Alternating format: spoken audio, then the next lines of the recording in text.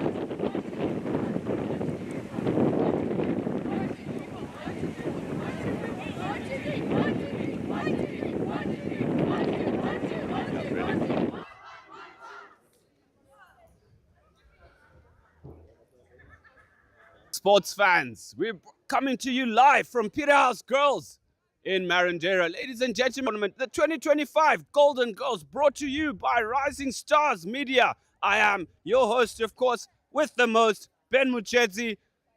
It's about to get down here. The first of the semi-finals, ladies and gentlemen. Up first, it's Hellenic taking on Arundel. It's sure going to be a cracker very early on.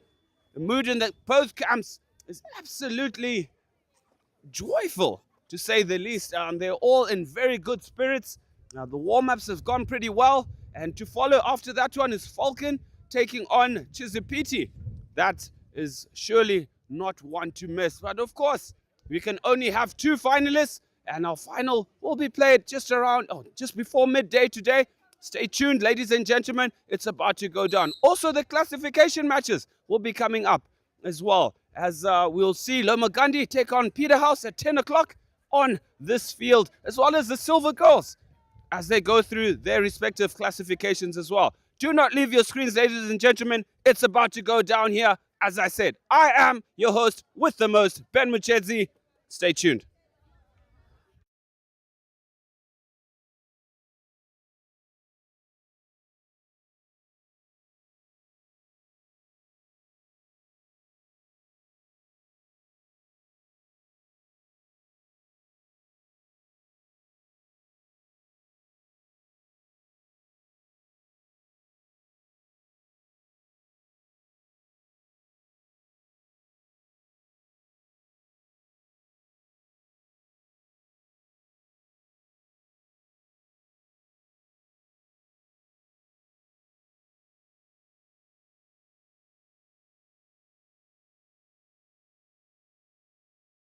Dia pabora, ko pabora.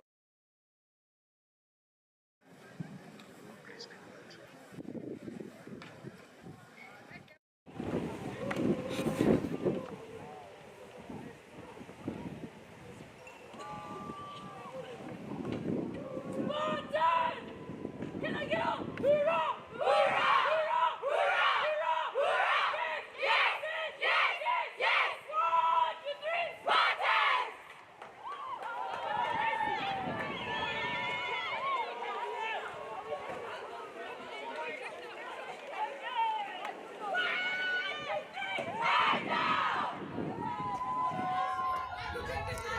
Welcome back, ladies and gentlemen. As you heard in the background, the Spartans are absolutely riled up, somewhat subdued. Swallows introduction for themselves, but all the same, expect Arundel to bring it and Hellenic to stand tall with their very hulky and skillful side. In goals for Hellenic, we have Runako Kuchocha, Caitlin Buerinova, Alexi Giorgio, Stephanie Buerinova, experienced campaigner there, Lily Bean, Megan Bonney, Susie Worsfield, Isabella Drake, Shamia Magodora, Taya Smith in jersey number 10, Paddy Chigumira, and captain for the day, Brody Scott, Taya Gray, Chanel Zwakini, Jessica Honey, Natalia Lattice Bonus, Natalie Murimirwa, and Kellyanne Samuels rounds off the Hellenic Spartans. Lining up for the Swallows of Arundel, and Natswa Chikudu in goals. Victoria Ravukwa, Mufarawashi Matambo, who's also the captains. Anile Ntini, Asia Abdullah, Chelsea Dukai, Kelsey Mutisi, Natalie Shoko, Olivia Mushuma, Ruarashe Mushavi, another stalwart in that side. Tanatswa Gumbo, Anesu Shoko, Mutsa Murimwa, Anashe Nerudzo, Nyasha Chandiwana, Tapiwa Mudede, Mufaru Chafumane, and rounding off will be Chiwoniso Nyabure. So a super sub on occasions as the action is underway here. Leon signaled by the referee, turning in and out. Number 14 under pressure here from Hellenic earlier on. Great 1-2s there between Susie Worsfield and her midfield counterpart there. Both teams starting off really strong, trying to get the early dominance. As Olivia Mushuma with the attempted overhead blocked off in midfield.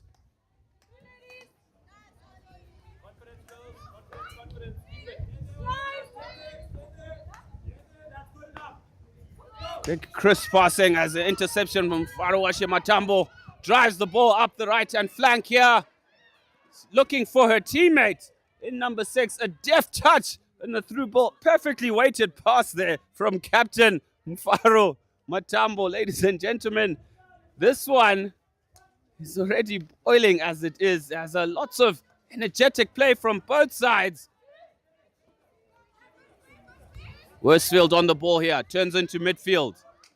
Under pressure again from Matambo. Perfect tackle there. And a brilliant through ball. Unfortunately, Tapiwa Mudede there, just not quite anticipating the through ball as she was running with her back to Matambo. And you would have thought that she was in for all money, but early warning signs from the Arundel Swallows. Yes, it is a free hit on the far side for Hellenic as they recycle. Stephanie Burinova sends it into midfield. Matambo changing direction onto Mashuma, intercepted by Taya Gray here. Gray turns strong. Strong challenge from Matambo. Through ball here by Hellenic, cleaned up in midfield by Arundel. Some nice shape here. Great ball down the line there. Burinova with a very strong challenge there. Well marked, young lady. Taya Gray into midfield, switching the ball. Onto number 9, who's hassled all the way by Mushavi. That was Shamia Magodora in the duel there. Mushavi switches the ball out to Captain Matambo. Matambo turns infield. Scanning, Matambo beats 1, beats 2, enters into the D and is picked off just as she is about to pull the trigger.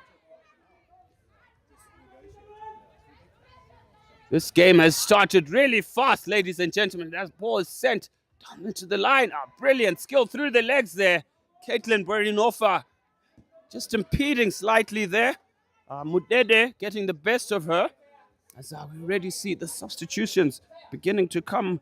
And Chanel Zwakini poised at halfway here. Ball sent in. Didn't move 5 yards there from number 14, Olivia Mushuma, for the Swallows. This game has started off really fast, ladies and gentlemen.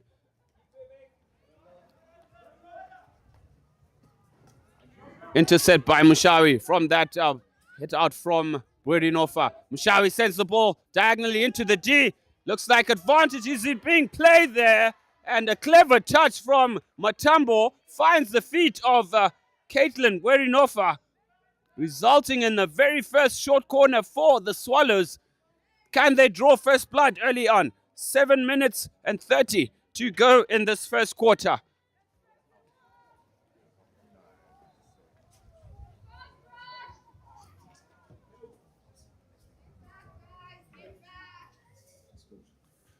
Ruarashe Mushawi to inject.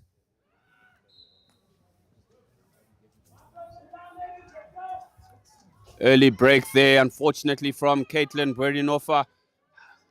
Forced to proceed to the halfway line. Hellenic will be down to just 3 defenders plus the keeper. Mushawi with the injection again. Target should be Matambo. Accurate this time. Matambo back to Mushawi. Mushawi with the shot to go. Blocked by the Hellenic defense. Brilliant save there from goalkeeper Kuchocha in goals. Arundel still on the ball with the slip in. Under the shoulder there. Mudede with the flick towards goal, and Kuchocha right on the money again. Excellent positional play from the giant of a goalkeeper. As you can see, sporting a red bib. Oh, nice skills there from substitute Zwakini in jersey 14. On the opposite number, Olivia Mushuma. And ladies and gentlemen, my good mate has finally decided to join us. Morning, Ben. He's here listening to you, but Here we go. Semi-final, big encounter thus far. Yes, this game has started off very fast. You don't want to leave your seats, ladies and gentlemen. This is it. And more scintillating action to come as well. At 9 o'clock, we'll see Falcon take on Chisipiti Green Machine. Pure entertainment this morning, ladies and gentlemen.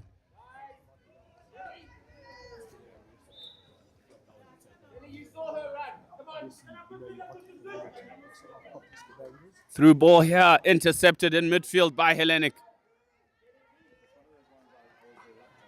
Good slick passing down the right flank for Hellenic. Crash ball into the D. Target is there. It is a goal, ladies and gentlemen. Hellenic take the lead in the first quarter. Arundel defense in 6s and 7s there. Olivia Mushuma and the likes really questioning themselves. And Mufaro Matambo actually appealing.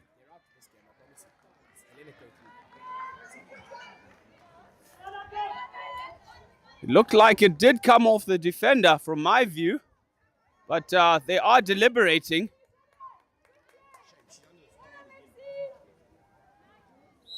The goal stands, ladies and gentlemen. It is 1-0 to Hellenic. Arundel down, but surely not out. Expect them to come firing out the blocks once again. Mashuma with the through ball here. Zwakini on the ball. Nyabvure in jersey number 16 has come on, replacing Mudede. After that, really strong running. The front line as well replaced completely. Asiya Abdullah is also on. One who's quite lethal with deflections and some very sneaky runs in and behind the defense. As you can see her really working hard off the ball. Verinofa, cool, calm and composed figure there. Sending the ball into midfield. Hellenic break. Great skills. Zwakini on the ball, cutting in there. Through ball, Hellenic penetrates the circle once again. Chance here for Hellenic. And it is cleared. Arundel a little panicky at the moment at the back. Not quite sure what is going on in that defensive unit. But all the same, very fluid hockey orchestrated by Lily Bean in jersey 5-4. Hellenic as Caitlin Buerinofa lines up it here. It has moved 5. Some excellent ball speed there from Buerinofa. Hellenic mean business, ladies and gentlemen. They have the ascendancy, the early 1-0 lead. And the sun is really out, as Moody points is out. And perfect weather for hockey this morning as the Arundel faithful slowly trickles in. I think the bus driver must have had his foot off the pedal. So be sure to hear them in full song shortly.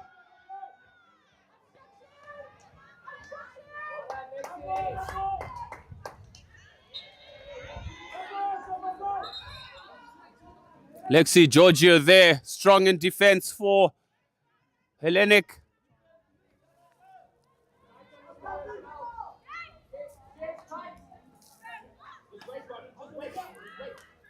Ball sent out here to Mundede. Brilliant skill by the number 14 for Arundel, but just losing the ball last minute there. Through ball to Matambo. Matambo on the ball, unfortunately unable to trap. Hounding Buerinofa. Advantage being played. Looked like a stick tap, and rightfully so. Unfortunate piece of play, but Caitlin did come away with the ball, but having to go through Matambo's stick. It is a short corner for Arundel. It's going to come down to who's going to take their chances. A chance early on for Hellenic. Somewhat against the run of play, but a crash ball not dealt with properly by Arundel, resulting in them going down by a 1-0. Set piece play here. Matambo at top D. Can they execute well this time? Hit out is good. Matambo sends it out to the right. It's trapped and a shot on goal here. Not deflected in the right direction. The ball was deflected away from the goal instead of towards it. After that shot from Kelsey Montisi, sporting the white headgear. 2 chances go a-begging there for Arundel. No need to panic early on. That ball goes out slightly. And that brings us to the end of the first quarter, ladies and gentlemen. Advantage Hellenic. It is 1-0 to them over Arundel Swallows. We'll be back after this short break.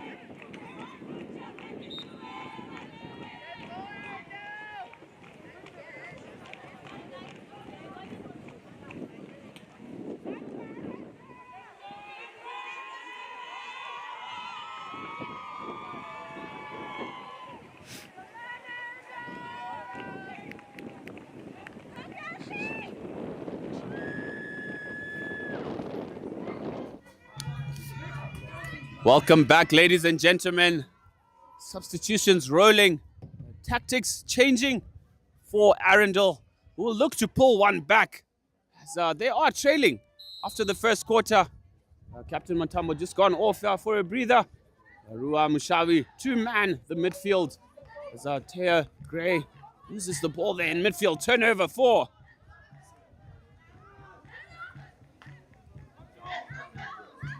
Advantage being played here. Turning left, right. Caitlin Berinofa on the ball. Strong ball into midfield, but screened well by Mushawi. Mushawi does an excellent job of screening.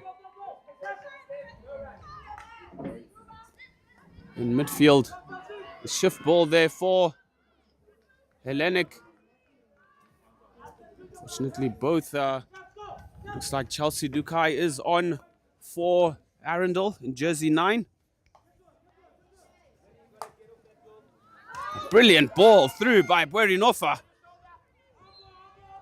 Lifted into the player there from number 19, Kellyanne Samuels. Player not 5.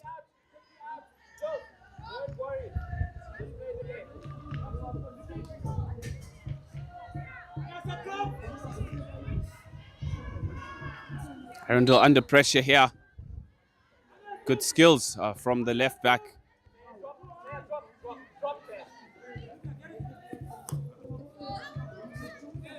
Conceding possession are Arundel here, inviting the pressure for them.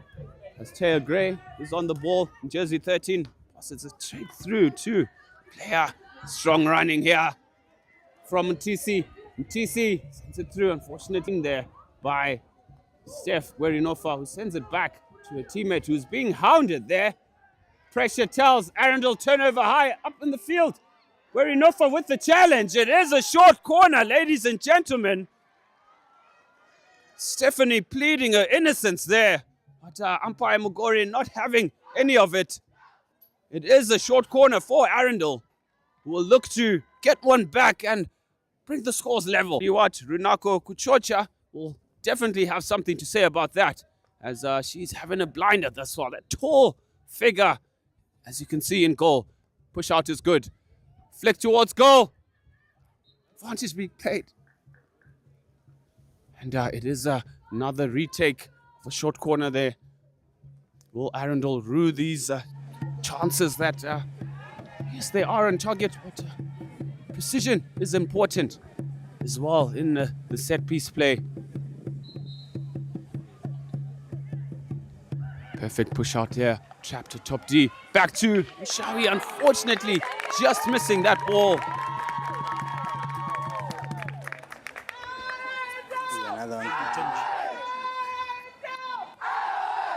Angry Ginger. Angry Ginger running a brave line there, causing the problems. Caitlin Verinofa under pressure here with the shoulder to field there. Well played in midfield by Lily Bean there. Cool, calm and composed. Coach Forbes Twinder just positioning his players in the shutdown.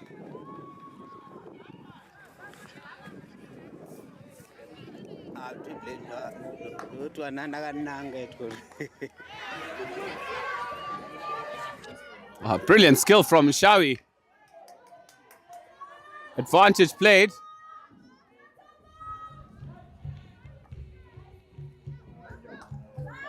Through ball here by Buerinofa. Nobody home for. Nice skills there by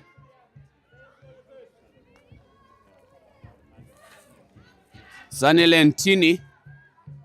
One of the... Oh, she's playing left back for Arundel. Ntini sweeps up for her side. Clever skills there from TC. Not panicking at all. Switch ball out here to number 14, Mushuma, who turns infield. Under pressure though. There's Mushuma from Taya Gray. And TC missing that ball there.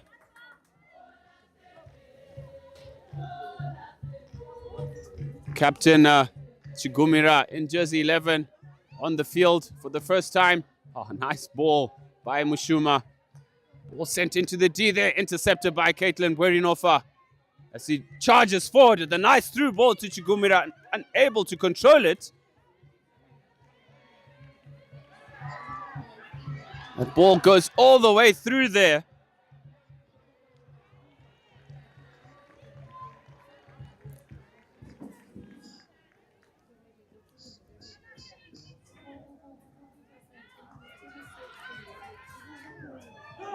Matambo back on the field, twisting, turning, advantage being played.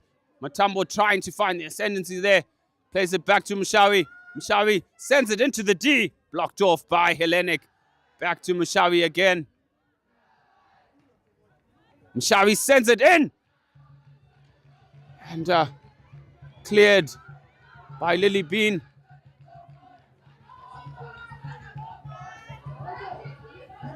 Taya Gray losing control of that ball there. Quick retake from Hellenic, or rather Arundel. Lily Bean strong in midfield there, earning her side a free hit as Taya Gray takes a breather. Lexi Giorgio on the park for Hellenic.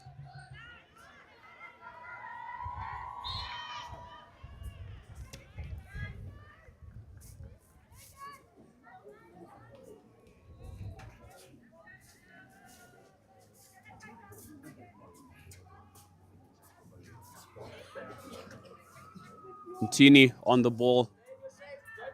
Right, sorry, this is Ntini now. Sends it into midfield. Ntini is very composed on the ball as she always seems to have time. The ball is played onto the feet there. Lexi Giorgio with the through ball there. Intercepted by Ntini. Excellent positional play there. Matambo on the ball here. Acceleration from Captain Matambo. Hounded by two players. Jinx past them. Through ball here. Chance for Arundel. Mistrapped. Sent back to Mushawi, who flicks it towards the goal.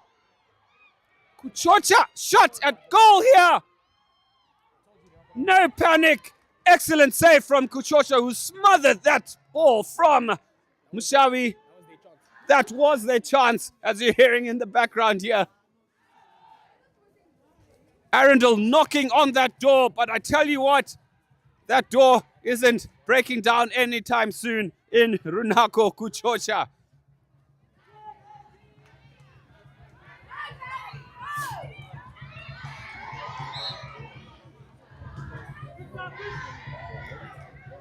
Tumble with the through ball to Mushawi there. Misses everyone completely there. Chelsea Dukai guilty of ball watching there. The forward line of Arundel not doing themselves any favors right now. As you always want to be anticipating for something, just the slightest sniff. Intercepted there. Fortunately, she just leaves it behind. Covered defense from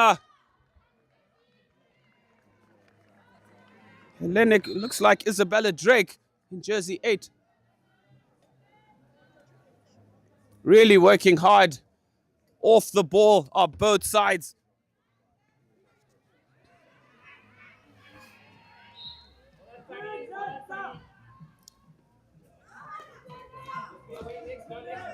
Continue on the ball, switching over here.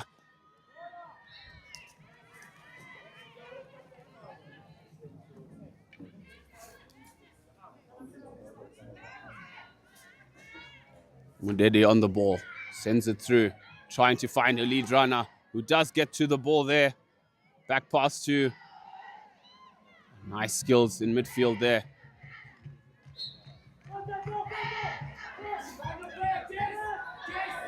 Not 5. That player was not 5. On another day, that would have been a short corner, but all the same. Sent out here to number 18. Sends it out into the line, trying to find Chelsea Dukai, but the poor pass there. Not doing ourselves any favors was Tanatswa Gumbo. Mistiming that pass and making life difficult for Dukai, who couldn't manage to control it. Intercept here in Susie Worsfield under pressure.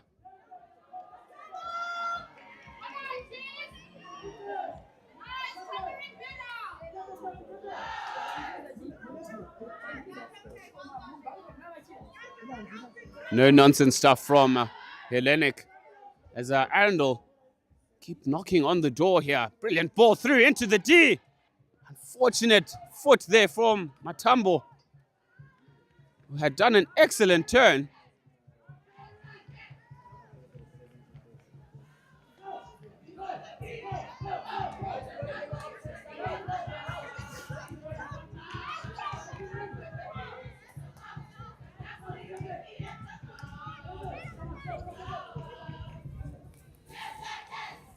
Tanatswa Gumbo with the restart.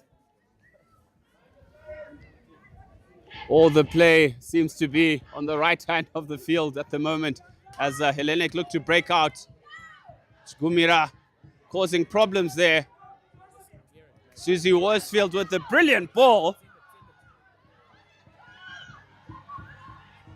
Cover defense by Natalie Shoko in jersey 11 there. Player wasn't 5. Trouble coming here for Arundel. It is a green card as the player didn't deliberately retreat 5 yards. Vice Captain Mushawi asking the question to say, hey, but the same call was done over there. They were allowed the retake without any caution. A bit of consistency on the part of the umpires.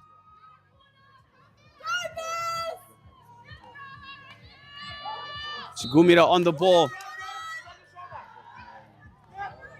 Sent into the D, crash ball there. Washed perfectly, and that is half-time, ladies and gentlemen. Arundel really knocking on the door multiple times. Plenty of short corners for them. Lots of shots at goal, but Kuchocha up to the task. Really in it at the moment. It is 1-0 to Hellenic. Advantage Hellenic over Arundel. We'll be back after this halftime break.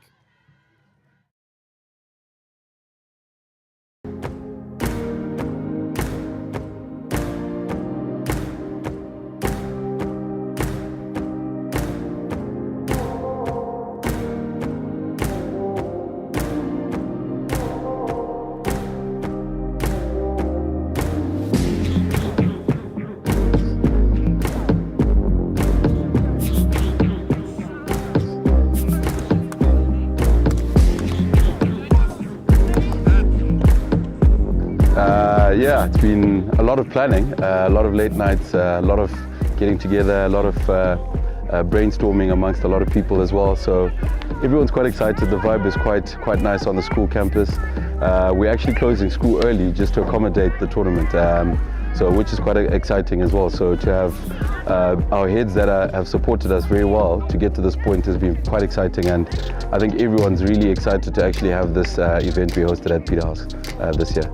I think it's a great new experience for everyone to have, and here at Peterhouse we have great weather, and I just feel like it would be such an amazing thing for other people to experience, and I love playing here, and I'm pretty sure other people would love playing here too.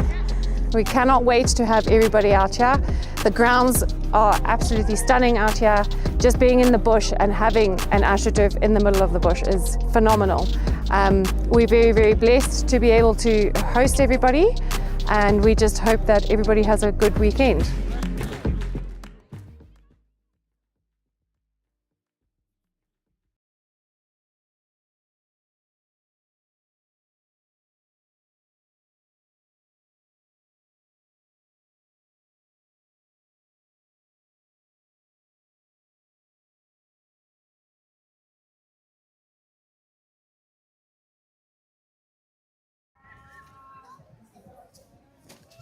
Welcome back, ladies and gentlemen.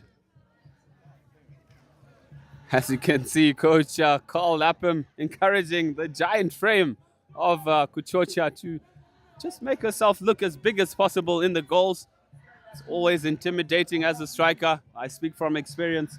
I struggled to score against Gibson Goma, who always had a knack of making himself extra large in the goals. And it is difficult for strikers. You think twice at the end of the day. But scores are 1-0 to Hellenic. It is Arundel to push off here. Change of tactics. As you see, Mushawi dispossessed in midfield there. Brilliant turn from captain Chigumira. No advantage there. Victoria Rabvukwa trying to take on Captain Chigumira. Intercepted by Mshavi. Mshavi onto Matambo. Fails to control the ball. Arundel are in behind here. Danger for Hellenic. Ball sent across. Intercepted by Stephanie Buerinofa. Excellent positioning from her. Through ball for Hellenic here.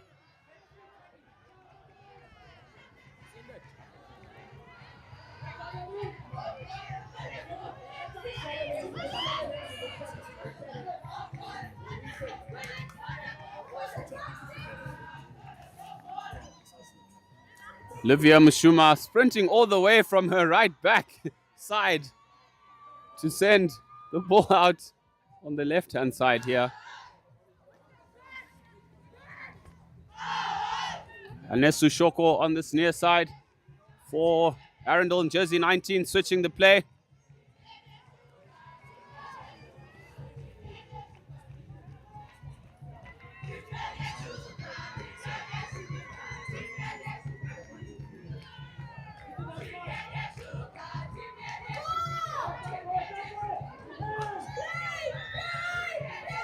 Chance for Chigumira, who turns! Chigumira with the chance here, thwarted again. And what a wonderful save! Plucking it out the air was Anatswa Chigudu. That one was surely a killer. The question begs in the studio, I'm not sure how Chigumira failed to at least hit the target there. I guess she was just astonished with the amount of space and time she had in front of a gaping goal. The keeper was out of position. All she needed to do was push it straight, but totally mistimed it there. But all the same, the follow-up save from Anatswa Chigudu, equally just as good. Both keepers coming to the party to keep their sides in the game.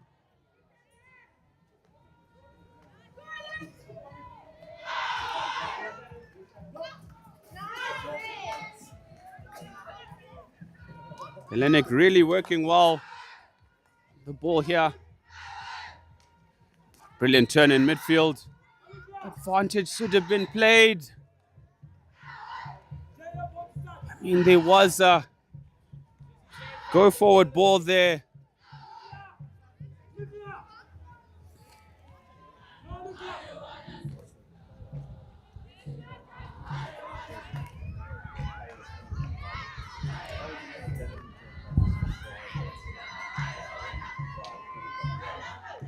Oh, brilliant turn from Matambo. Unfortunately, just coming off her foot.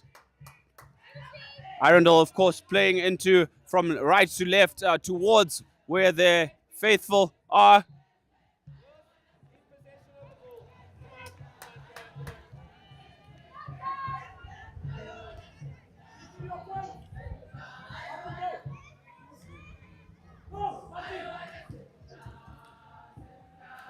Intercepted here as Arundel unfortunately unable to control the ball. On the far side was Asiya Abdullah, jersey 8. I think that is the wrong number there. Might be Tadio Mudede.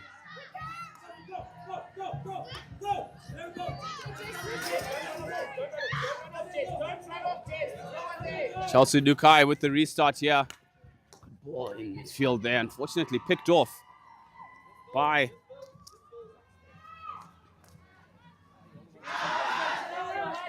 Megan Bonney there, hassled by Captain Matambo. Goes past one, it does Isabella Drake, scans forward, through ball. Finds her marker, reverse stick, tomahawk. That ball was lifted.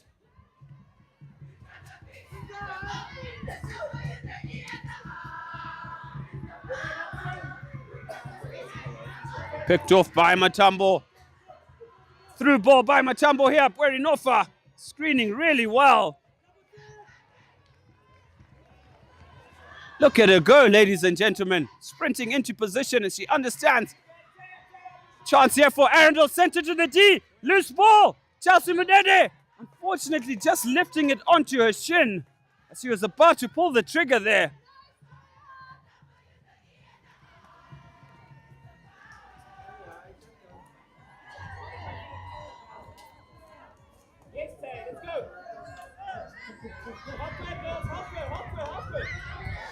Ruam Shawi on the ball.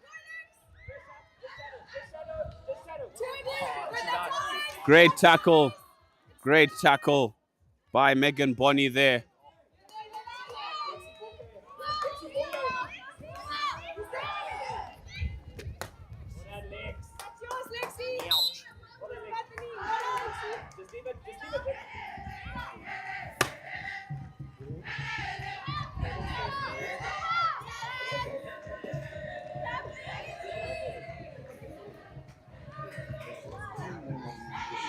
Five changes for Arundel in one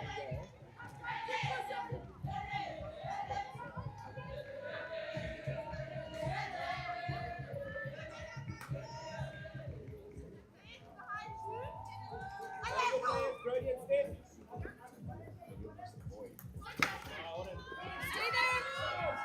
Good strong running from number 19.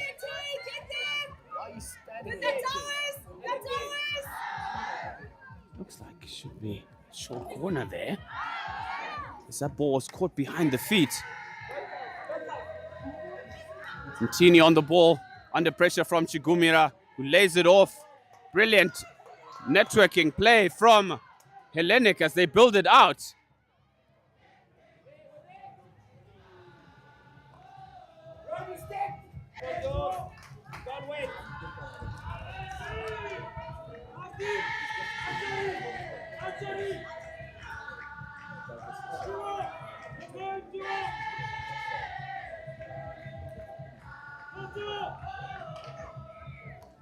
4 minutes to go here in the third quarter.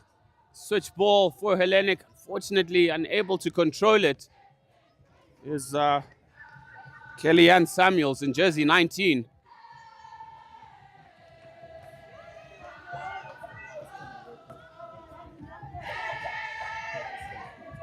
Through ball from Bonnie. Hellenic with the shot on goal and saved by Chigudu.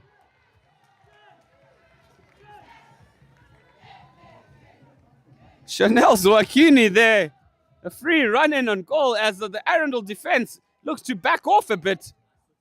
Zucchini not backing down from that opportunity, whacking it towards the goals, but Chigudu standing tall and keeping her side in the game.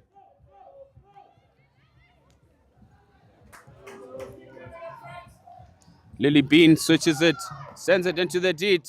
Tahir Gray with the touch in the D there.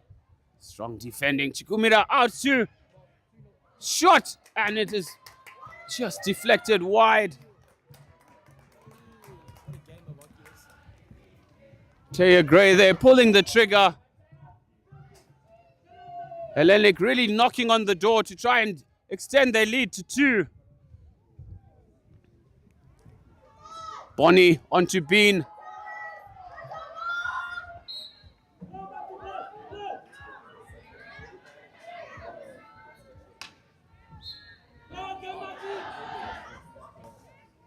Through ball here. Oh, brilliant skills and banana run. Ball sent to top D.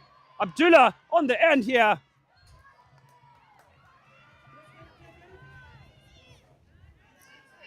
Captain Chigumira sprints onto that loose ball there. Lays it back to Zwakini. Zwakini with the through ball. Intercepted in midfield by Mtisi. Looked like there was no danger at all there. But that was lifted into space. All the same, Lily Bean onto Megan Bonnie. Intercepted.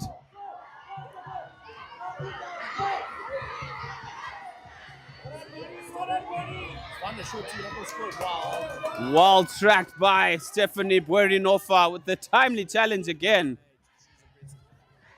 She's absolutely top tier. Zimbabwe under 21 player.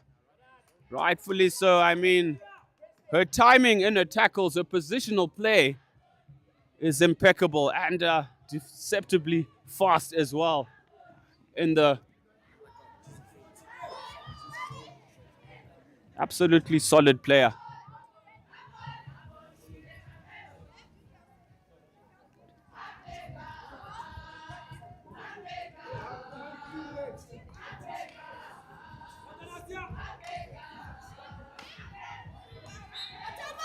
There's a stick tap there from Mishawi on Bean. Caitlin Guerinova finds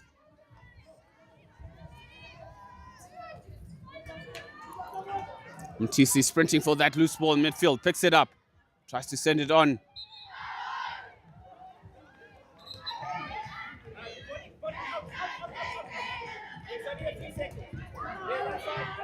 "40 seconds left to play here." Yeah.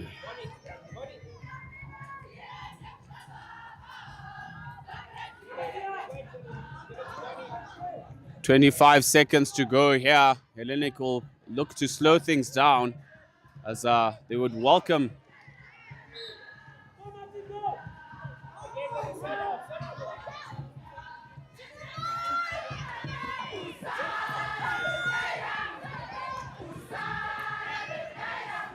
that will be it, ladies and gentlemen, as the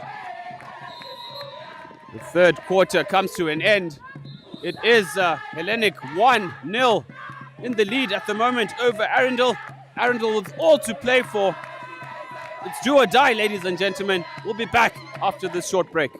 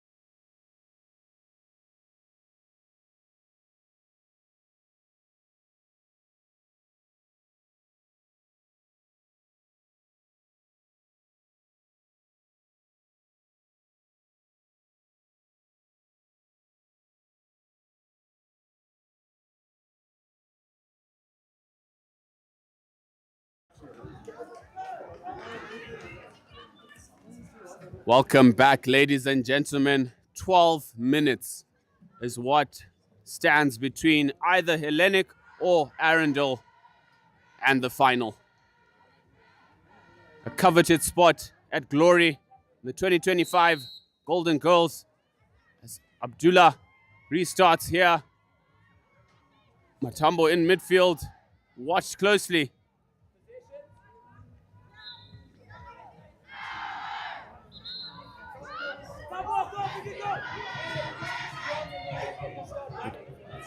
Shoko on the ball, picked off. Well tracked there by number 8 for Isabella Drake there for Hellenic.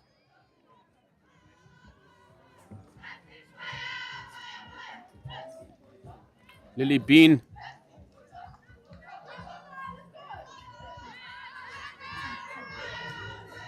Ball into Rinofa, slightly missing the ball there. It is a short corner for Arundel. Rinofa just losing sight of the ball.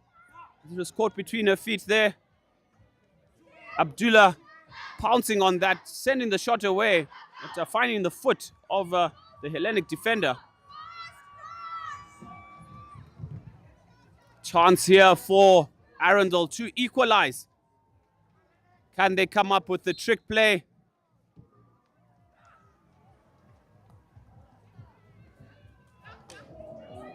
Chance here for Mashari with the shot towards goal. It is another short corner.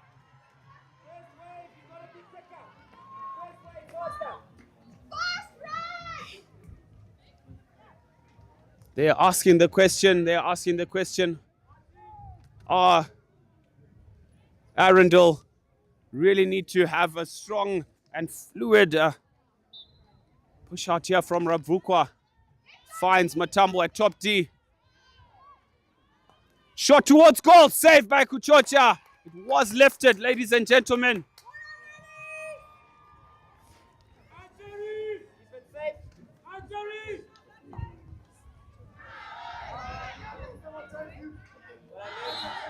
Backstick ruled there.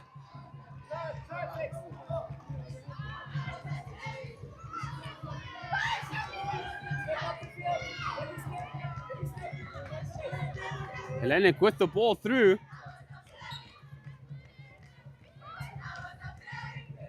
Hellenic playing really well at the moment. Shamia Magodora there.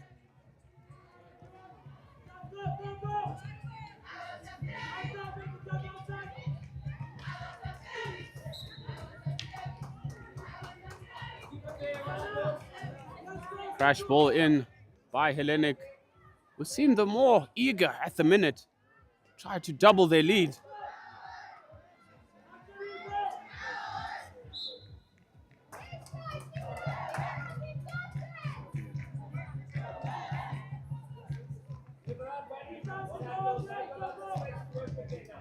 Time ticking away for Arundel.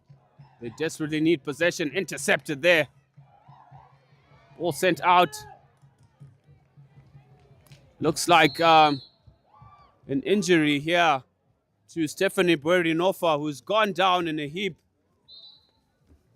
Looks like she might her knee a bit there. I do wish to get an ice pack on that. I'm sure she'll be able to recover. She is a tough player all the same, but not one and not a sight one would like to see, especially in such a crucial game, an important component of her side.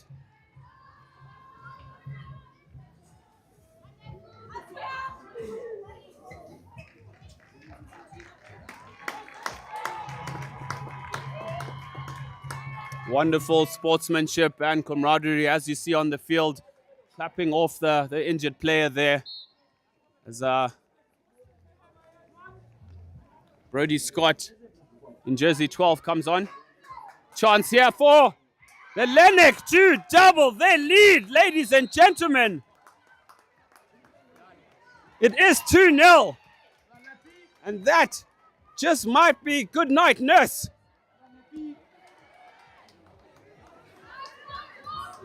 It's done, mate.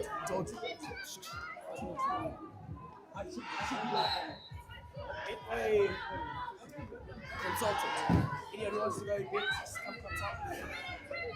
As you're hearing in the background, ladies and gentlemen, Moody here saying that he deserves a stake in Betway, as says he called it.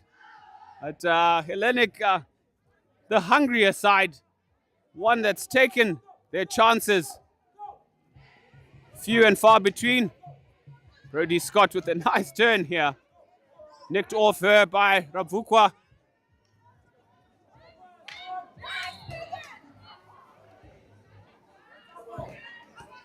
Megan Bonney looked to have won that cleanly. Ladies and gentlemen, it is 6 minutes to go here. Arundel with all to do. Down 2-0 at the moment. Identify your players.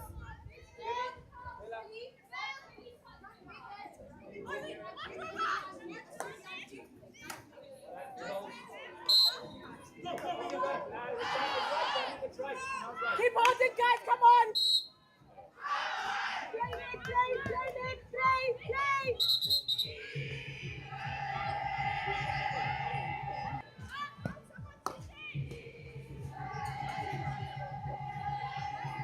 Long corner here for Arundel. Just under 6 minutes for them to go. Okay, buddy. She can't run into you.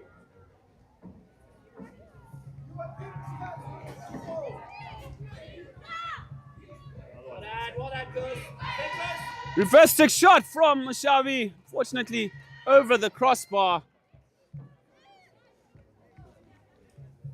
Trying to catch the players unawares. Caitlin Buerinofa marshalling the troops from the back for Hellenic.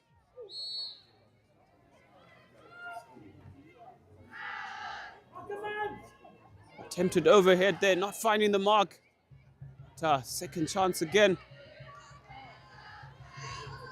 Intercepted by Isabella Drake. Great skill there from Hellenic down the line. That's Shamia Magodora.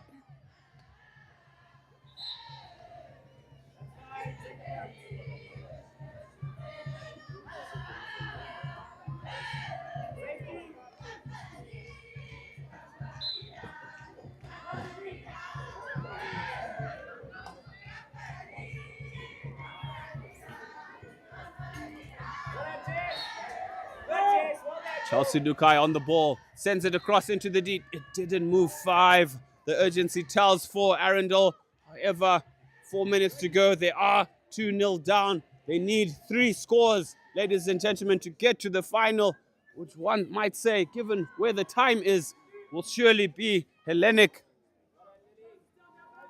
The Titans doing the job and really frustrating the silky side of Arundel. It has been an amazing contest, ladies and gentlemen. Very entertaining. 2 top sides going at it.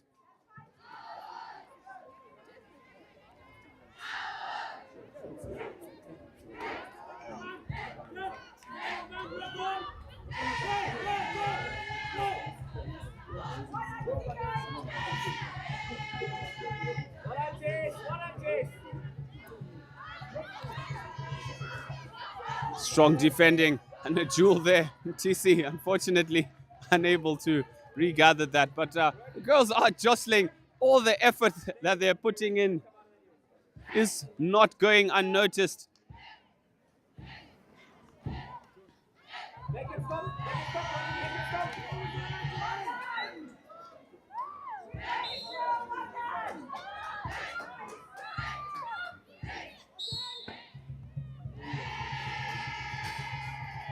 Imagine they scored 2 goals.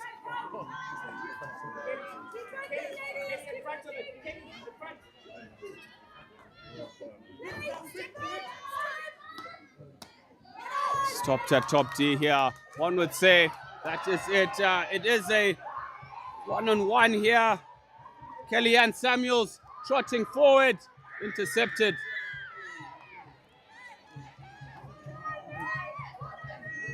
Bonnie with a clever ball out. to Magodora. Magodora holding. 2 minutes to go here, ladies and gentlemen.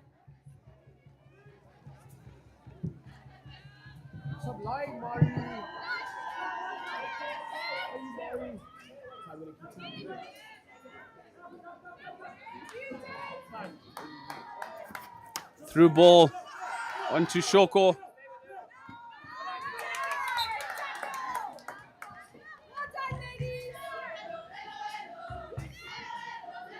Caitlin Werinofa taking her time as they are in a very comfortable 2-0 lead.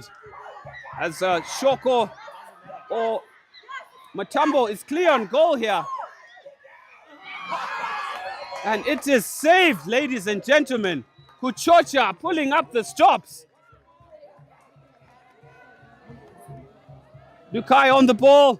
It is a short corner. Last chance to get themselves on the board. That could have been 2-1, ladies and gentlemen. Matambo scuffing that one. But all the same, a brilliant save from Kuchocha, who's proving to be an absolute giant in goals. When I grow up, I want to be a goalie, you know? You look cool to make all the saves. Not the top goal scorer in the league, no? I've done that already. I've ticked that off my bucket list. So it's time to ply my trade in goals. Chance at glory. Matambo over to Chini. Ball across. It is a goal, ladies and gentlemen. 30 seconds to go. Maybe a little bit too late. As Mshawi picks up the ball. 20 seconds to go.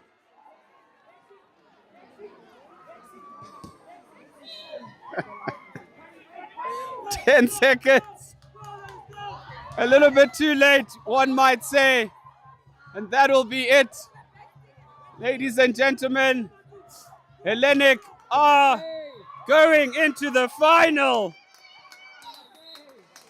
My goodness, my goodness, my goodness. What an opening semi-final, ladies and gentlemen. I'm absolutely sweating here as if I was running for the past hour. Nothing short of entertainment. Don't you just love hockey? Hellenic are in the final to take on either Falcon or Chisapiti Green Machine, who are about to go on now. Ladies and gentlemen, do not go away. It's finished. Hellenic 2, Arundel 1.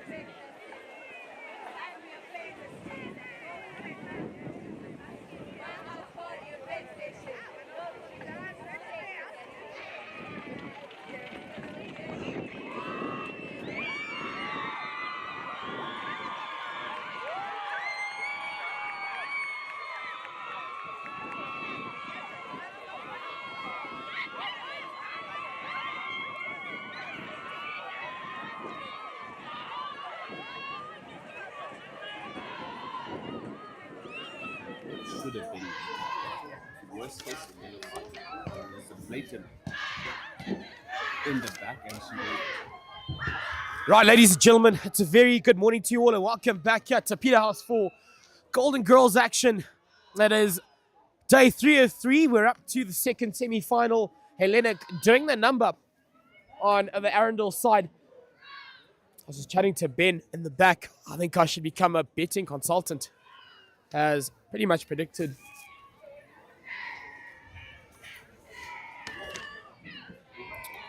A number of results right through yesterday, and we find ourselves here at semi-final stage number 2.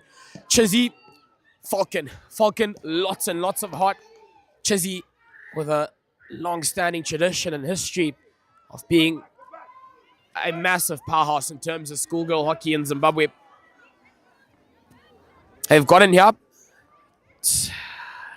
Semi-final stage, Falcon putting on such a brilliant fight throughout the weekend. Chizzy, quite an experienced side. Number of ladies do own Golden Girls winners medals as well in their side, so there'll be lots of confidence within the Chizzy ranks. Nonetheless, we're in 2025 and no one holds on to that, as skipper, again, very experienced head, Divya Kanji sends that off out to Sante Ali at the back as well. I mean, your defense doesn't get any better than those two names I just pointed out.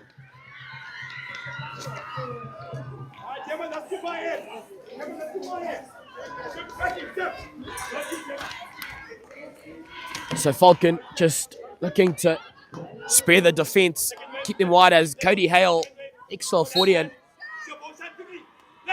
unfortunately losing possession there. Shannon tore out to the middle of the park, and Falcon thought they got an interception, as we see Chizzy just weighing out her options. She's going to go aerial to find Rosha. And she's done all right. No defender in front of her. Looking to go wide. Zarina Makarimba into the circle.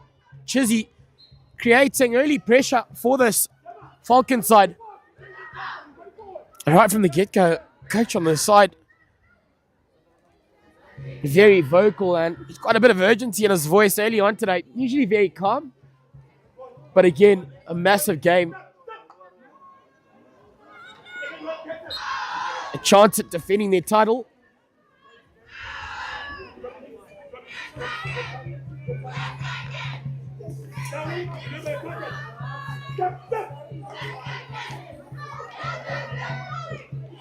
And then still take it up almost into the circle, but just getting needed there. And that attacking attempt is thwarted, as Falcon now onto possession through the middle of the park. And Makarimba turns them over there, but unfortunately her pass goes wayward and she can't find her marker, but exchanging blows early on here.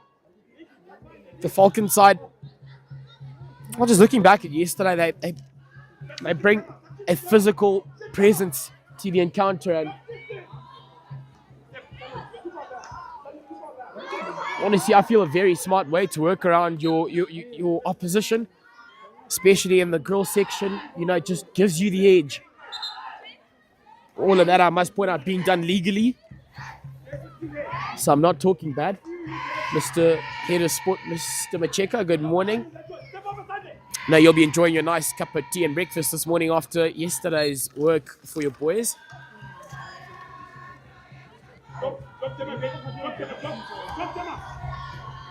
Back to our action here. Falcon in possession and interlinking so well on that right-hand side on that touchline. Just can't get through Ali.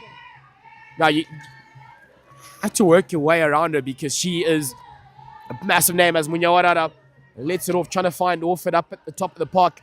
Unable to do so, and Falcon will turn them over. Wins up to Makarimba. Unfortunately, that pass doesn't find Munyawarara, who seemed very confident on the side. Just had a little hello before the game started, and they were stunned with the result in that first semi-final, where Hellenic have made it to the big dance over Arundel. Divya Kanji under a bit of pump. However, she comes out with possession there for the Falcon side.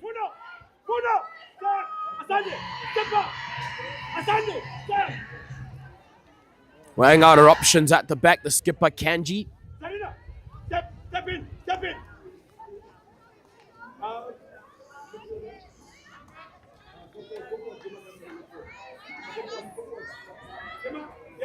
think we've got Divya Kanji hobbling off the park. The Falcon be quite happy to see that. I say that respectfully as well. Chizzy, however, they'll be hoping she's able to sort whatever that is out.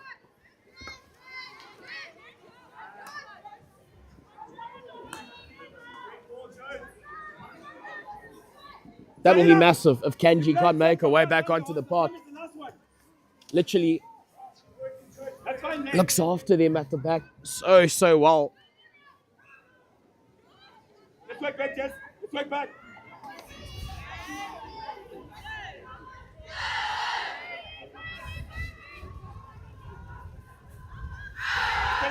Set up.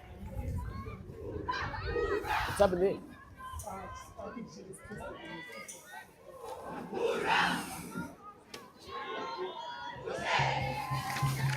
So Falcon now restarting and under the pump into the circle to possibly get a shot away if they're able to. A short corner goes the way of a Falcon side.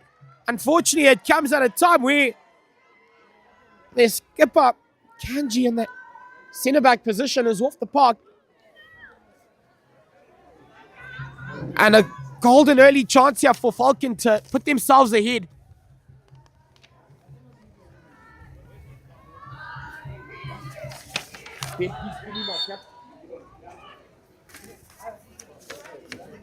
Falcon trying to put a shot away, but unfortunately nothing quite comes off it.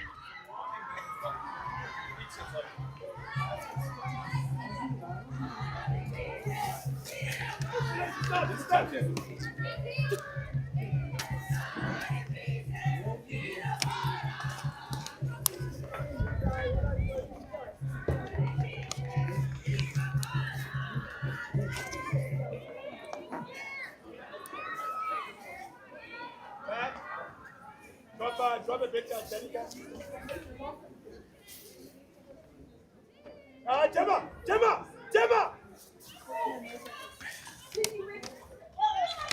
Quickly, Becky, quickly, Becky!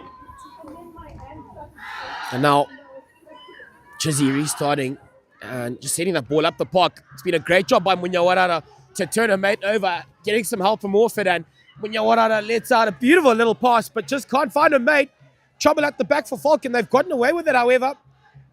Just looking to clear their lines and pitch up. Windsor, that is, rather.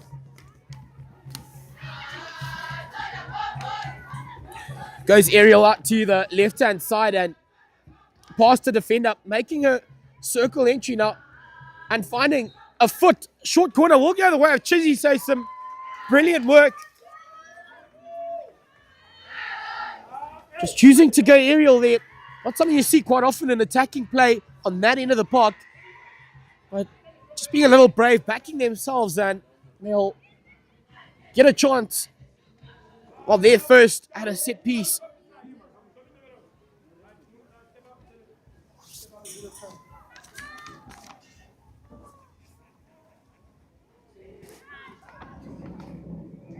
There's almost complete silence here.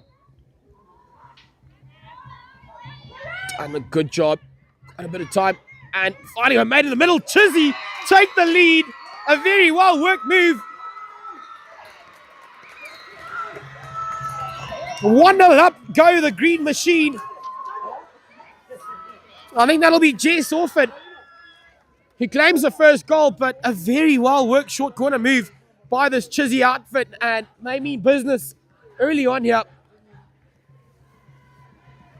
She has been devastating all weekend for defenders. Jess Orford hits another little 40, and then on this Chizzy side, they're pretty much stacked. So Falcon, promise you this isn't any endorsement work, but you've got to give credit where it's due. Wink. Back to our action as Cody Hale, another Loffordian, defending for Falcon.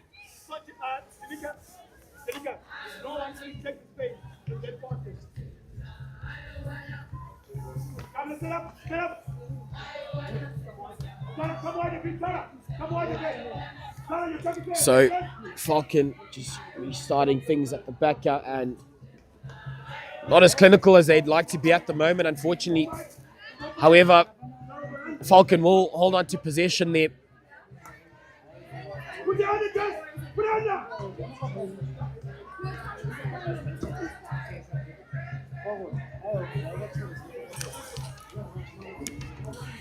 Beautiful interlinking work there by the Falcon attacking side.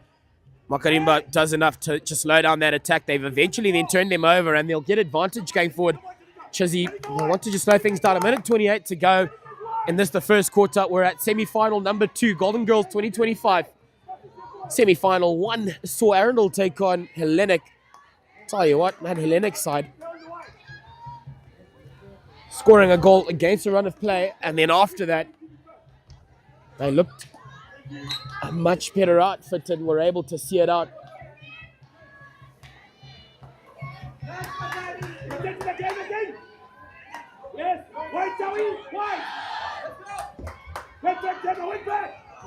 Turn on over.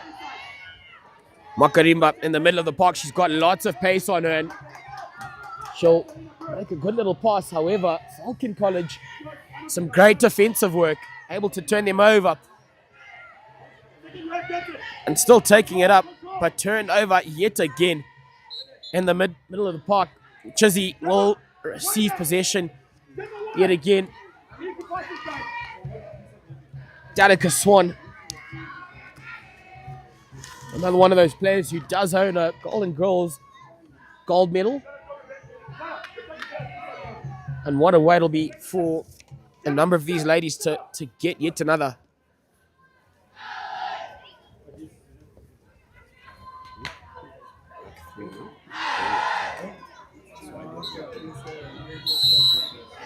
As, ladies and gentlemen, we get to the end of this, the first. Falcon, unfortunately, fighting themselves a goal down. However, Chizzy, just with a back three, which allows them to, have a high press. Always nice to have, actual hockey players within our ranks. The Harare Hockey Board, all their leagues, top goal scorer in the men's section, Ben, reliably informing me of that. Could have claimed fame myself, nonetheless. Anyways, ladies and gentlemen, we get to our first break. And semi-final number 2, Chizzy 1-0 up.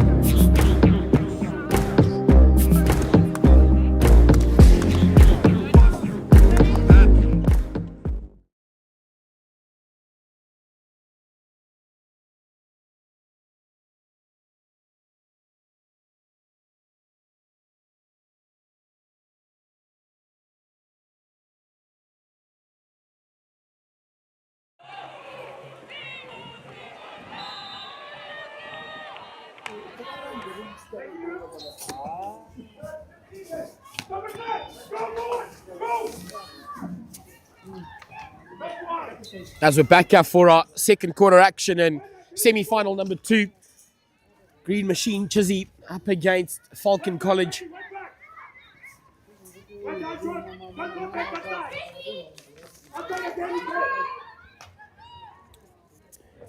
Sending that up the park, but unfortunately nothing quite comes off of that. Danica Swan, well, I won't really mind that. No, just to slow things down, control the tempo of this encounter. Falcon, however, full of heart, just a really modest side and hard workers in the side as taking possession up. She's into the circle and gets turned on over.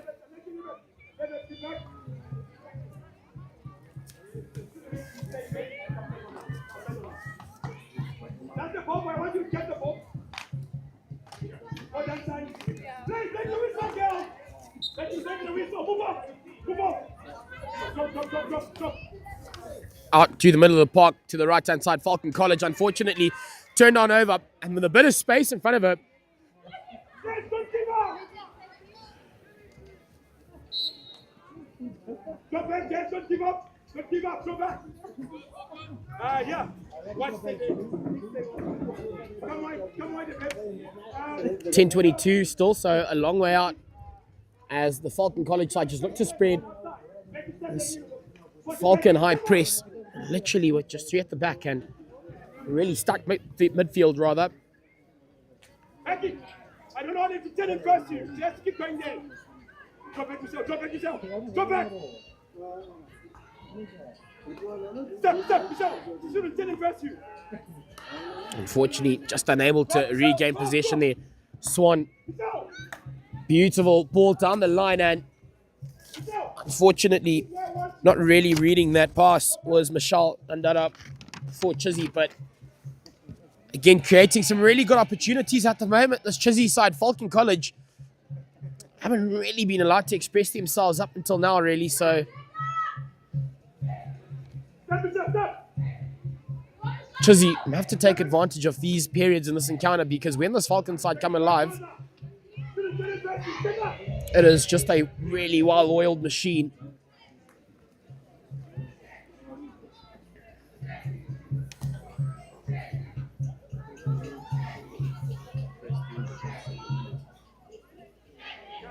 As it will pass out again, but they just can't find each other as well as they'd like. This high press for Chizzy, just putting hordes of pressure on these Falcon defenses. They managed to hold on to possession for really long periods in this encounter so far. Falcon have had that ball very marginally. You know, just not allowing them to get into their game. However, we saw that performance yesterday when they took on Peterhouse to knock them out. That you can't ever rule out this Falcon outfit. And taking possession up, but turned on over by Falcon again, finding her mate on this right-hand side so well. And that was Cody Hale, rather. Another ex-Loffordian. Good little touch, but Makarimba turns them over. Looking to her left-hand side. Move on, 5.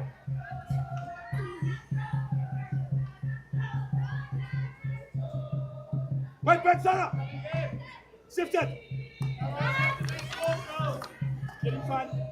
Swan, so cool and composed on that, but a beautiful little pass. And make a circle entry, but Zarina Makarimba out of nowhere, really. Hannah Godfrey thought, here we go for Falcon. But it hasn't come off for them. Makarimba saving the day for Falcon.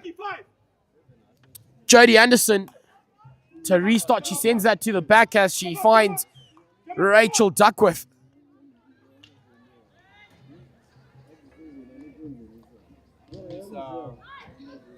That opportunity goes a begging. They'll have to give it yet another crack.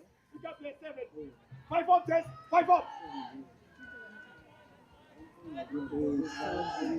6 down. Watch the overhead.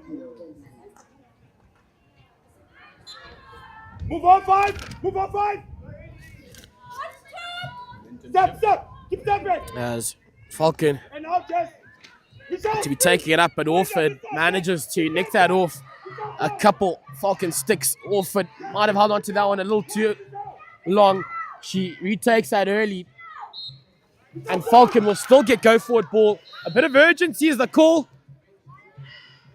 Unfortunately, that's been brought back. Falcon are able to sort themselves out.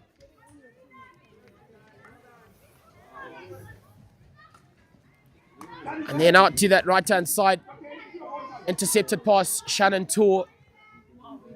Still going up.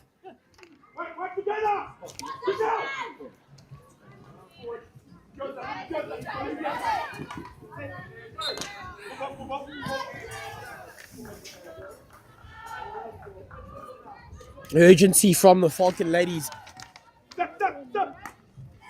Anderson. Unfortunately, just can't find Hale, who was under the pump really in terms of the defensive work from Chizzy.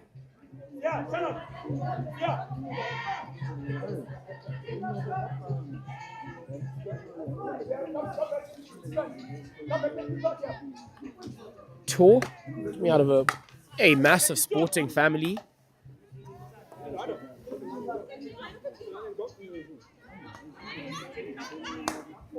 Down the line, a very beautiful ball, but unfortunately, I don't think anyone will get onto the other end of that.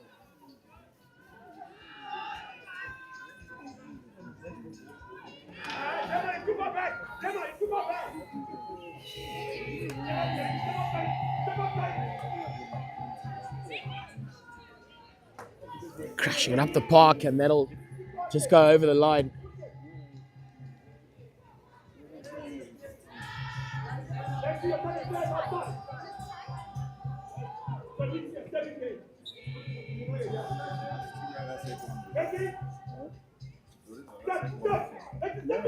Got 4:28 remaining, and this is the second. Chizzy still holding on to that 1-goal lead. Come back.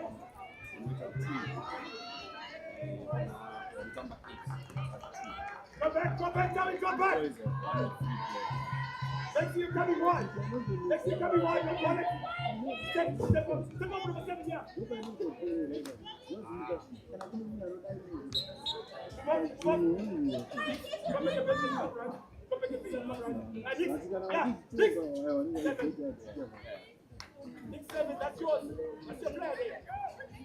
And now around that right-hand side, unfortunately, still take it up. They had advantage, Falcon. Move up, five! Move up, five! Move up, five! Get out of the ball!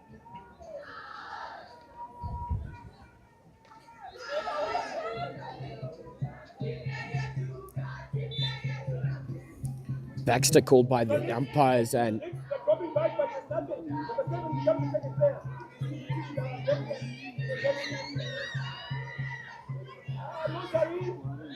Wakarimba having to do some big work. Unfortunately, turned on over. Falcon College with a shot on goal. A short corner will go the way of Falcon. A brilliant shot on by Jody Anderson, and unfortunately can't convert. Been not really impressed with that rebound effort. But that was such great work behind the lines. I thought they were in for all money. Short corner goes the way. Falcon College injects it well. Has to crack it at the top of the circle, and another amazing effort. Ivana Hundi for Chizzy behind the lines. She's produced the goods on that occasion and keeps her side in the lead. 2 minutes and 12 seconds to go here. Looking to go aerial. And Van der Merwe, unfortunately, needing a little bit more height. Drop. Pick up a man. Pick up someone. Yeah, watch that. Just. Take it up. That's fine. Step.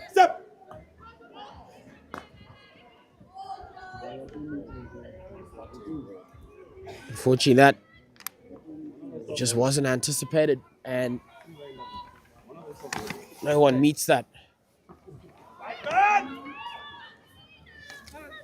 And just taken off of the line at the back there by the Chizzy defensive side. Swan has put on a stellar performance thus far.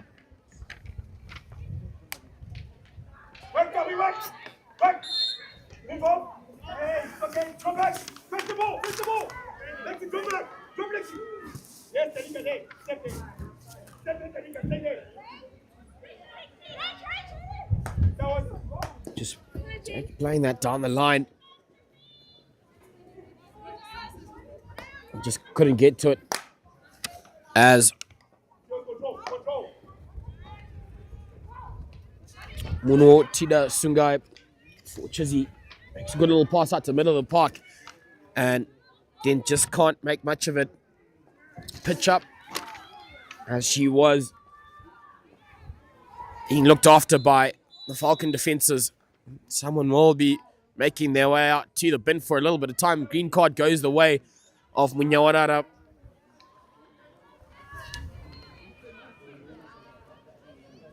Off to Lord Charles as a Loffordian.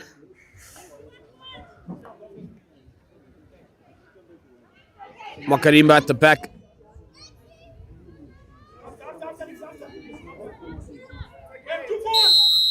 Ladies and gentlemen, that sees us get to a halfway break, and this is the second semi-final. Falcon College taking on Chizzy. Chizzy with an early goal to give them a 1-0 lead. We'll catch you for the second bit.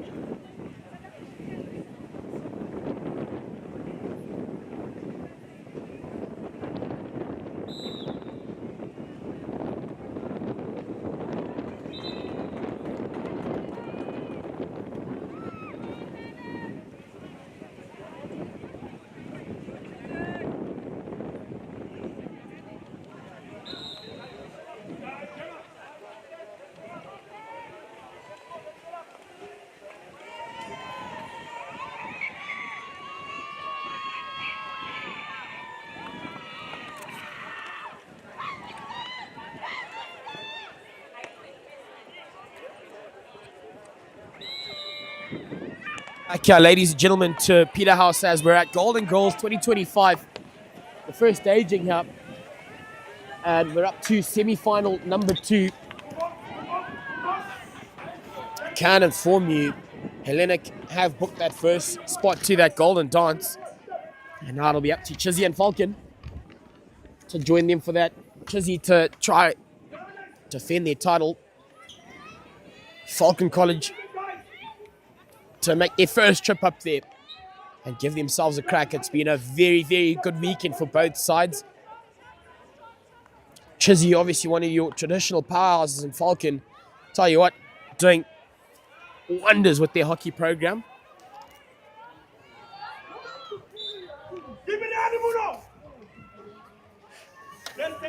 And, you know, just demanding that respect of all of these other so-called powerhouses, really. And what a way to do so. Semi-final as now Chizzy take possession up. through Makarimba, unfortunately, however, turned on over. Some great work defending by Sarah Henwood, the skipper of the side, on the 40 as well.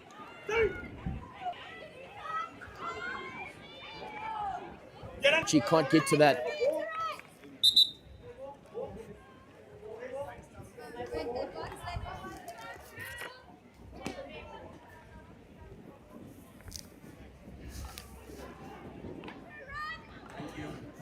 Jarman taken earlier. Oh, that's a bit harsh, one might feel, by Mr. Umpire. Nonetheless, Jarman will restart for Falcon, sending that out to the middle. She's under the pump, but gets rid of it very early for Falcon College and allows them to attack. But Munyawarara, her presence on the park is just really immense. Lightning quick as well. So she gets around. Move on, fine! Move on, fine! Move on! Joey, stay! Joey, stay back! Stay back! Ow! You gotta run! Let's go! Let's go! Try to get that right! Joey! Joey! Joey! Joey! Not for the ball, Joey! Not for the ball!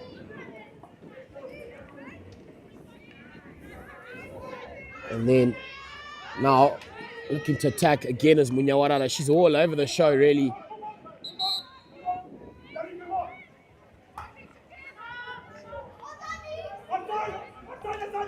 Oh, Falcon, unfortunately, leaving that behind her as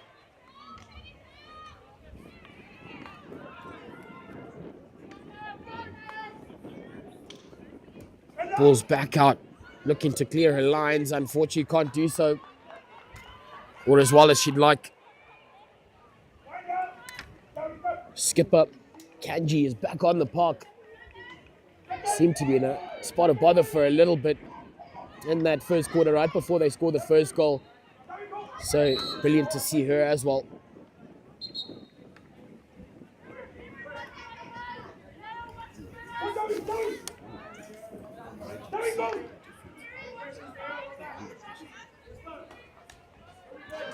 As Falcon College taking that possession up.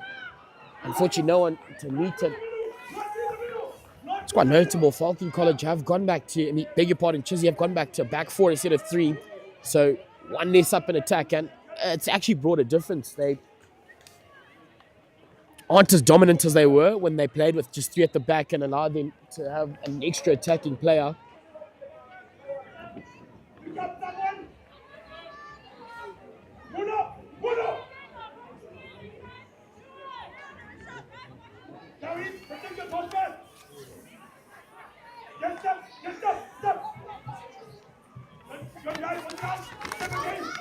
So Falcon crash ball up into that circle if anyone's able to meet it. Unfortunately, that pull shot doesn't get to its intended destination.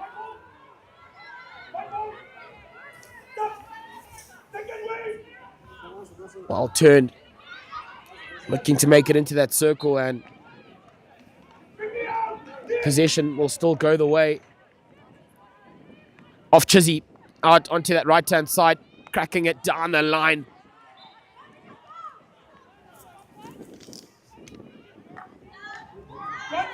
Shot that up. Able to meet her pass there. Makarimba, she's taken quite a defensive role today. As Munyawarara, just such special skill from her. Getting turned over there by Kerry Jarman. Jarman does a top job there. And then still looking to go up. Wow. Amy Berry, Falcon College. They've come out a different outfit after that earlier exchange.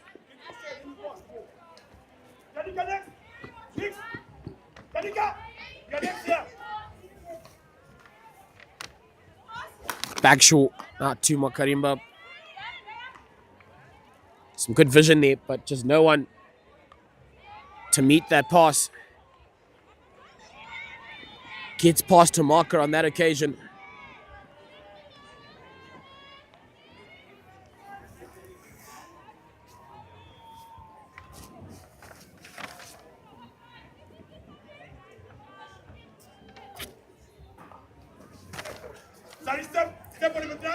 Bit of panic at the back there. And a bit of pump at the moment as Orford just really hard work off the ball. But Falcons' defenses have been, they put on a valiant effort.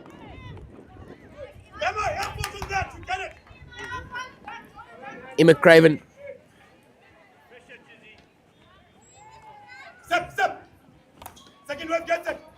Turned on over to make a circle entry yet again. Falcon will turn off again to clear their lines. However, relentless pressure from this Chizzy side.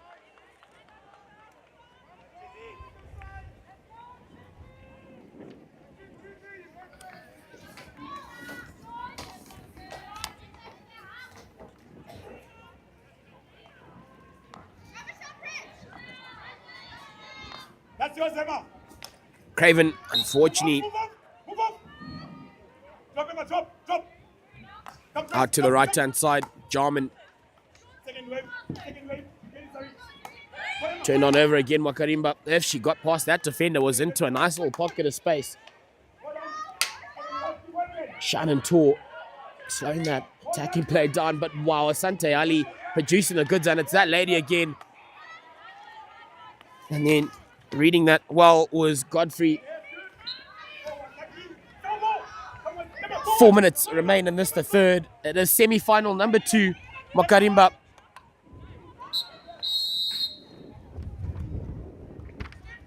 And it'll be a green card going the way of Falcon College players. They'll lose 1.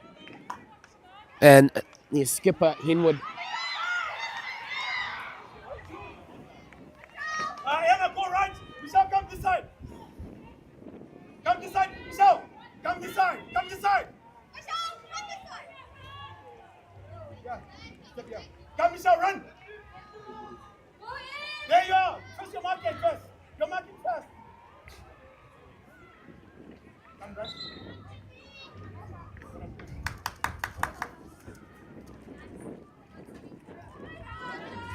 Step inside a bit.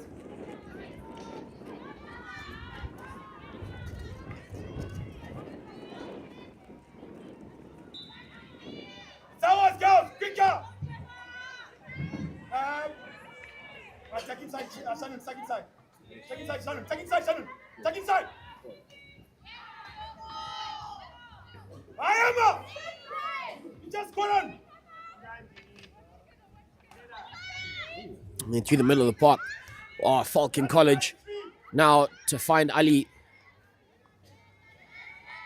Brilliant interlinking work there on this right-hand side. Craven, unfortunately, can't get that on a stick. Drop, Zari! Drop!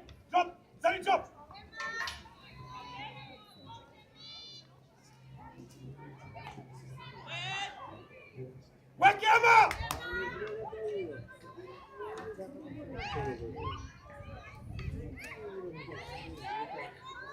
Don't turn back, Jessica! Switch it!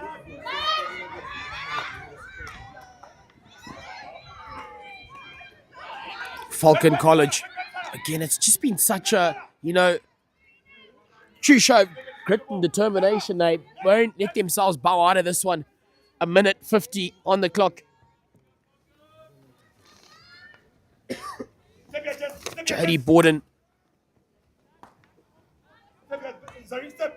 to get into their shape. Sends that to the back, right on that wing. Good little pass down the line, but just being put under big pressure. Makarimba through the middle of the park. She's worked hard for her side today. And through there is Jess Orford. That tomahawk is something she has used quite well all weekend. Getting a shot away, but looked after so well. Orford still in possession to finally try to put away a shot on goal. And Falcon College, boy oh boy, for their defensive efforts, they keep themselves in this one. Gemma! Not for the circle! She's there! She can play with you! She can play! Zarin is there! Trust it! She's just 5 meters off! Gemma, drop! Smart work there from Jarman. Finding a foot. Falcon go to the back. Just not reading that too well as Tour will restart proceedings for Chizzy. Sends it off to Makarimba, who's on a good little run around. But again, the Falcon defenses, just when you think Chizzy are into space or anything. I'm here. 18 seconds to go.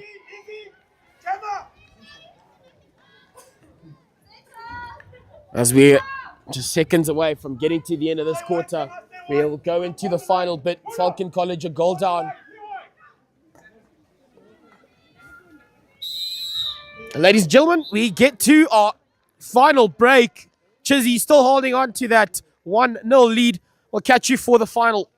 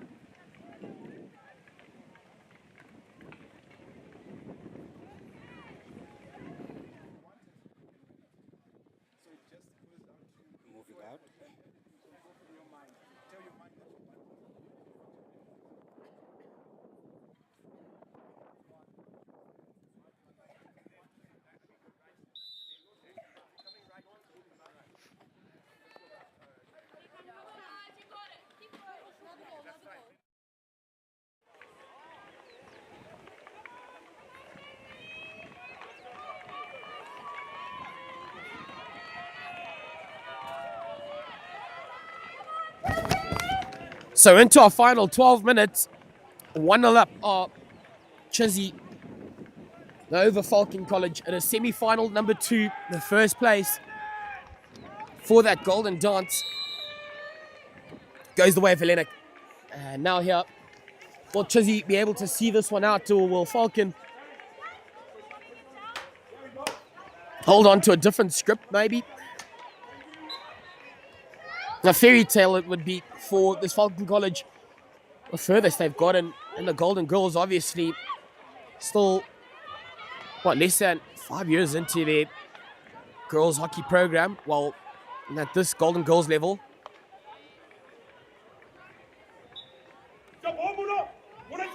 There's Chizzy, a traditional powerhouse.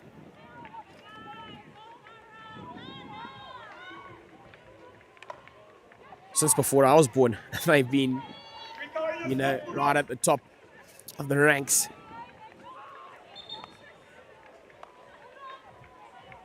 Again, will it be a fairy tale in blue or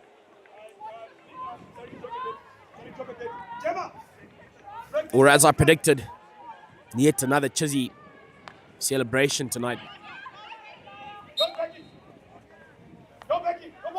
Nonetheless, it's been an exciting encounter, both sides holding their own, exchanging serious blows, going aerial. Jarman, however, looks after that. Makarimba to Orford. Jessica Orford gets some Peter there, but it's off her foot, so she's turned on over. She has been a serious threat this week, and I've lost count of her goal tally. Jess Orford. Brother Callum enjoying a really good rugby season, the game of his life last week for Falcon College. Big All Black fan as well, so they've been raised right.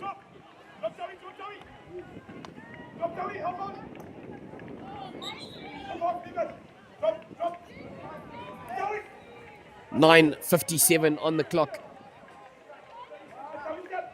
Looking to the back.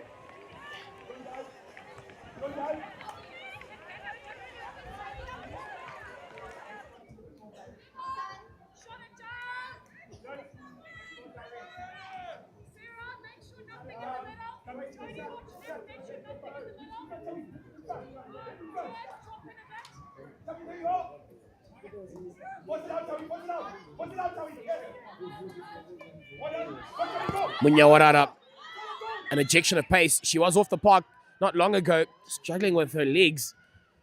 Makes a beautiful little pass, but no one can meet it on the other end for Chizzy.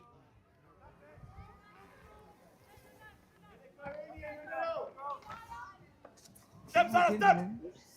Jessica, step. Sarah, step.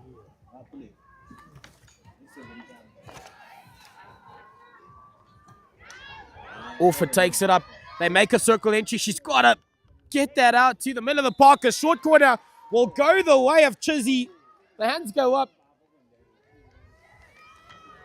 In celebration, really, they'll be hoping to raise those hands again in celebratory style if they're able to make it two.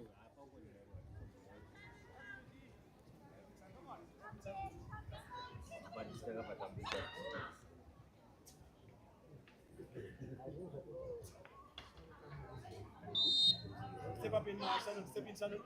Hassan is free. To crack it, Ali, that's tame. And that might have been goal bound. It's yet another short corner. Jeez.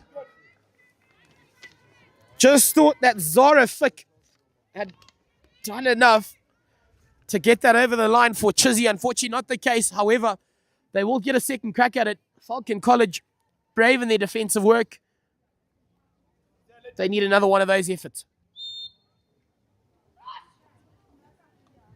Orford, she's got time. Crack it. Off to Munyawarara. Unfortunately, I beg your pardon, Ali just drags it left. Just some good awareness there. Beautiful little run. Orford has a cracker. Doesn't come off for Chizzy. Falcon College survive.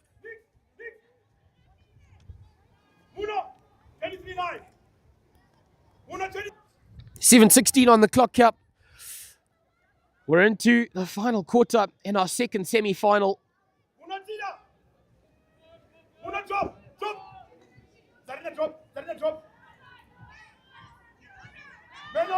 Now, sending that back to the skipper, Kanji. She's actually not had a great deal to do, which gives credit to the Falcon outfit. They've held on to possession and played on the right end of the park for large periods.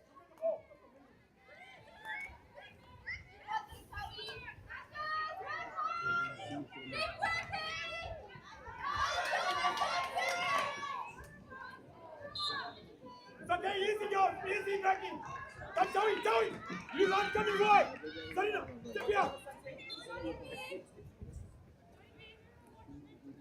Get a bit. Go, Jess. Jess Orford lays it off beautifully, met quite well. And unfortunately, that just trickles over the line. It'll go long, so Chizzy will still take it up. They look threatening, to say the least. Against the run of play, Falcon managed to intercept possession there. They've got a ball runner. She's got to lay it off early. However, Kanji is up in her face very early. And again, just leaves a stick there. Causing chaos. Munyawarara now in possession. Munyawarara. Oh, that defender came in. Up off her line. Just slowing things down. Showing some real prowess here. Munyawarara. She's full of flair, full of speed. You give her space, she will punish you. And that's what kind of run that was, as Makarimba, arguably my hardest worker in this encounter for the Chizzy side. She's been everywhere. She goes back out to Orford, who cracks it into the middle of the park. Can anyone meet it for Chizzy? Unfortunately not. That goes across the face of goal. They mean business. So does Maury.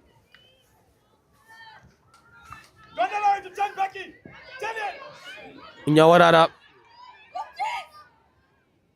looking to get that through a few defenders.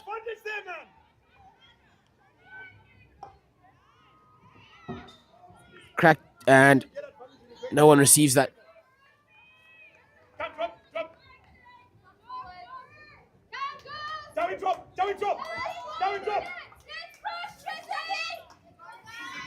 Stay in the middle. Jarman.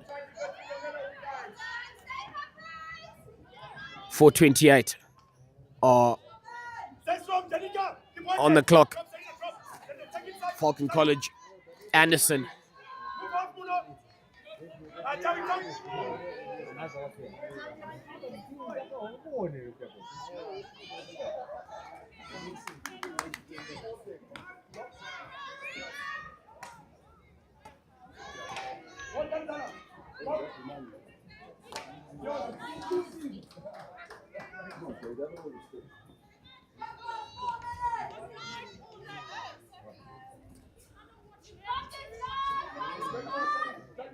Come in front here. Come in front here. Yes, son. Well done. Well done. Move back 5. Move back 5. Step in the mark now. Step just. Zara. Protect your goals, Becky. It's fine. Come, step, Zara. Come, step. There we go. Yours, there we go. And now Afsal for Falcon College. Good little piece of play there from her, and Falcon College back on the attack into the circle. If she's able to loop around, Kanji putting on a brilliant show, and she's done well for her side. Divya Kanji, the skipper, she's juggling with a left knee, but hasn't looked like that at all with just the 3 minutes to go here. Coach Brad here for Falcon College, just bringing a couple of changes there to get some fresh legs on for this final bit. Never die attitude.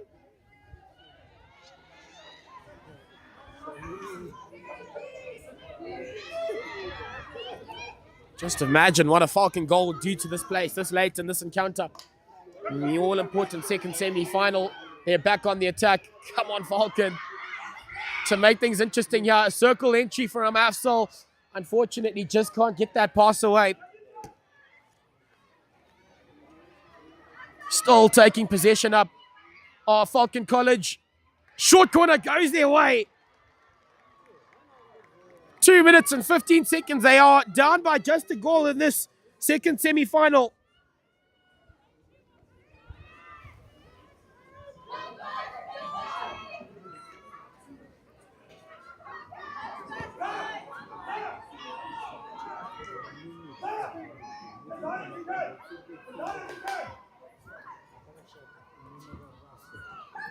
It's going to have to be special here from the Falcon College side. They've got hordes of numbers around that circle.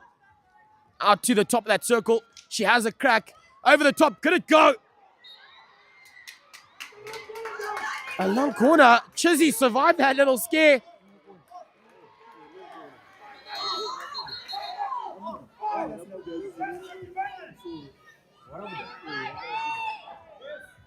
And Coach Brad here has called for his keeper to make her way off the park. They're going to play with 11 infield players. Why not? Just reading the room. And that is the right call.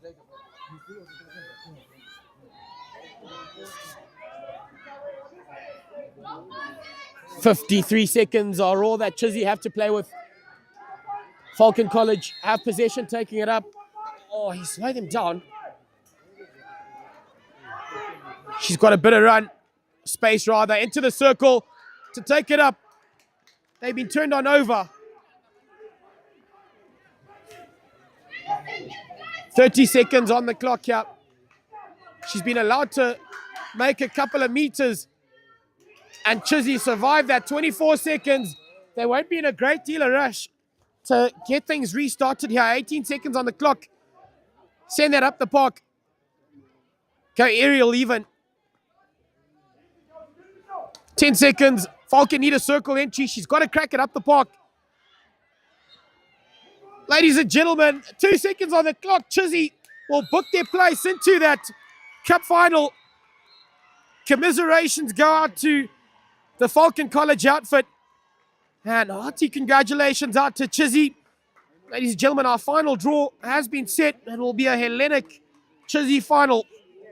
Unfortunately for Falcon College, they bow out in the second semi-final, but you've got to give it to them. Again, thank you for joining us here as we're live here on Rising Stars Media. We're getting to the business end, or we really are here. Again, thank you for joining us. We'll catch you for the second.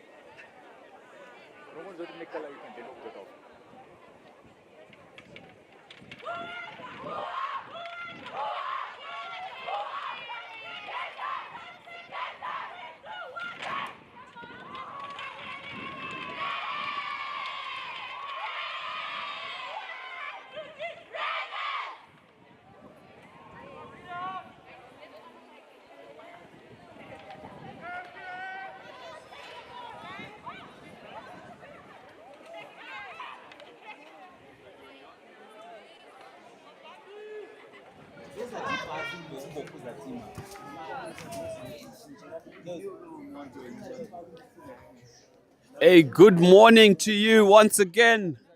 Ladies and gentlemen, welcome back. Phew. It's been nothing short of how to describe what I'm feeling right now. I'm just flabbergasted, to say the least. My nerves are twitching. Very intense first and second semi-final. Our finalists have been confirmed. It will be Chisapiti, who were 1-0 victors over Falcon College not long ago, to take on Hellenic, who also, one would say comfortably, but it was a very tightly contested contest. Hellenic taking their chances early on, going into a 2-0 lead, Arundel leaving it a little bit too late, who will then jostle for third and fourth against Falcon College. But up next, classification rounds for fifth and sixth placing. It's the host, Peterhouse, taking on Lomagandi. Do not leave your seats, ladies and gentlemen. Jessica Lamb starts off with an overhead, conceding possession to Peterhouse.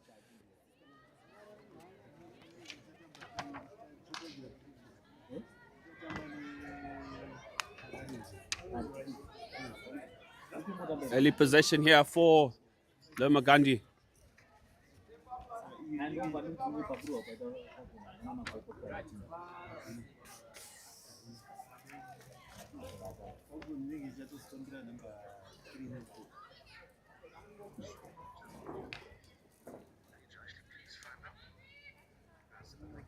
Brits failing to trap the ball there.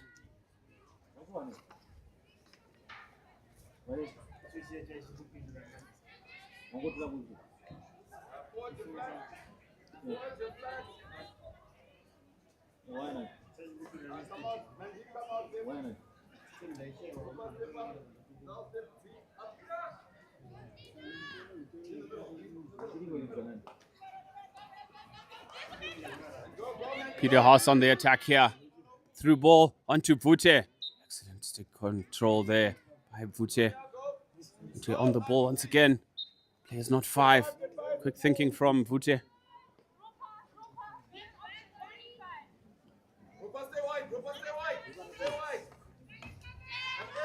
Makororo on the ball, dispossessed. Turned over for Lomagandi. Nice under the shoulder pass there.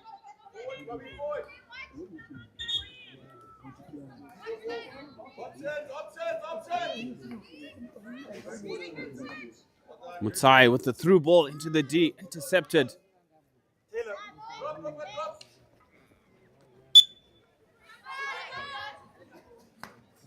Songelo are playing up front. Stopped by Mutsai. Brilliant turn from Mutsai there.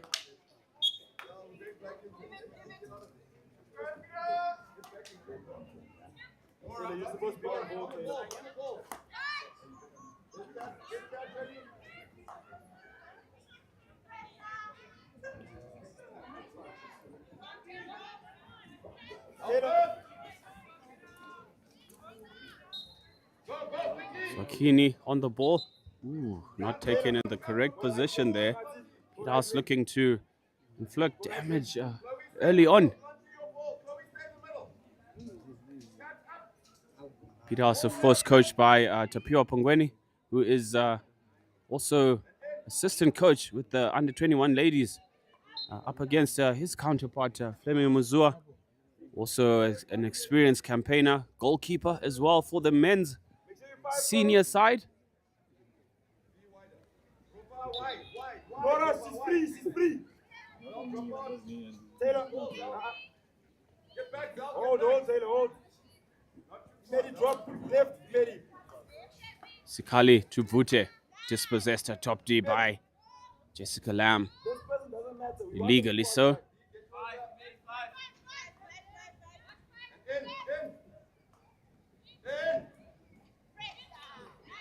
Chloe Street dispossessed in midfield. Leave it, let's go, leave it. Yes. Yes. Keep dropping, keep dropping.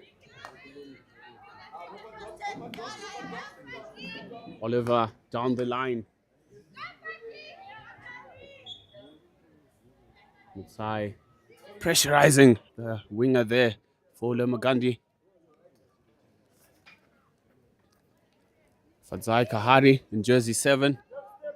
Mutsai with the restart for Peterhouse. Onto Oliver, intercepts.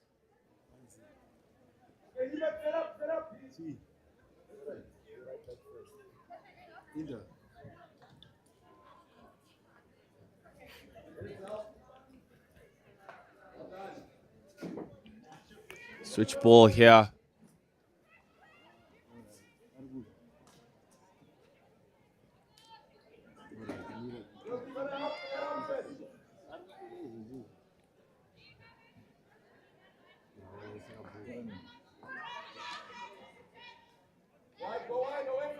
Intercept for Peterhouse. The counter attack.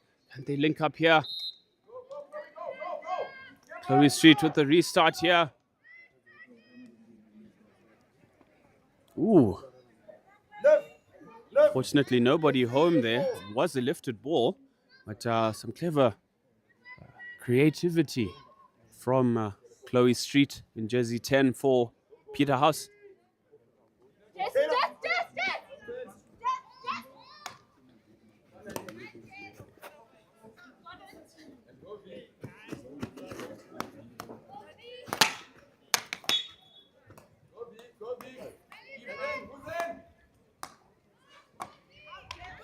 Chance for Street here.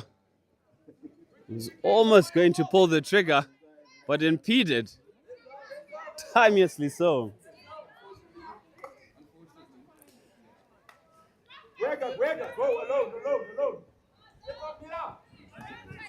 Brilliant check inside there from Fadzai Kahari. Kahari linking up with her teammate there. Unfortunately, the last pass too far.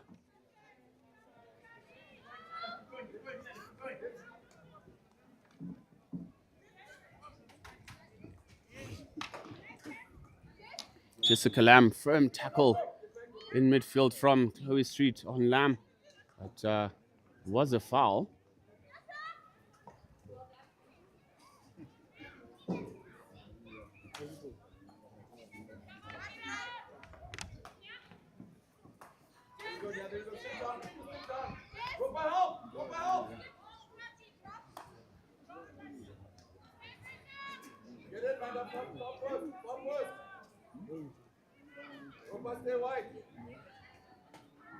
It is a free out for sideline ball for Peterhouse. Cracked into the D. Nobody home there. Catherine Monroe it was. Looking for forward runners. They weren't quite in position.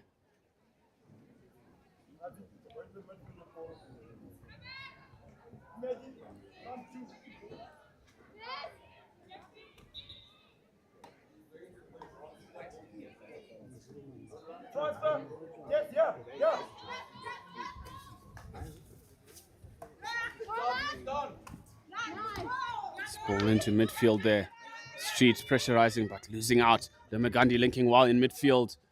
Brilliant hockey from Lomagandi. Unfortunately pipped by Monroe, who tracked very well there. Jessica Lamb picking up through ball.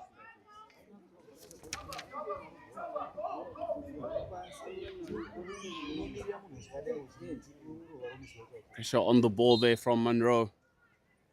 going through the stick as Msongelwa is replaced by Jordan Carlisle, jersey number 3.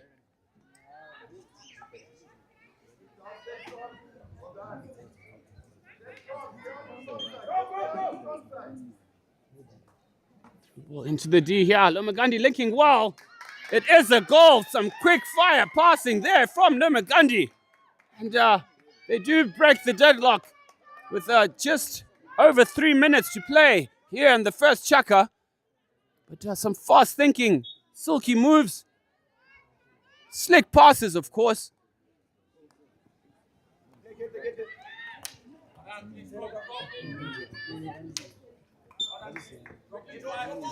There's a stick tap there. Jordan Carlisle. Carlisle again. It is a 16-yard hit out.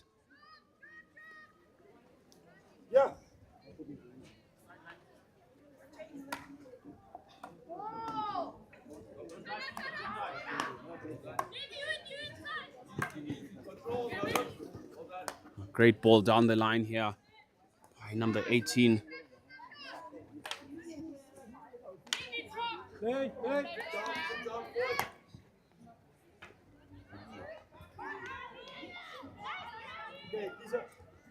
Sikali on the ball, bundled over by her opposite.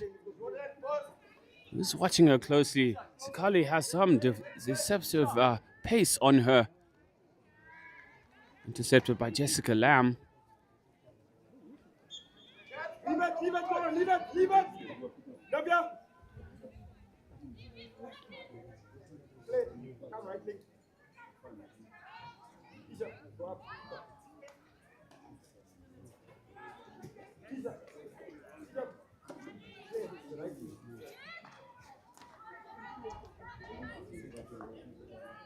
Sikali on the ball for Peterhouse here, trying to link up with Brits.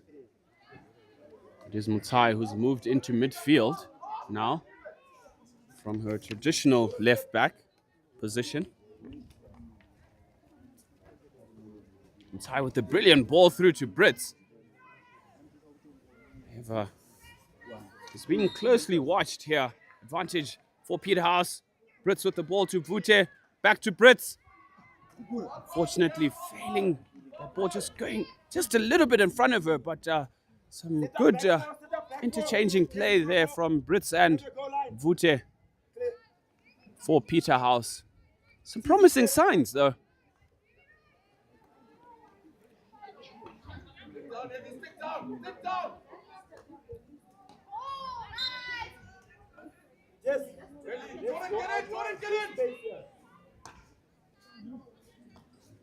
Vute with a nice touch there. It is a short corner. And green card as well for what was a blatant barge in the back there. As Vute made an excellent lead run to trap the ball, but before she could get the shot away was nudged in the back. It is a short corner, the first of the match for Peterhouse. Monroe.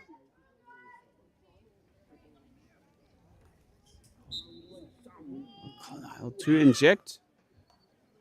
Mutsai with the shot at top D. Brits with the reverse stick, tap in. Jubilation, raises her arms in the air. High fives all around. Peterhouse have equalized, ladies and gentlemen, on the cusp of the end of the first quarter. It finishes Lemagandi 1, Peterhouse 1. We'll be back after this break.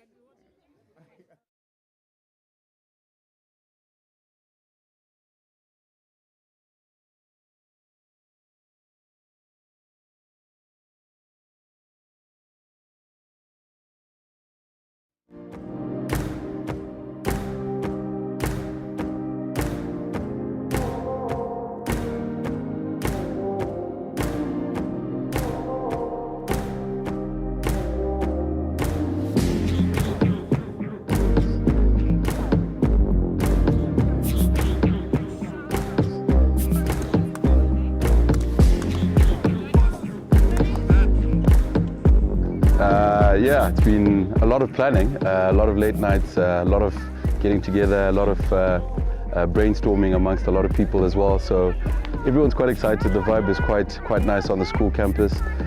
We're actually closing school early just to accommodate the tournament, so which is quite exciting as well. So to have our heads that have supported us very well to get to this point has been quite exciting, and I think everyone's really excited to actually have this event we hosted at Peterhouse this year. I think it's a great new experience for everyone to have.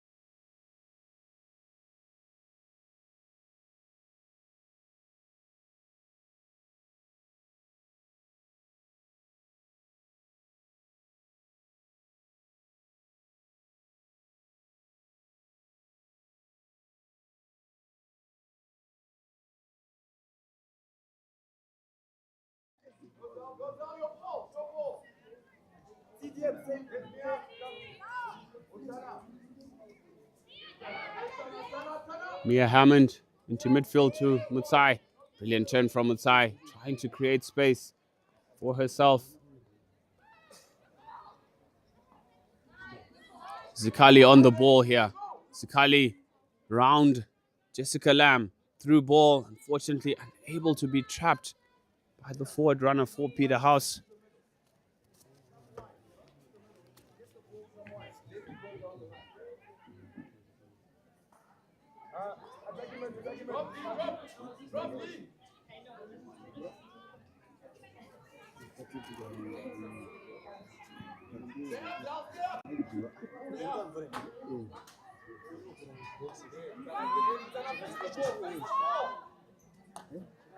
Switch ball for Peterhouse. Sent through. Nobody home for the forwards.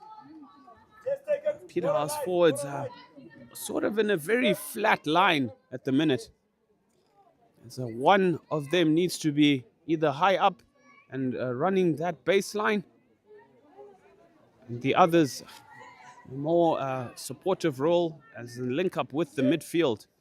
But just something to ponder on maybe for the coaches. As there are a lot of balls that are trickling over the baseline, virtually unscathed.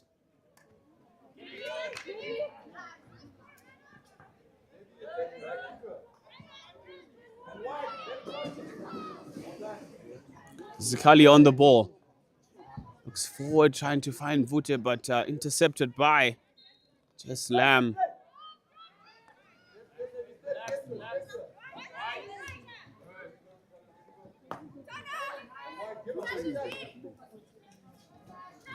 The pass is not quite accurate for Peterhouse at the minute, as a majority of these balls are just going either not in the desired direction.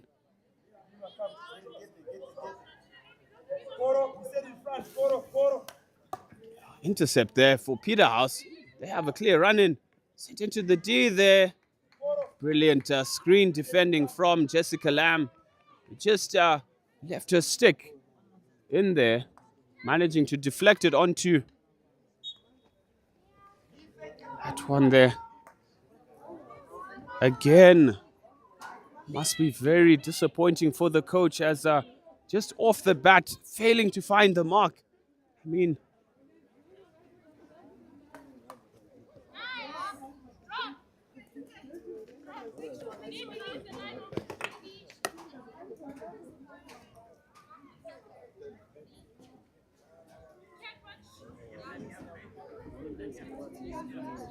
Go back forward. Back forward.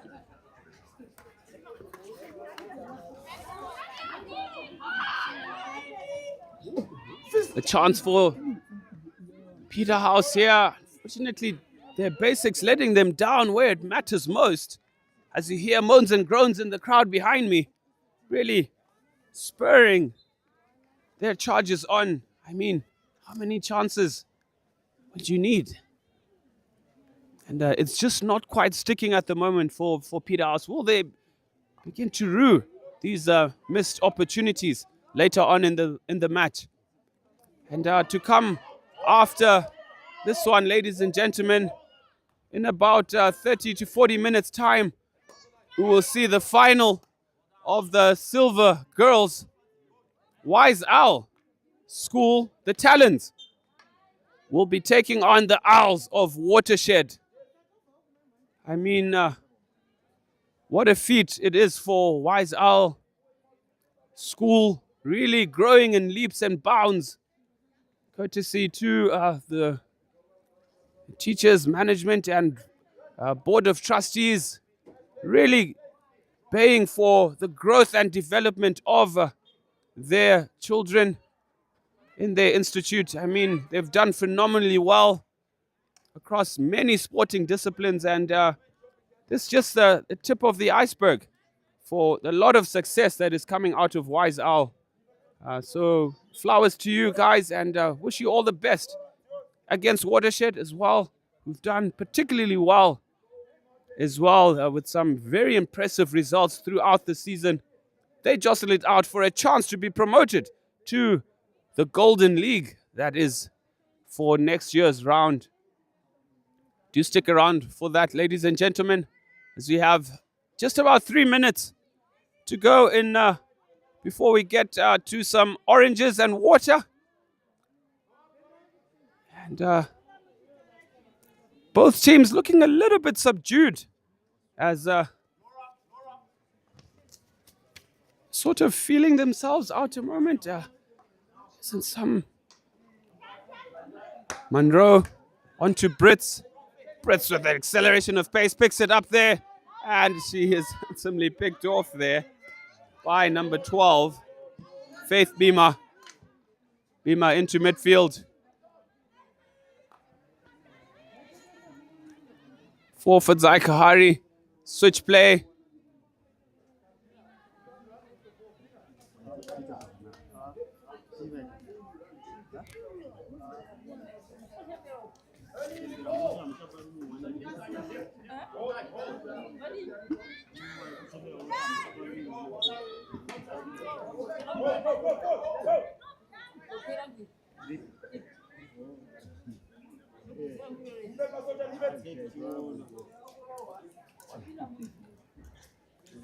It is a free hit to Loma Gandhi.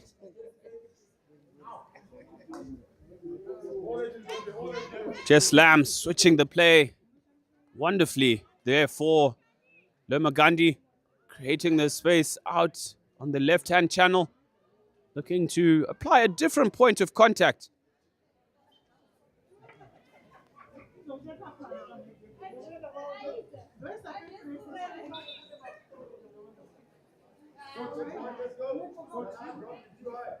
Hold there, Socha. Hold.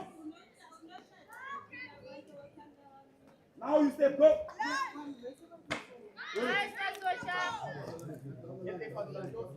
A nice shutdown play there from Masocha. It's Kahari. The quick feet there through to Masocha. Jinking the ball, but pipped off it. Monroe with the reverse stick tomahawk there. Coming off the foot of the Loma Gandhi player.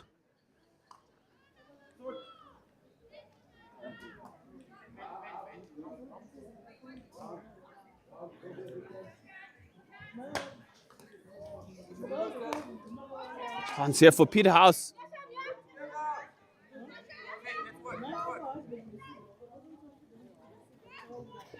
Chance here for Peterhouse as they penetrate the circle. Fortunate backstick in there. Well spotted by umpire Harmony Johnson.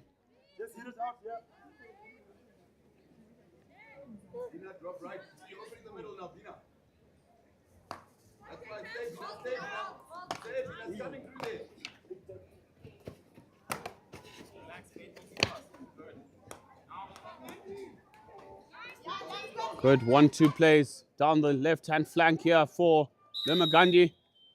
And that is a blast for halftime, ladies and gentlemen. Scores locked at 1 apiece. Loma Gandhi versus Peterhouse. A chance for 5th and 6th. Stay tuned for the second half after this break.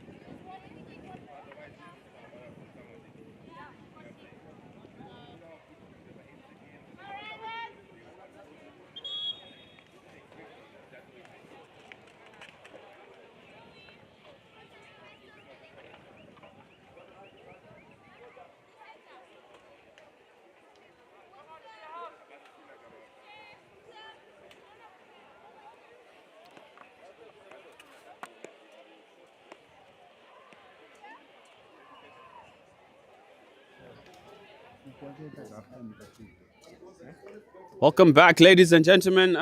Somewhat short halftime break. I was a bit caught unawares there. It's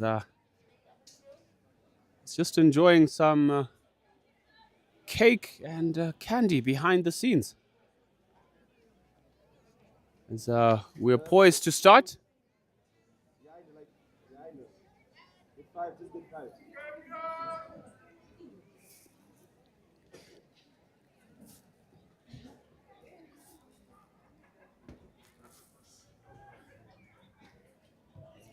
A hush awaits a beautiful crowd out here today in Arandera. Lots of supporters in the stands, the various schools, parents as well, out in full force. Still a couple of empty seats. Hey, if you're driving up to Mutare, just take a short left over the rail. Won't be hard to find. Get to witness all the action live and direct under the beautiful Zimbabwe winter sun. Not sure what the holdup is for push-off. I'm sure it'll be coming shortly. As you hear the countdown in the background.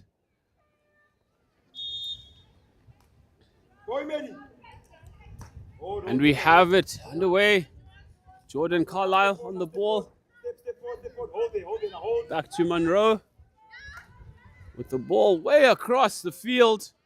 As Peterhouse look to use the full width of the field. Mutsai targeting Brits.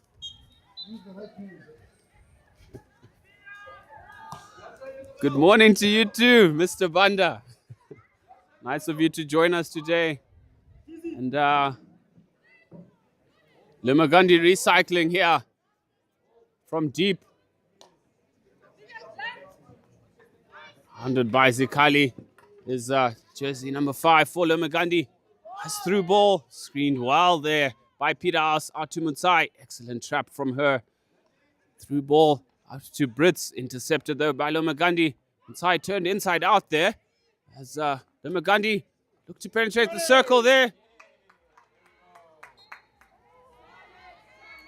Well defended in the end by Peterhouse. Good through ball there. Intercepted by Jessica Lamb. Chloe Street infringing her.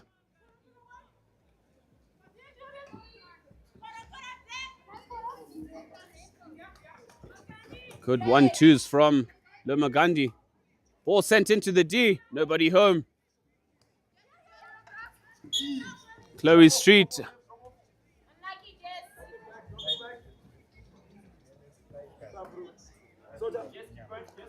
That's fine. Imagine. Hold it. Photo drop. Let it go.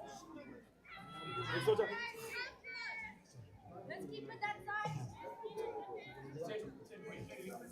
side. That through ball not finding any target up front for Limagandi.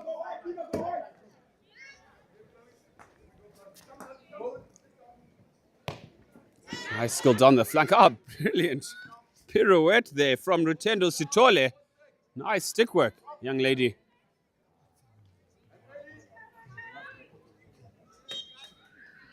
Brits. The ball, quick restart from Brits there. Going past Lamb, decides to check back. Scans, doesn't quite find Chloe Street. Nasha Vute on the ball here. Can she get the shot away? She's blocked illegally. It is a short corner.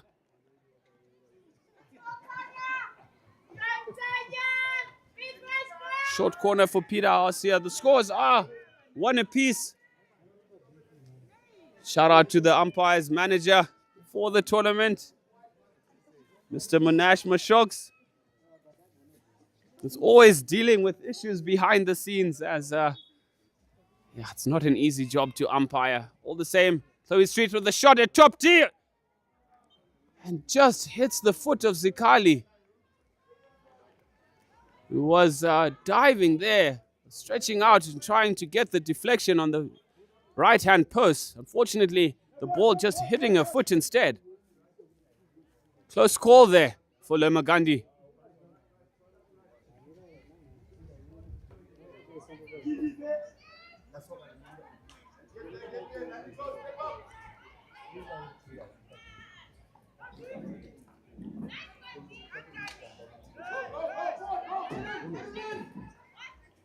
Zikali twisting and turning, taking the shot. Blocked by Limagandi.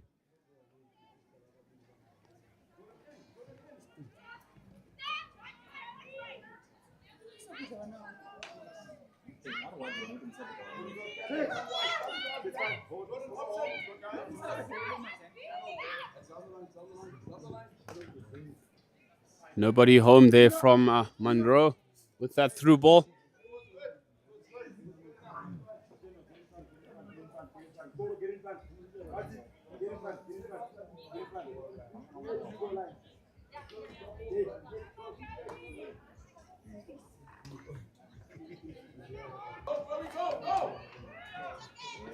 Pute with some nice skills in midfield, but tackled by Lemagandi there.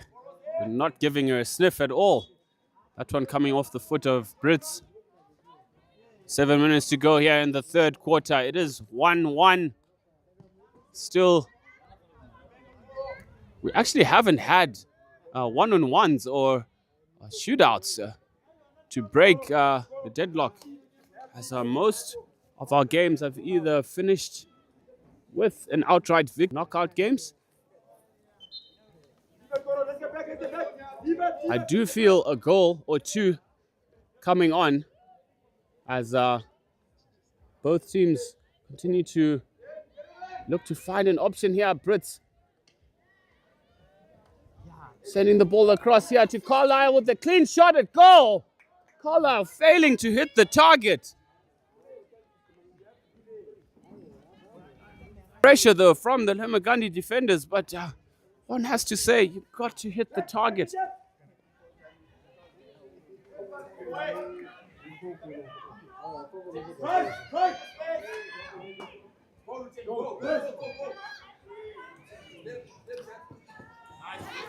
Good pace from Rutendo in jersey number 4, Rutendo Sutole. Unfortunately, that ball just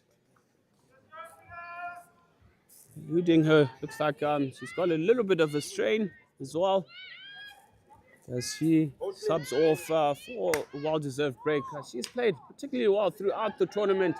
Chloe Street on the ball.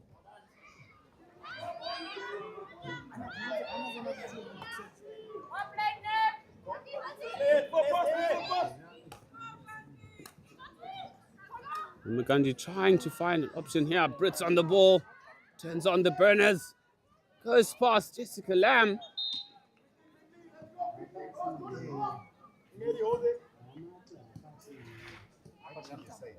Fute with the through ball onto Street. Blocked by Lomagandi.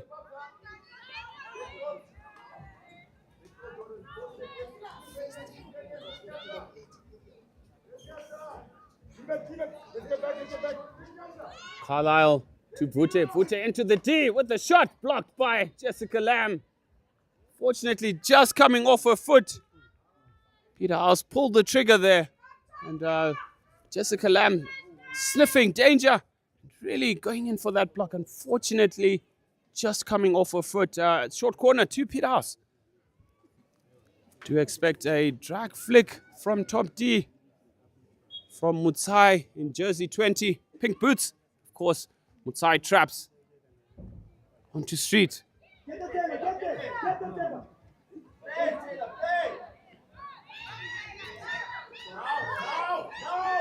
Looked like a foot not picked up there.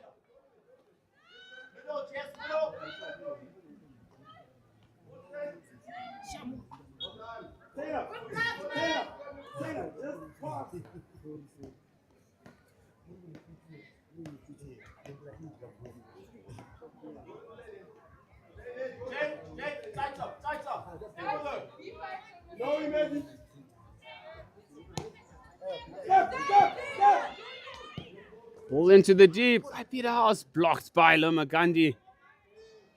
A brilliant fade there, in and out, leaving her defender for dead.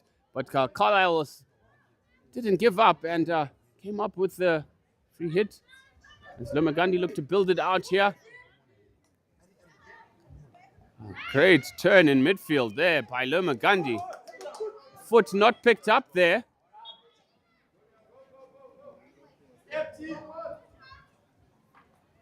Brits with the ball there.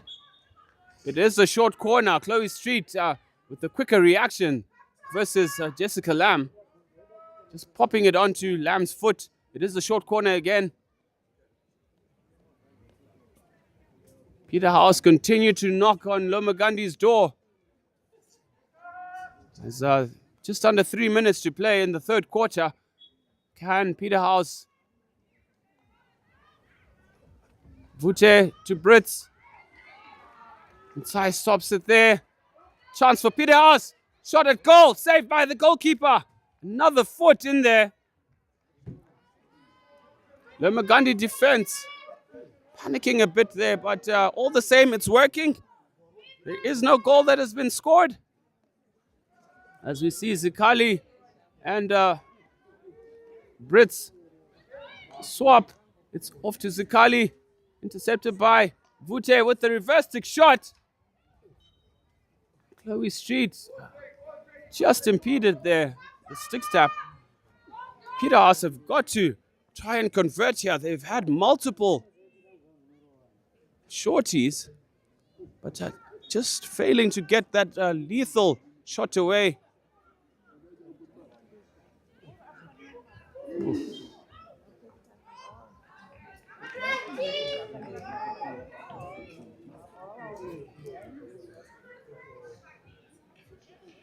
Mutsai in a strong duel there with her counterpart. Mutsai coming off with it. Mutsai with the restart. She scans forward, sends the ball through. It comes off the foot of the Gandhi player. Quick thinking from Mutsai.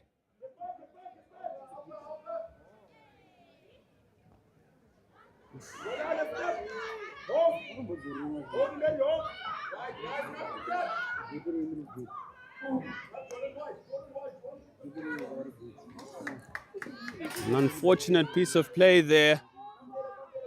Peterhouse conceding a lot of territory. Just lapses in concentration and missed traps. Relinquishing the pressure off Lemagandi.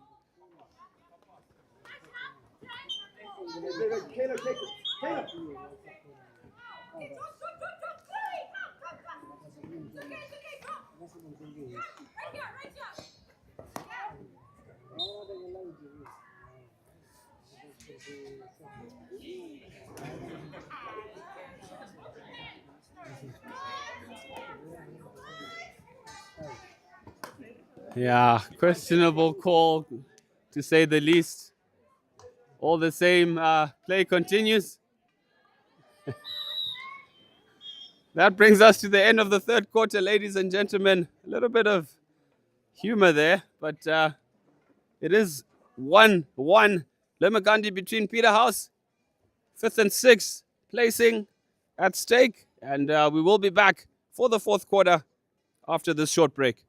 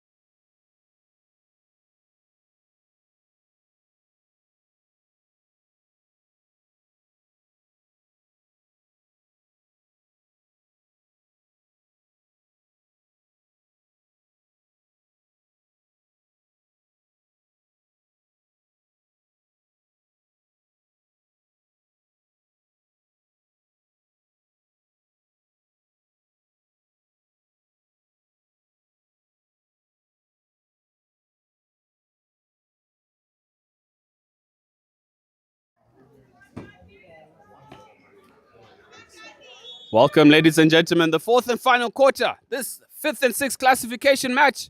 Peterhouse starting strong out the blocks here.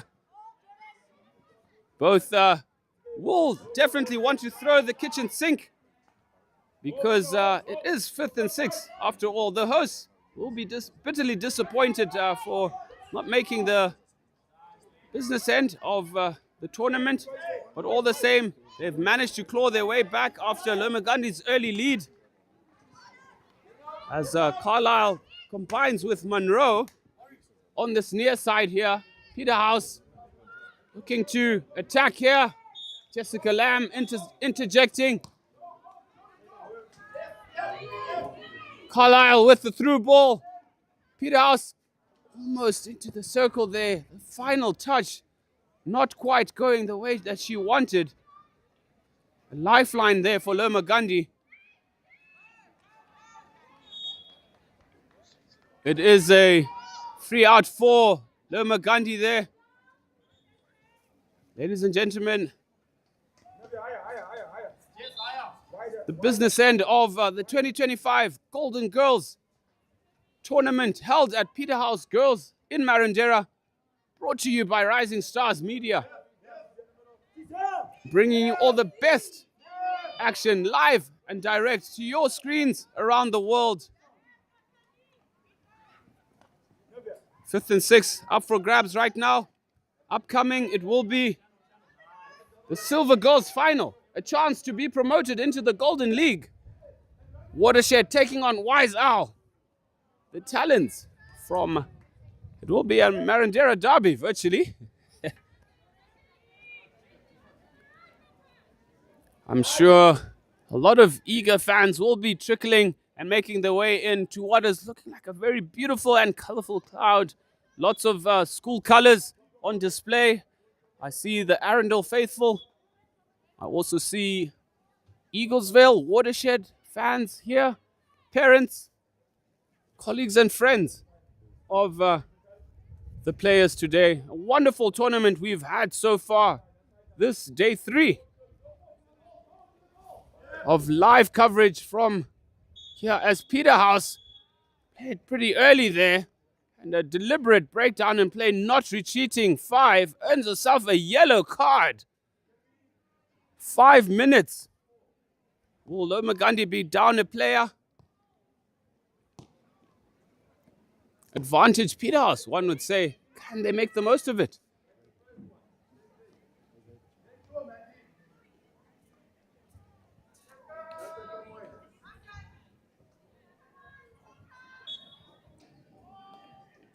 Mutsai at top D for Peterhouse. Mutsai with the flick towards goal. Saved by the goalkeeper. Cleared by Jessica Lamb for Loma Gandhi, who have all the answers, it seems, at this minute. Captain Vute weaving her magic. Unfortunately picked off there.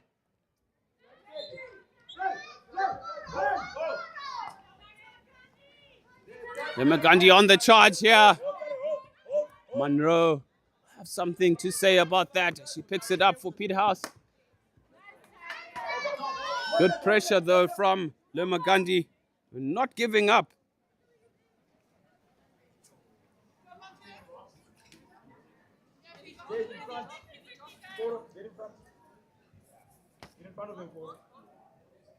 Planty Zakali taking a bit of a breather.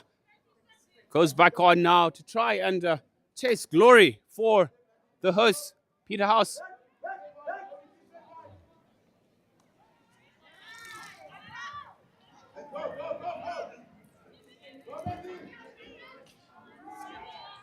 Andy driving forward here for Peterhouse as he enters the circle. Can she get the shot away? Great defense from Loma Gandhi. Good scramble defense there.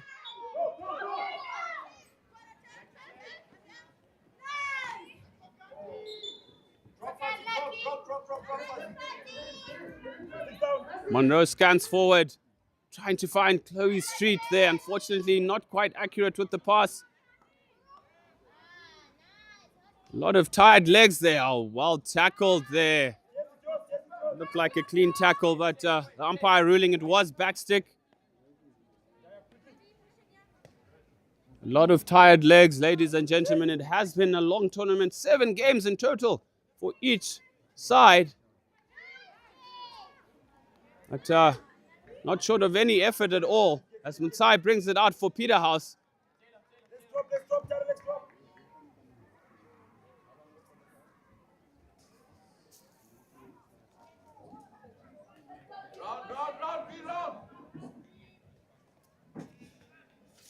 Coach Tapua Pongweni appealing for play to be switched to the right-hand side, which is gaping open.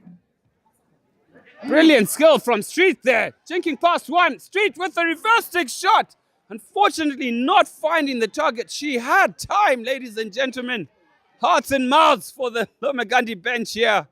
They look really worried. But all the same, scores are still 1-1.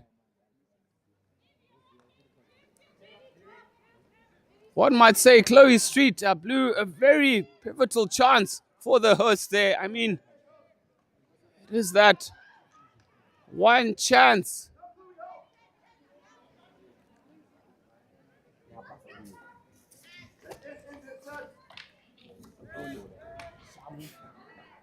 Chance for Peters for the victory here.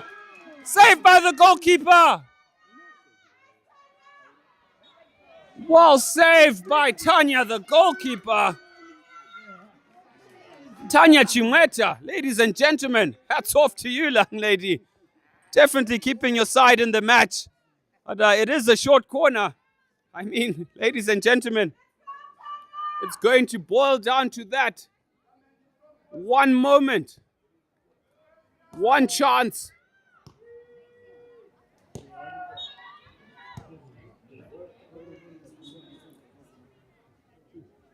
The opportunity for glory as that was a false injection there. And she's been sent over to the halfway line. Mutsai traps the top D. Mutsai sends it onto the foot again. Cleverly so.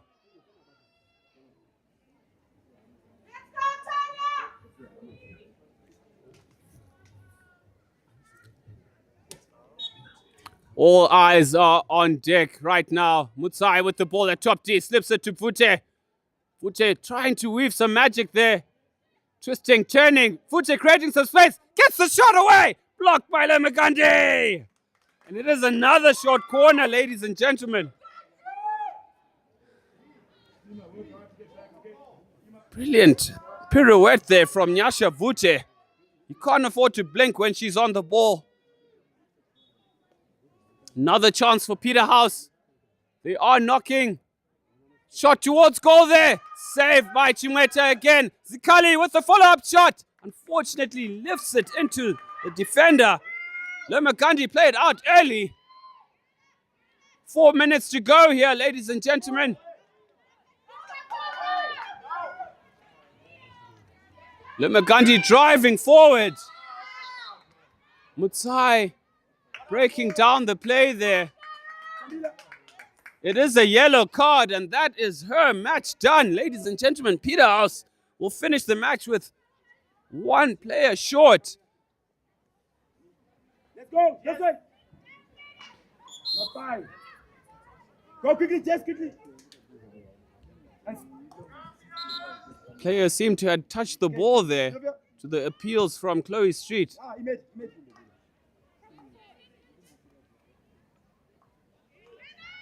Someone go forward.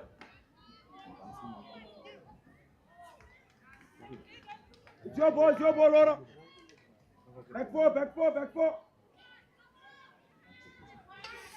Keep fighting, Magnus!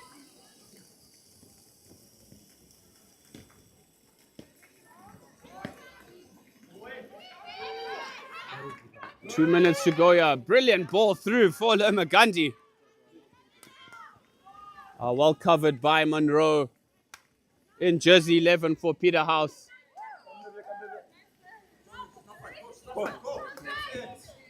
Get in the team.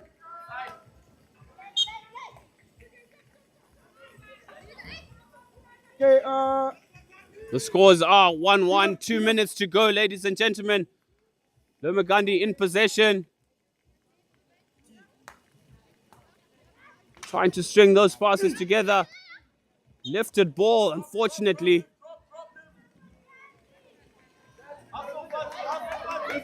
drop. Monroe with the big beat up the field.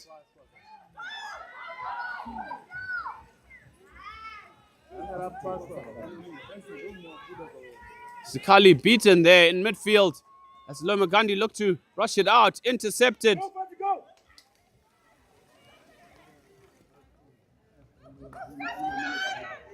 Ball sent in there. minute, but not quite finding the target as Monroe intercepts. She's had a very good game for Peterhouse. The final push, the final minute of this 5th and 6th classification.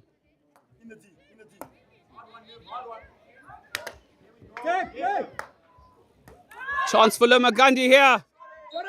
It is a short corner, ladies and gentlemen.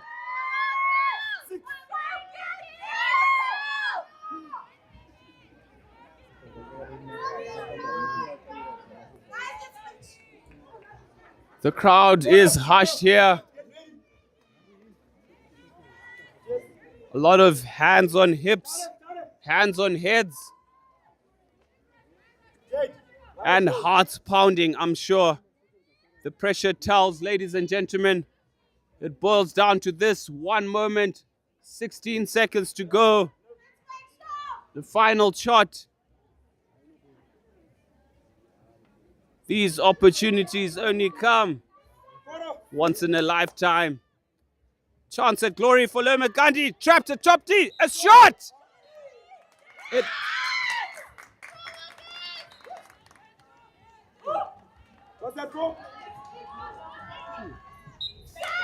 is another short corner as it did come off a foot. Umpire Cedric Starch right on the money there. That is the final whistle. So this will be the last play, ladies and gentlemen.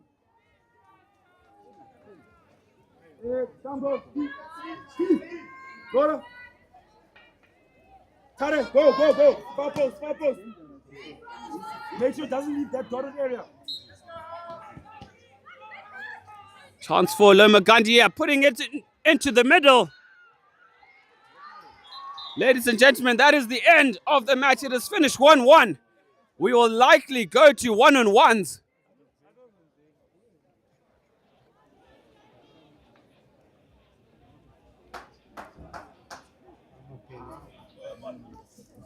Stay tuned, ladies and gentlemen. We'll be back after this short interlude for what will be a front row seat to the very first one-on-ones of the tournament. I'm sure my counterpart Moody is jealous on the sidelines there. Hey, we'll be back after this break.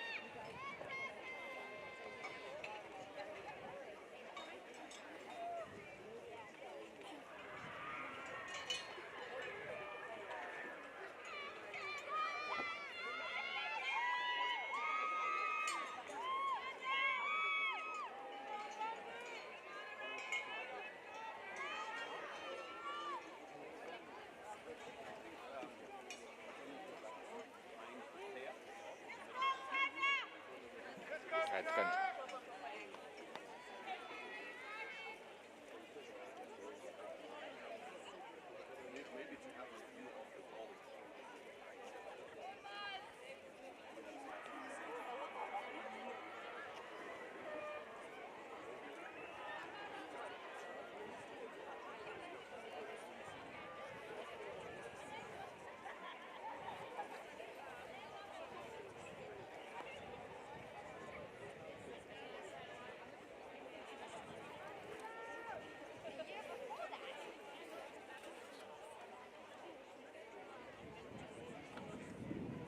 To this. Welcome back, ladies and gentlemen. 5th and 6th classification. Nail biter about to come. One-on-one shootout for glory. And the last bagging rights of sorts. And the toss has been taken. It will be Peterhouse to go. Each individual player will have a chance from the 25 to drive the ball into the D, take on the goalkeeper, and attempt to score a goal. First up, Captain Fantastic Nyasha Vute for Peterhouse.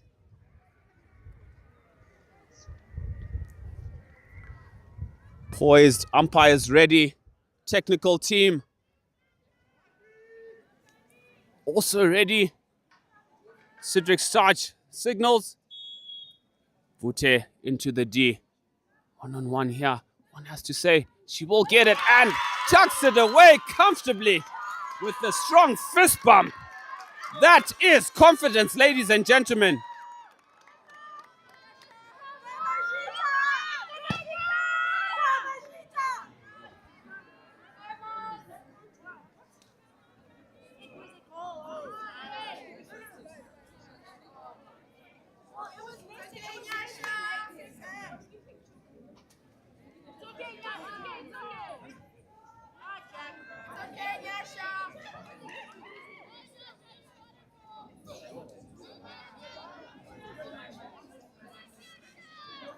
Oh, unfortunately, a little bit of confusion there, ladies and gents. She has to retake it. I'm not sure why.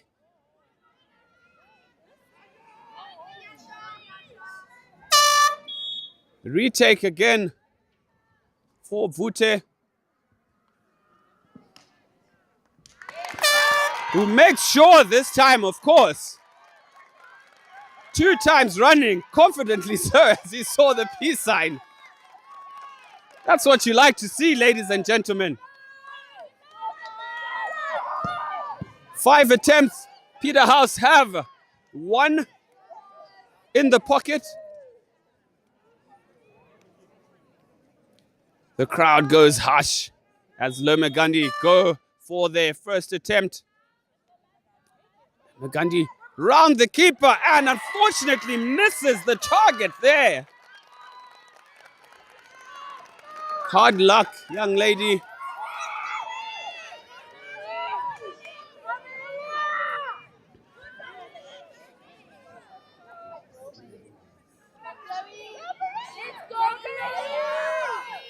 Chloe Street lines up for Peterhouse for their second attempt. Peterhouse in the lead, 1-0. Out of 5. Street charges into the D here. Past the keeper and she is taken out, resulting in a P flick.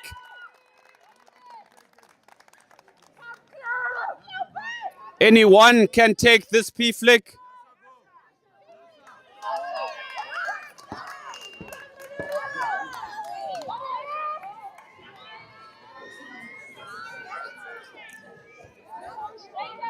Yes, a foul in the D will result in a P flick. Chloe Street with the chance to double Peterhouse's lead.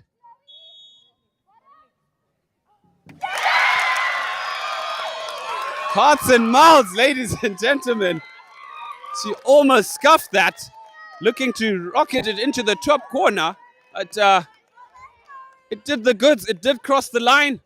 It is 2-0 to Peterhouse. 3 chances to go for them. Lermagandi with their second attempt. It will be Mutuyimana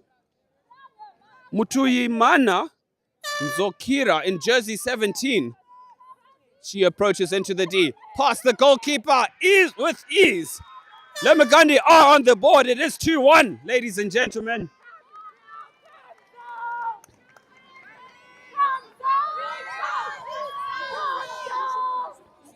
Lizelle Hill steps up for Peterhouse. Looking to make it 3-1.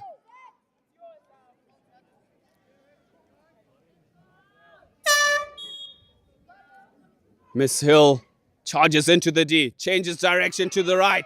Fortunately, the ball goes just wide. Time running out here. Unfortunately, not able to convert to the applause of her teammates. She did make an effort.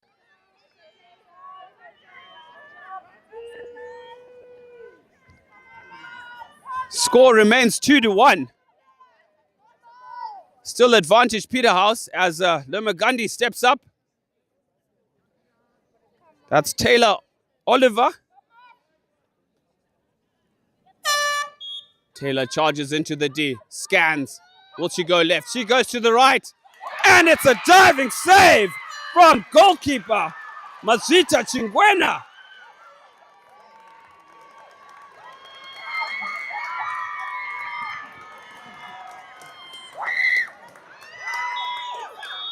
And that is it, ladies and gentlemen. Peterhouse finished the one-on-one shootout as victors by 2-1, and by virtue of Lemagandi not having enough chances left in the bag. That is curtains, ladies and gentlemen. Your 5th place position is the host, Peterhouse. And finishing 6th will be Lemagandi. We'll be back after this short break for the Silver Girls final between Watershed and first-timers Wise Owl.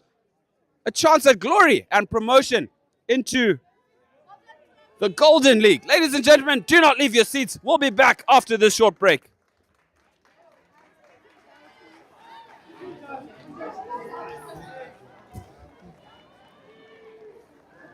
Paka.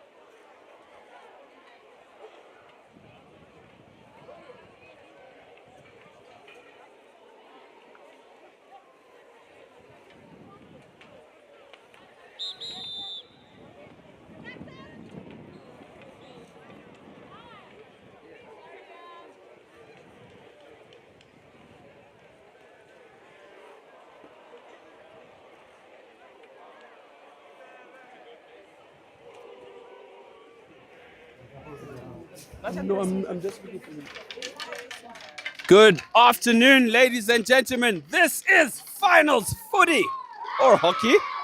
It is Watershed College taking on YSL, the newcomers. But I tell you what, one to watch. Very electric side with some individual flair in there, as well as Watershed seasoned campaigners. A chance to be promoted to the Golden League. It's all at stake. About to go down here, ladies and gents. As you hear in the background, the Owls singing the top of their lions.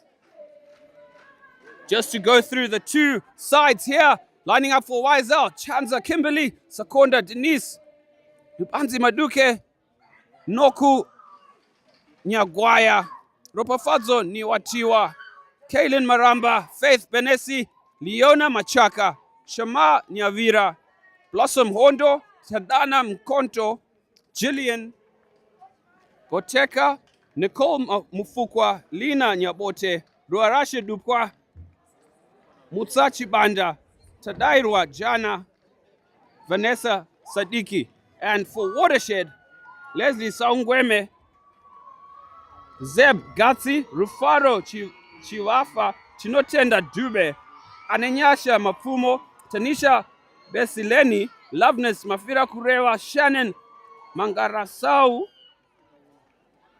Hati Chivariro, Vivian Chivandire, Tiasha Chipika, Shinganya Badza, Ruvimbo Mutasa, Grant Matare, Mukudze Sikireta, Nandipa, Chavarika, Ropafadzo Sitole, and Aubrey Gwangwawa.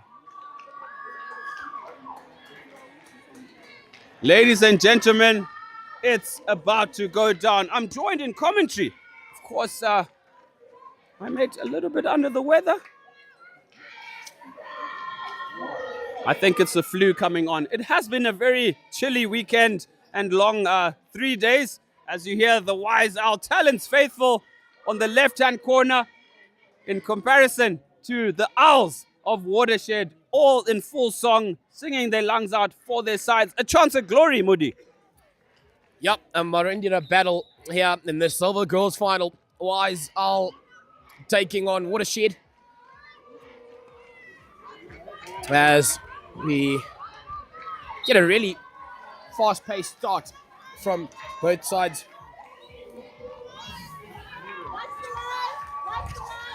Sending that out to the back are the Watershed side at the moment, and I think this one will be played with or at great speed, really.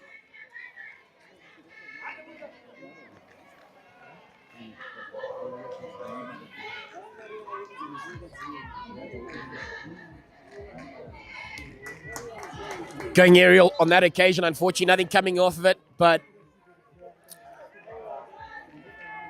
I'm sure some great work to come from either sides here. Haven't, unfortunately, had the pleasure of watching either side's BNW. Yes, during the season, of course, as you know, I coach at Chisipiti. I've had a couple of shots here for YSL, who find the target early on, ladies and gentlemen. They are into the lead. I was just about to say this when I played both sides earlier on in the league. Looks like that goal was disallowed for some reason. That, yeah, it was disallowed. Yes, confirmation has just come from table. That goal was disallowed. But all the same, YSL, a very exciting and fast-playing team that have grown in leaps and bounds. They do have some very silky players playing up front and solid defenders as well. Watershed equally so. Their midfield line, powerhouse, really drives the ball. Look out for their right wing, who's sporting a white headband. She's dangerous, that one.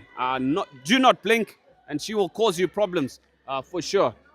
But all the same, Marundira Derby, nothing short of entertainment and passion all around. Picked off for Watershed here. A chance into the D. As you can see, that confidence there with the one-handed dribble, Moody. And YSL are paying for gold here. Yeah, I know. Certainly looking to come back after that earlier scare when Wiseall thought they'd gotten over the line. Wasn't to be, nonetheless. They'll restart here, the Wiseall side.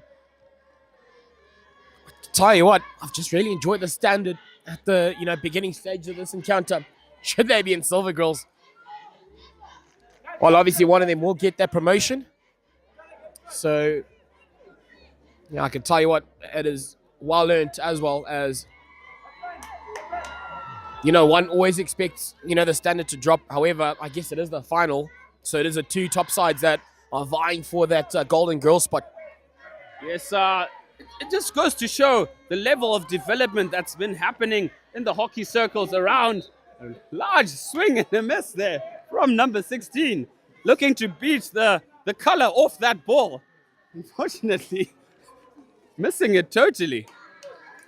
As, just to tap on that in terms of the standard that we're seeing, it's not far off from the Golden League or the A-League, as you would say. So maybe instead of just one team, a couple of teams would warrant them coming through or be promoted to the top tier as something to consider with the tournament organizers.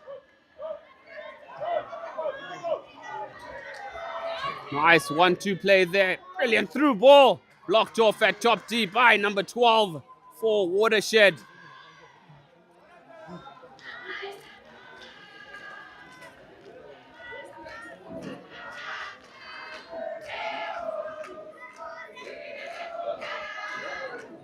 It is a long corner for Wiseall.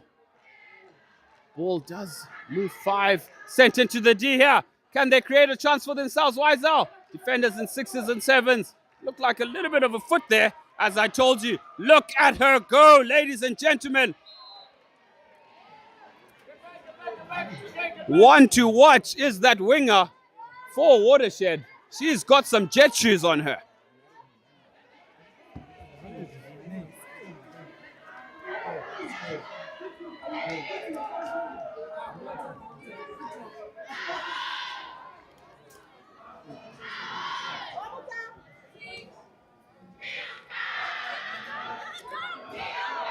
Nice recovery from Watershed there. Oh, brilliant under the pocket. Ball there out to the winger, who turns the defender inside out, unfortunately losing the space there.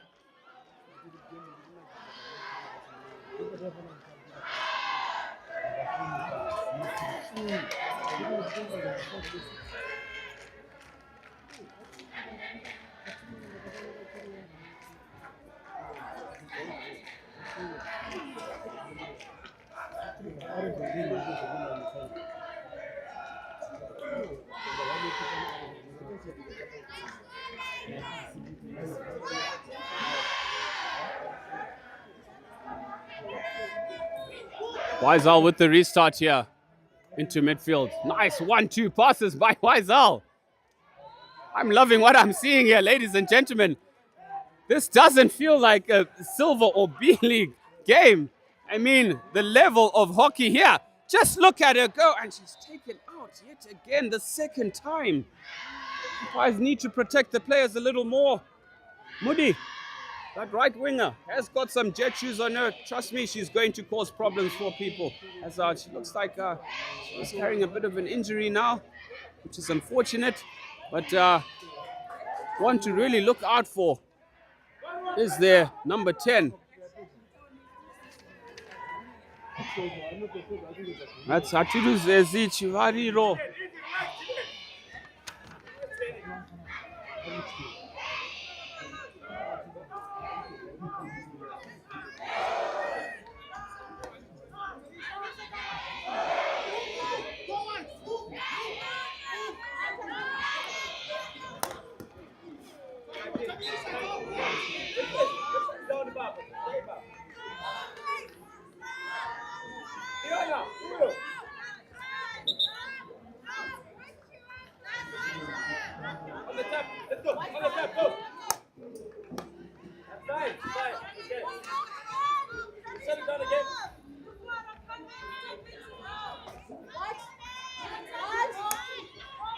Ball into midfield here for Watershed. Danger, turnover from Wise Owl. Picked off by Leslie Songweme in jersey 2 for Watershed. Through ball here for Wise Owl. It does find the attackers. Danger here for Watershed. Wise Owl twisting and turning into the D. And cleared by Tiasha Chipika in the end. And I've been really enjoying that little build-up from them. As Wise Hull just outside that circle, looking quite threatening at the moment as they carry on that attack.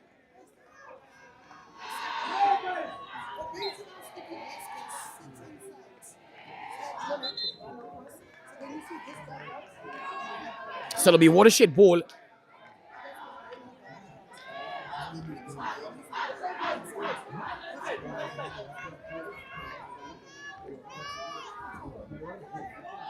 Watershed. She's done a good job there, just using her body almost, but legally so, to shield that ball from the defender. Now Wiseall are back on the attack, running through the middle of the park. They will get a Wiseall stick onto it, I think. Yeah, she's done a good job there, but under hordes of pressure, Watershed in front of her crowd, she had to pull out a big effort, and she sure did.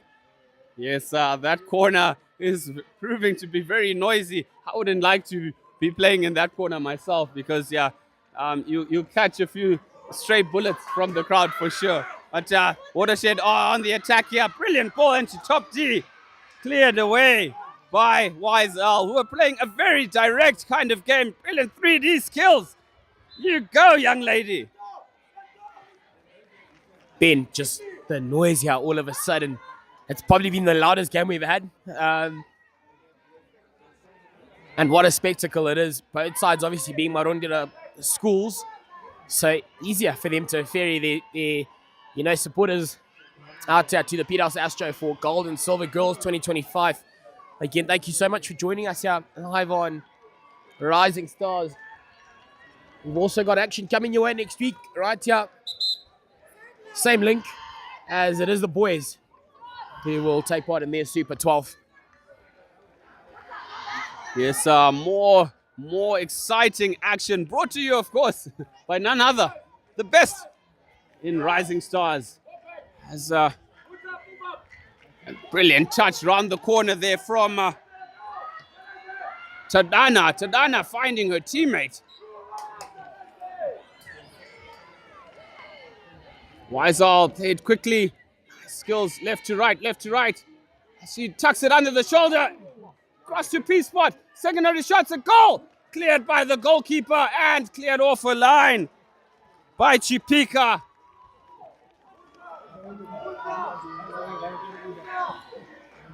Wiseall asking all the questions at the minute. Chance in the D for Wiseall. Again.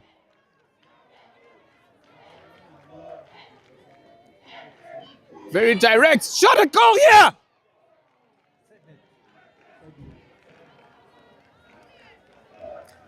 Deflection, sending it just wide of the post.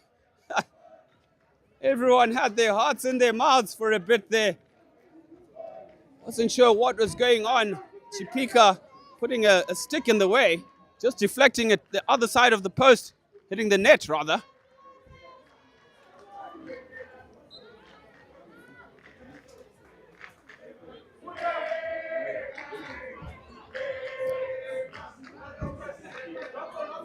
I'm not sure who Emmanuel is, who you hear being sung by the Watershed faithful, but he's definitely not on the park.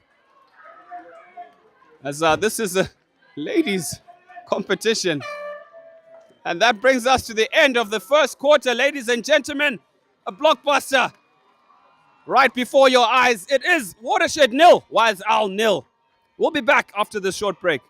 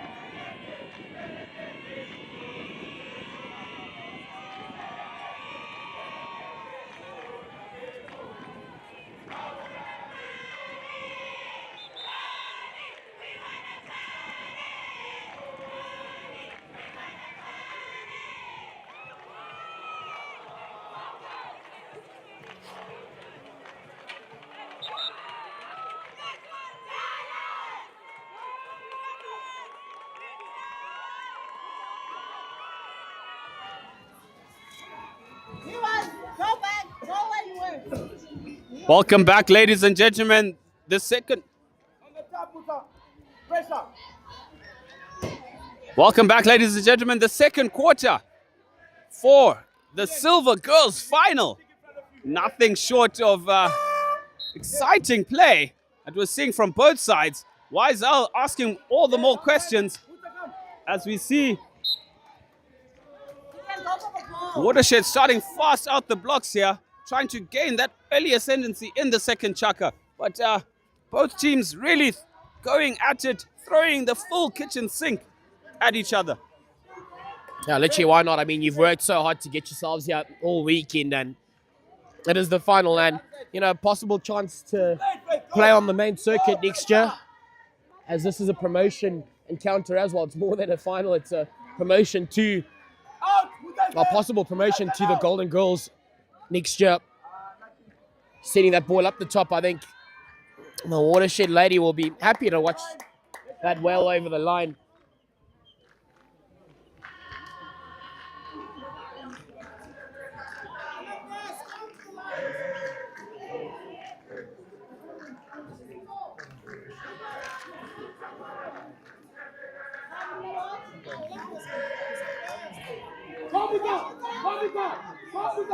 Watershed, I mean, to defend now as Wiesel taking that ball up. They've gotten, or rather in themselves, a short corner. Getting excited myself, yeah, losing my speech. And a golden chance here for this Wiesel side, Ben, to possibly get themselves up.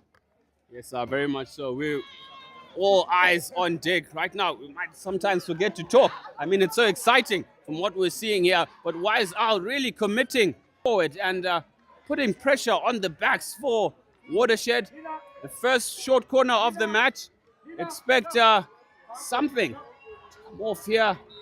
Did come off the back stick, unfortunately, for Wiesel. But do not leave your screens, ladies and gentlemen. Entertainment galore. Well picked. Well picked off there by Watershed, number 8. That's Loveness Mafira Kurewa. Sit down. Pressure. Chipika. Back to Gutsy mistiming that pass. Wiesel on the attack again. Danger snuff by Chipika.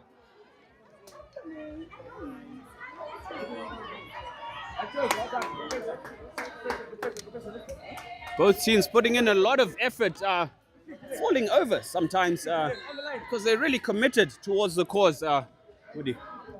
Yeah, I absolutely love to see it. Leaving no stone unturned here on either sides as Wiesel take that off the line. She's met it well and just needs to get away from that defender, unfortunately for her. Sending ball up the park, but couldn't find a mate of her own, and a short corner again will go the way of Wiesel. They've been threatening for large periods. Ben, as you pointed out, you just took us through the last short corner, which came, well, not long ago at all, so they'll be hoping on this occasion to possibly convert this opportunity, because especially in a game that's been played at the intensity this one has, they won't be coming too often. So, you know, when you get a crack, you've got to make sure, as that sent up to the top of that castle, she slips it back. Tomahawk attempt.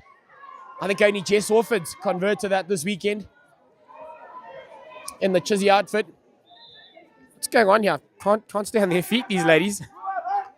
Yes, just overcommitting in their efforts to get those 50-50 balls, and the feet just giving way. I mean, you got to look after yourself. You don't want to be forced off with an injury, as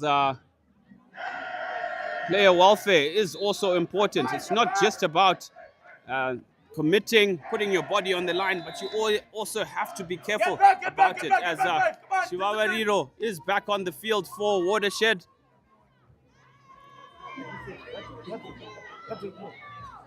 There, pressure.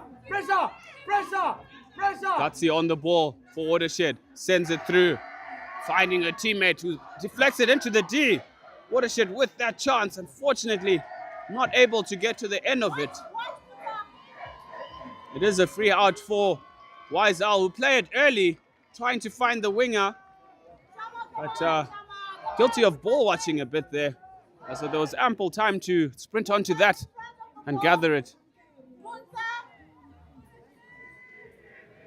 A bit of an arm wrestle going on the field, ladies and gentlemen. It is Wiesel versus Watershed in this, the Silver Girls final.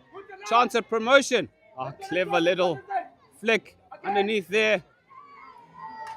There's another foot missed by the umpires.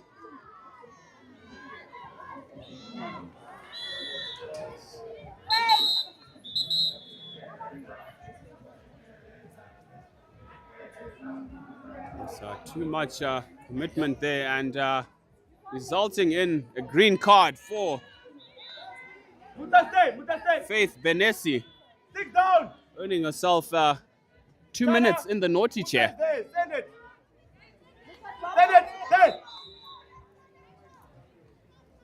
This ref asking the players to wait for the whistle. Be asked to stay in once again.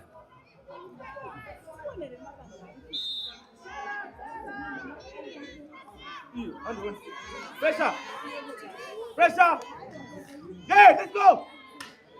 Go, Muta, let's go! Higher top! Chipika on the ball for Watershed. Send it again, Muta, down! Tell you what, Moody, there's some wild swings going on in the field here. You don't want to catch stray bullets, eh? I mean, you want to keep that face guard intact. Oh, you'll be on the back of that and won't be having a pleasant time as Wiesel yet again been the short corner count. Must be massive, 5 you say. And unfortunately though, they haven't converted. So, you know, it's all good. Fair enough, creating those opportunities and having them. However, you've got to take the chances when they come.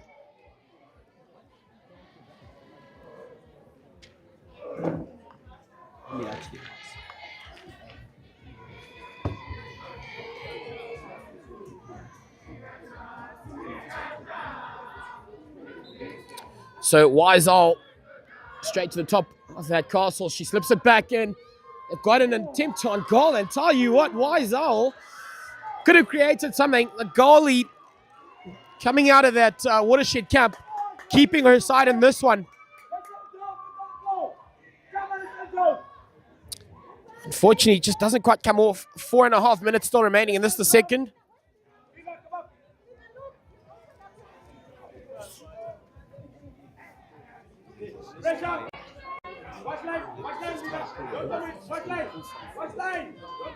Some brilliant 3D skill to get past the defender. The unfortunate that just runs away from her. As we now see Watershed in possession. If they're able to hold on to it there.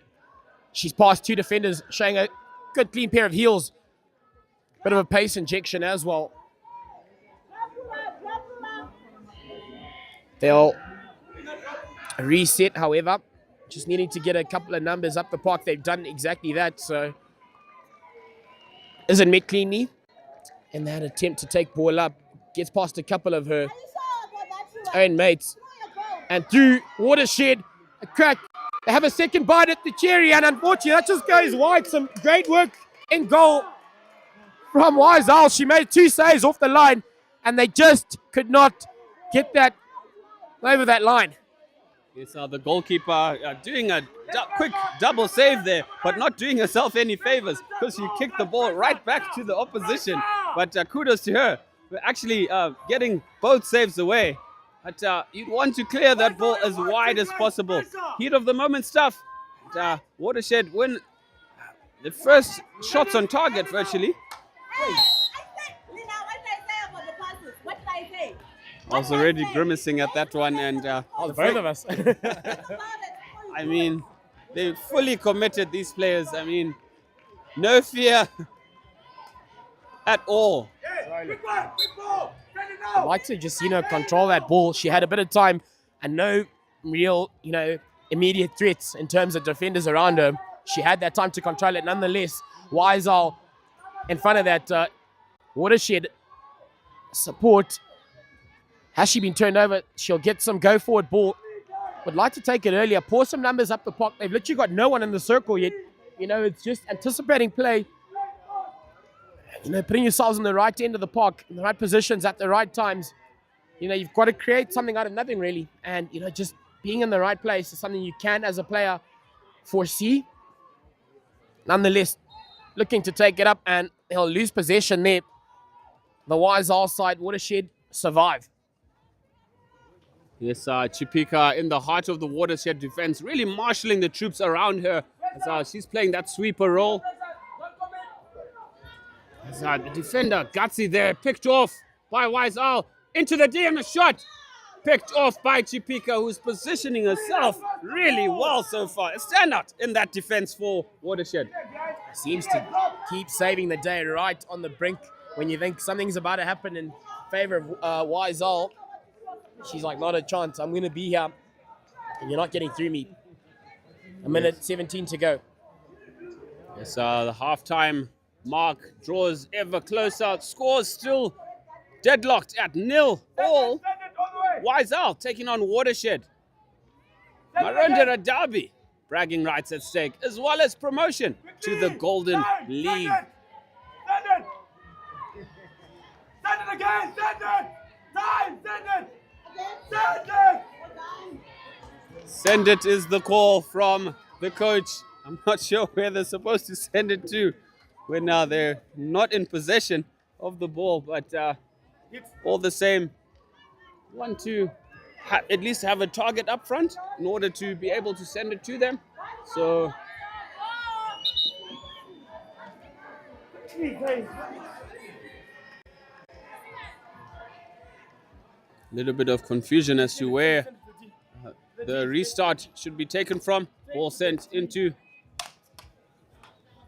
Yowie. 12 seconds to go here, and this is the second quarter, ladies and gentlemen. We're just moments away from our midway break in our Silver Girls final, where Wiseall are currently taking on their Marundera counterparts in Watershed just down the road. Ladies and gents, as you get to that break, thank you so much for joining us here live on Rising Stars Media. It's been an absolute pleasure bringing you this action.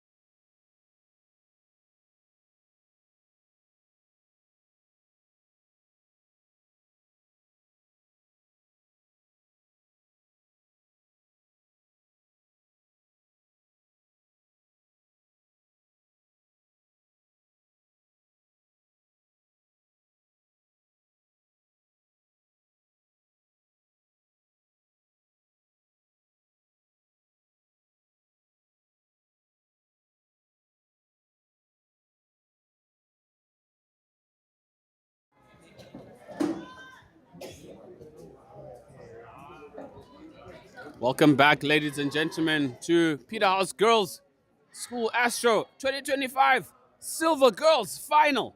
Wiseall taking on Watershed. Scores still locked at 0 apiece. Both teams really going at it and creating chances, of course. Wiseall with the bulk of them, but failing to convert. We are about to get underway in the second half.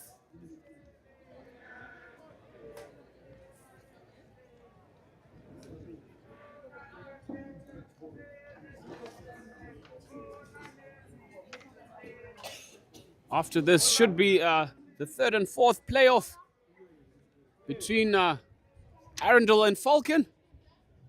Also a hotly contested one, I'm sure, as both teams will be looking to leave with a little bit of a smile after a disappointing hit out in the semifinals. Outplayed virtually by their opposites. Deserved finalists. Yep, they will be hurting. Hellenic obviously producing the goods in that encounter. They got that one chance, and like we said yesterday, I'll quote Dua Lipa, one kiss is all it takes, and that's all it did take. And then Chizzy, I pointed them out as, my firm favourites before we even started our action this weekend. And Coach Kanyi, having a chat with him last night over dinner, and very calm, cool, composed, but lots of respect earned, very well respected by his side, and rightfully so. Brilliant little outfit he's produced out there for Chizzy. Ben, I'm just going to ask you a question. Why? The keeper could have actually just watched that over the line. It's the pressure of the spectacle that they're in.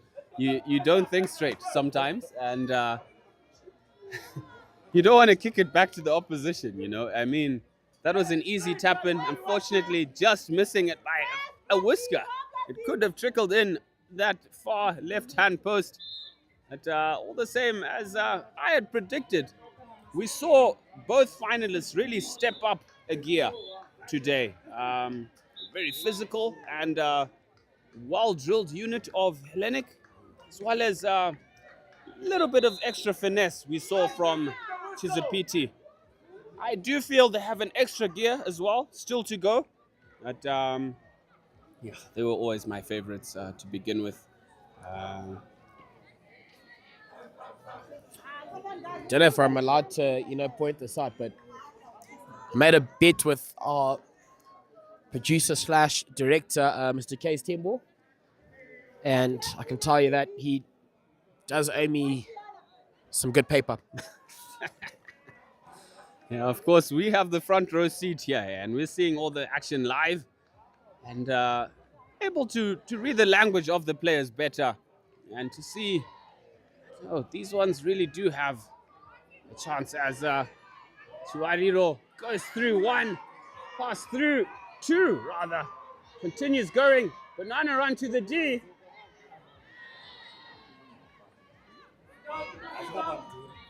Recycles here. Does Chuariro.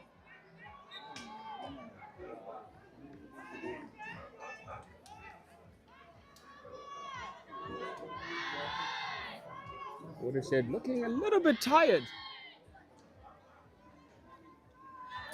Well, you know what? That's when you've just got to, mentally tell yourself that, listen, I'm playing the final. And surely just that thought will,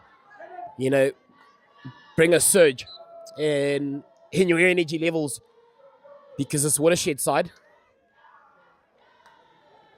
are threatening. However, it's been Wise Owl who we feel, well, personally, I feel, have been the stronger of the two sides up until now. Yes, it's very evenly contested, but they seem to have possession on the right ends of the park for larger periods than their counterparts. And, that pressure keeps coming. It will... They possibly will have something to write home about. Nonetheless, still go forward ball, Watershed.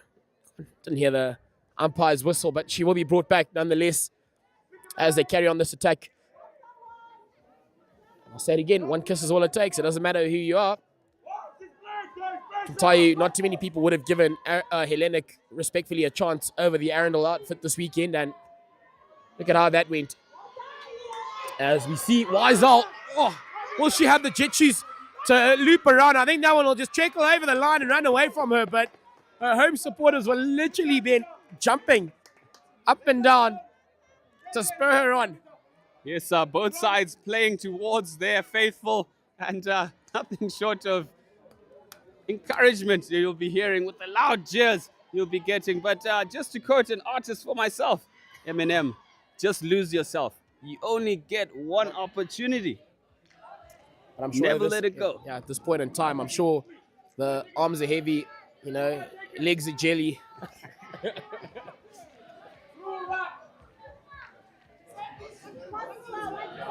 That is good commentary. Top commentary, buddy. I mean, it is special combination that we have. I really enjoy time in the box with you. And it is a short corner. Chivarino taken out there, using her pace to her advantage. And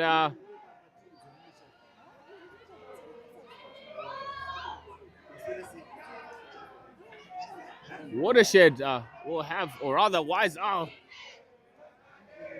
will have something to say about it.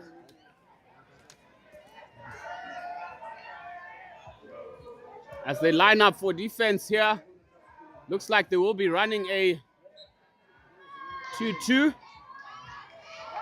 Watershed injects, shot at goal here. Another short corner as that ball was lifted into the body.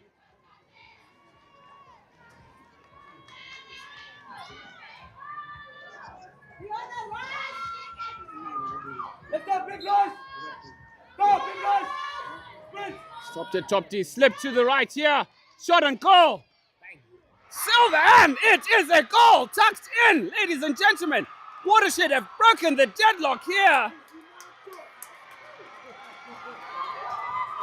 As you're hearing in the background, Zizi Moto, meaning the owl is on fire.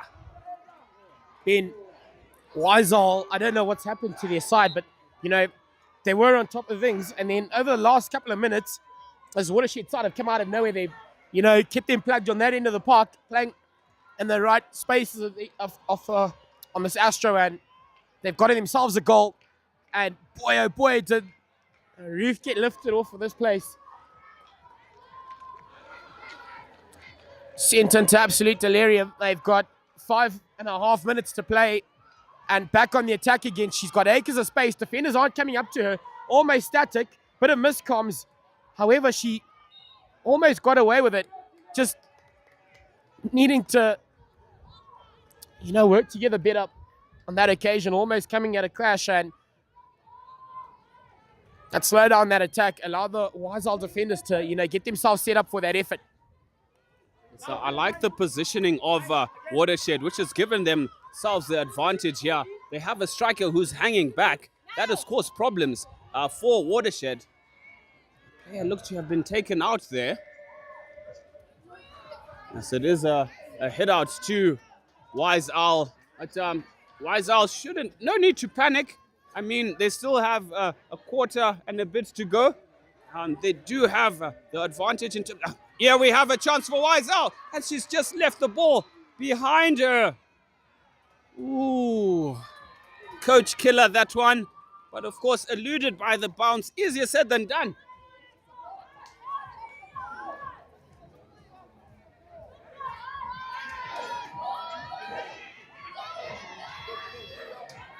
Watershed on attack here, hounded by the defense. It's hanging striker there.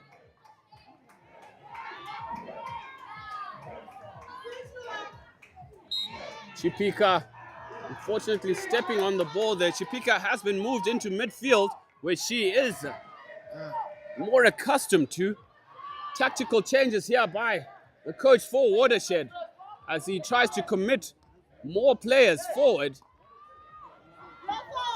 Wise Owl just need to string those passes together and just not panic. Continue doing what they were doing in the first and second chukka.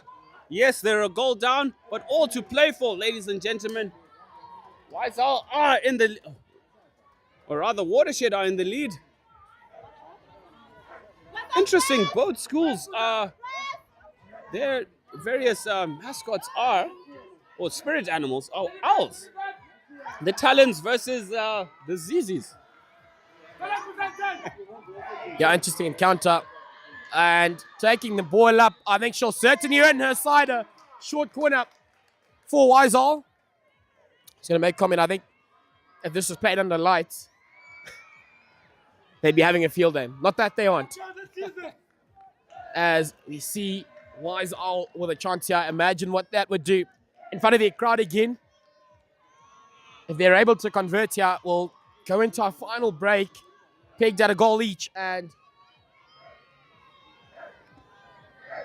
could be the case. Maybe, may not be. Either way, they've set up 6 ladies around that circle to possibly get themselves over the line. Unfortunately, it hasn't worked a treat. She's not able to receive that well. They still will get some go forward ball off a foot advantage. Definitely no advantage there, but you've just nailed it right in the coffin. It does feel like we're playing under the lights here. Absolute magic, box office stuff in, of course, Rising Stars Studio. The best spot in the world, ladies and gentlemen.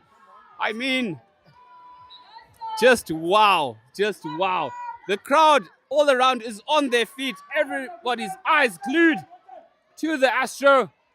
It's a Blossom here for YSL looks to clear. Hounded, of course, by Watershed. It is a Watershed ball. Absolute cinema, ladies and gentlemen.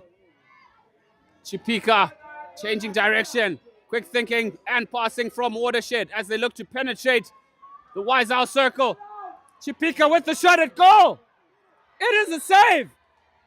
Unfortunately, it is a foot. YSL flirting with danger there, but of course, scintillating attack from Watershed. I mean, you just can't help but enjoy this spectacle. Ladies and gentlemen, just wow. Yeah, it's been a real treat, and we've had the pleasure of hosting you here live on Rising Stars Silver Girls final rather, I beg your pardon, as Watershed to possibly end things here. Unfortunately, that shot wasn't quite goalward bound. Nonetheless, Watershed will be trying to pin this YSL side deep in their own half. Watershed in possession now. I beg your pardon, YSL.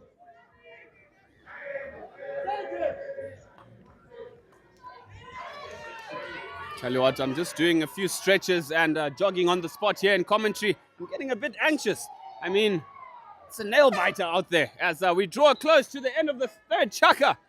It is advantage Watershed, 1-0 over YSL. The final 12 minutes to come. Do not leave your seats, ladies and gentlemen. We'll be back after this very short break.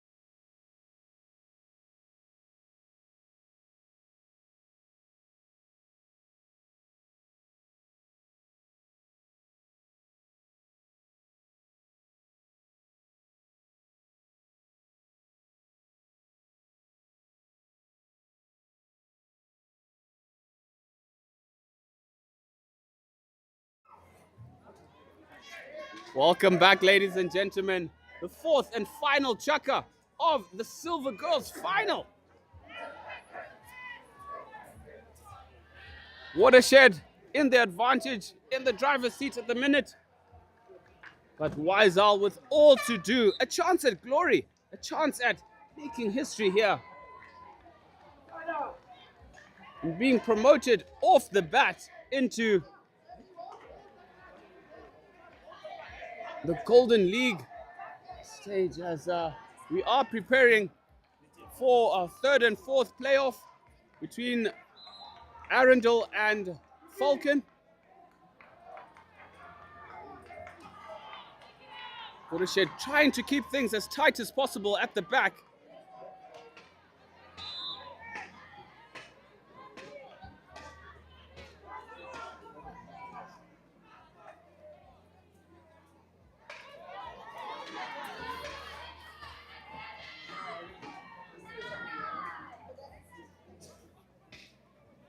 One just has to sense that Wiseal do have a goal coming in them. As it's taken into the D there. Chance for Wiseal. Striker was caught napping on that occasion. I mean, that one chance. Eminem wrote these lyrics many moons ago. You only get one chance. Not get the chance to blow. This opportunity comes once in a lifetime. Almost breaking out into song there, are we, sir? But yeah, Ben, you know, that's quite disappointing to see, honestly. You're on the right end of the park as a striker. And actually, regardless of who you are on that end of the park attacking ball, you've got to produce a better effort than that one might feel. It is the final as well. Yes, I know you're setting a goal up, but that can quickly be turned around. 1-1 makes it a completely different ball game as we've got 10 minutes remaining in this Silver Girls final. Yes, you gotta be on the money. I mean, this is finals hockey. You just have to be switched on at all times. I mean, just the slightest sniff, you have to pounce on it. That's what makes a good striker a great striker. Watershed on the pounce here. Attempted through ball, intercepted by Wiseal. Watershed still on the attack. Wiseal in possession again.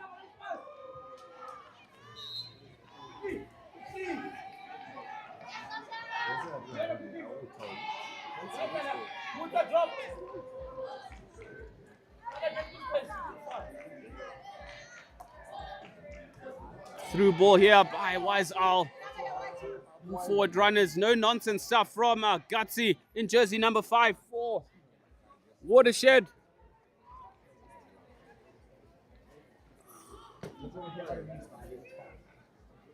Send it, send it, send it. Chivariro on the ball for Watershed here, jersey 10. Impeded. Chivariro puts on the jet shoes, goes past one. Look at it go. Fortunately, pickpocketed there by Wiseal. Nice ball into midfield.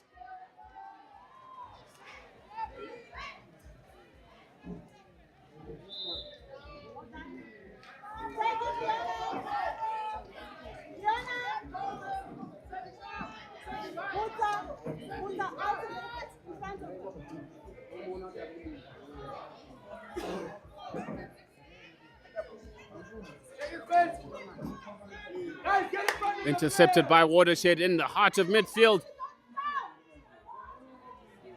Sends it through. Looks like a lifted ball there. Bit of rush of blood to the head.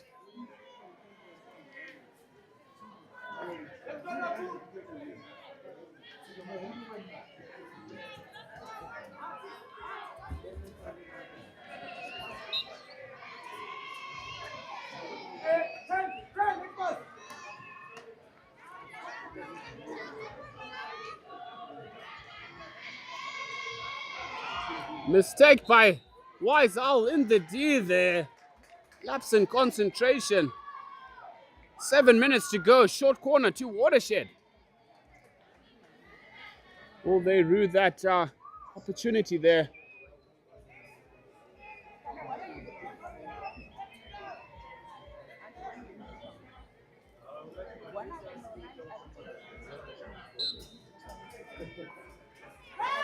Watershed stopping it. Chivariro. Sent across. Chance here. And it is a goal, ladies and gentlemen. Deflection by none other than number 12 for Watershed. It is 2-0. Tell you what, Ben, relentless pressure from this Watershed side. Again, we talked about it. Wiseal did start the better of the sides They literally plugged this Watershed side in their own circle for large periods of our first and second quarters. You look at the score now, 2-0 up in favor of Watershed. Resilience. Resilience, pure gutsy performance from Watershed, absorbing all that pressure from Wiesel early on, who seemed to have the wind knocked out of their sails from that second goal, as Watershed really put a stronghold on this match. 2-0. There's no one in the D, guys.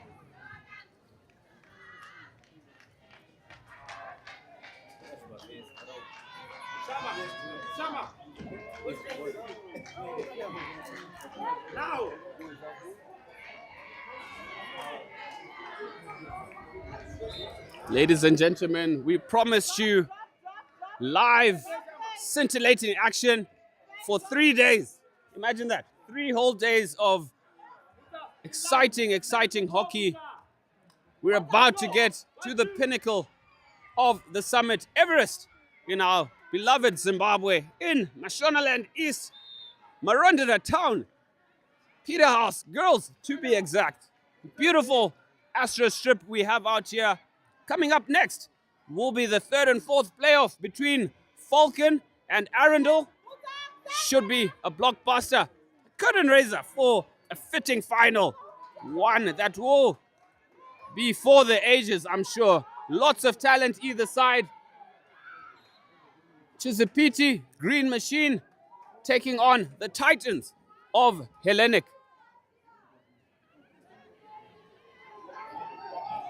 Too easy. My goodness. Shot at goal here. Swing and a miss. As you were saying in the background, too easy. Yeah, it's just so easy for the Watershed attacking players, defenders almost coming to a standstill. And I mean, what better for an attacking player? You know, you've got lots of room and space, momentum behind your back, and defenders actually aren't making a challenge of it, really. Don't know how they didn't convert, to be honest. Nonetheless, back to our action here, as Watershed seem to have, you know, taken over the mantle and being the more dominant side of the two. And at the moment, you might say the Watershed side are literally reeling at the moment. They just don't seem the same outfit that started earlier. Watershed will be smiling away. 3:44 on the clock. They'll be golden goals next year. Definitely golden goals. They will be 2-0. Commanding lead.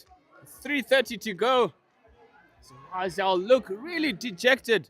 But I'll just encourage them to keep pushing towards the end. I mean, it's not over until the fat lady sings. All your frogs.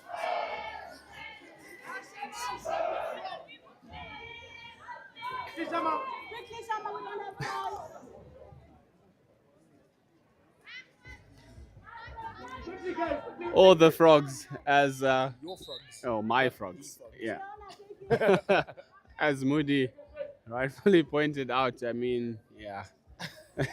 Inside joke, I think I won that. You can hear it in the tone of his voice. 2:47 on the clock. That just wails over the line. And tell you what, they've just gone up another notch. The Watershed supporters. And why not? I mean, your side are leading 2-0 up in the Silver Girls final. Watershed, I beg your pardon, that was Wiesel looking to exit. They haven't done a good job of it at all, and under pressure, instantly turned on over, laying it off into that circle. Could they possibly make it 3? She's got so much time to crack it. Doesn't quite come off, was more of a push.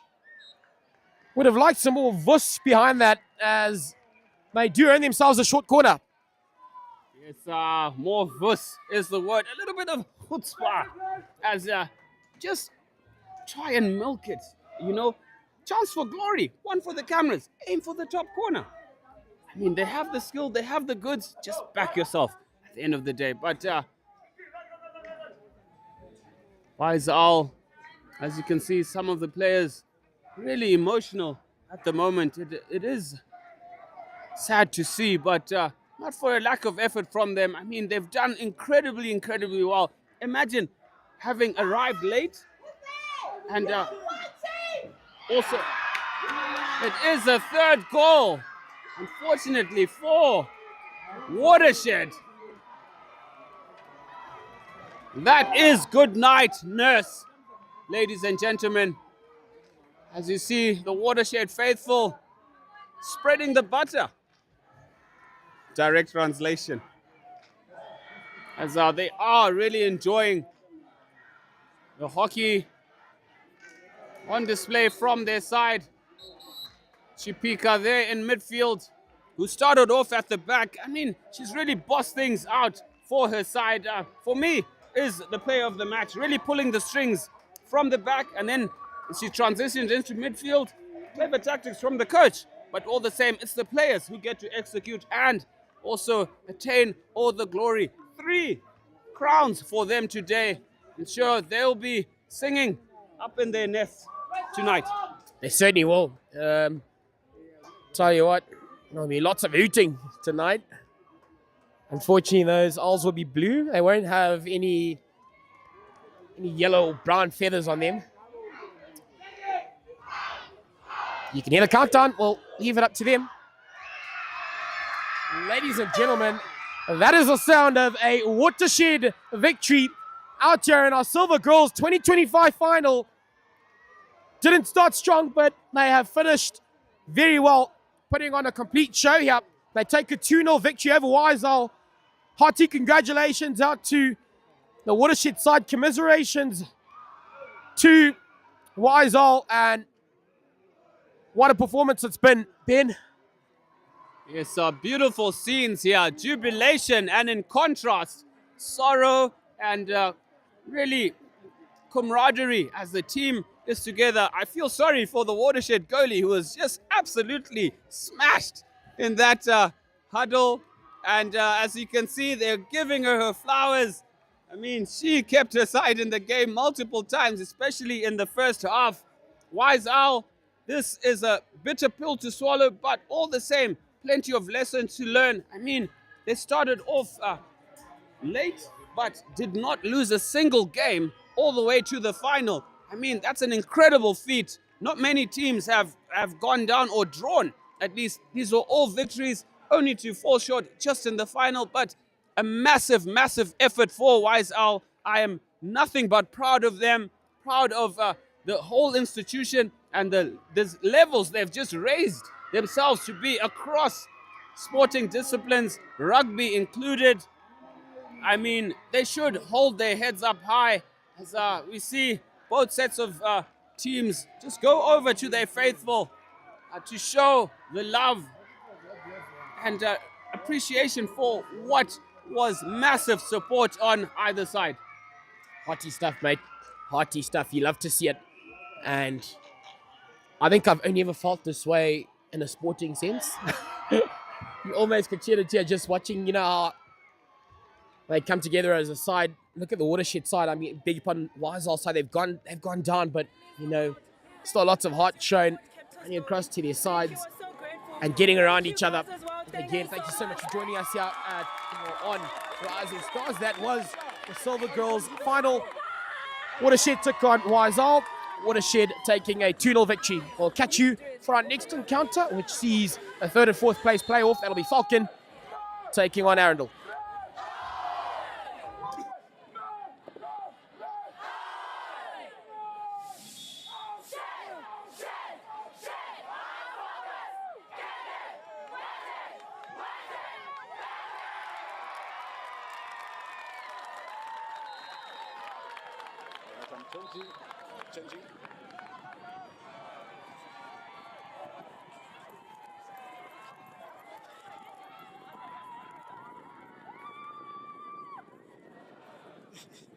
Ayaw, nakachama po ni Mommy.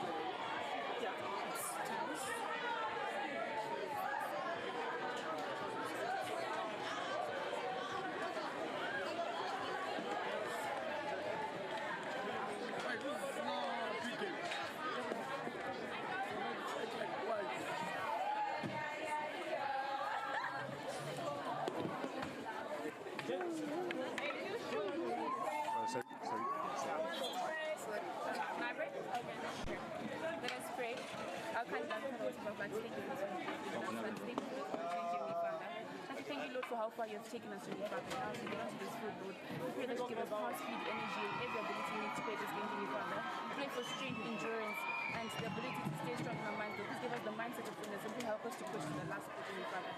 We pray for the studies that you can work with the Christ to show us. Lord, please give us the strength for the final this day, Father. I pray all this in your kind loving name. Amen. Thank you very much. Are we still doing the first shot? Guys, I love you guys. Don't cry, guys. Yeah. 1, 2, 3, and go! High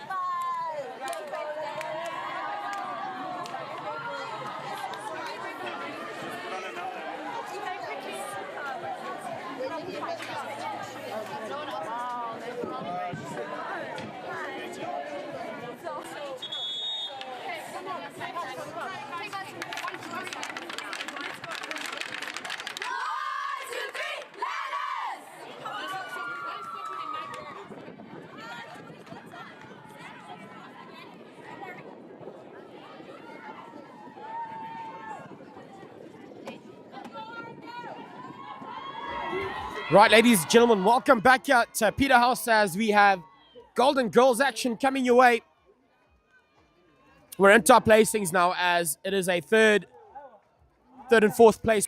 Unfortunately, both sides here having gone down in their semi-finals earlier this morning as we see the Falcon Lanners take on Arundel. I actually had the pleasure of commentating the first season match in the first week out on the Arundel Astro as Falcon took on Arundel, and tell you what, Falcon did the number and got on over the line to claim a very famous victory. We are about, 3 odd months since that encounter, and both sides, right at the end of the season, it'll be their last run around. For some of these ladies, their last game of hockey for their respective schools. Falcon will play in the yellow bibs, and then Arundel in their blue and black strip. They unfortunately went down to Hellenic earlier this morning, and for Falcon it was Chizzy. Anyways, Falcon in their yellow bibs looking to attack using the full width of the park. They work quite well as a unit, whereas Arundel are just full of flair, and it can be very dangerous if you are the opposition, because they are just a really confident unit, the Arundel side. To any old girls of either schools, good afternoon. As we see an Arundel lady on the floor, I'm sure she'll be all right as she does get back up onto her feet. The final will take place after this encounter, and that sees Chizzy taking on Hellenic. So a Rari derby, very big game, very big rivalry as well. Falcon looking to take it up, but under a bit of pressure, and she's turned on over.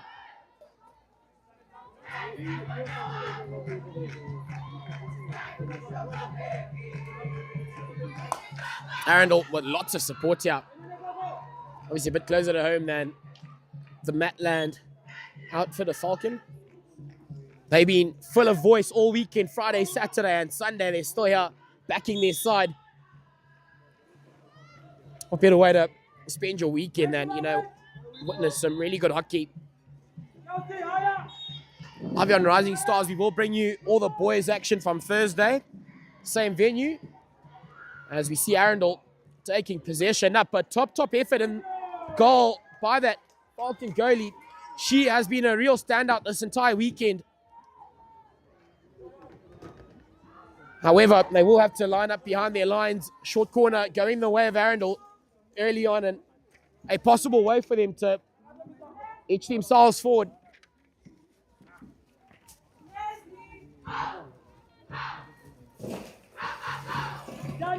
Again, I talked about that flare coming out of this Arundel side. I'm sure we'll see a very well-worked variation coming out of the short corner. Arundel to take it up. Injected well. Unfortunately, took a little more time in that castle to set it up for that. So now on the attack, Kerry Jarman, who's been an absolute stalwart for her Falcon side this weekend. However, Arundel turned them over again through the middle of the park, looking to get to the Falcon defenses. Like, unfortunately, are unable to. However, creating lots of space. She's passed 1-2 defenders, and the lady up at the top of the park, unfortunately, sat behind a defender, and that slowed down that attacking attempt.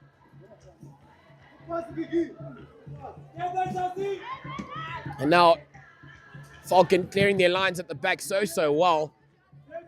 Looking to loop around a defender, unable to do so.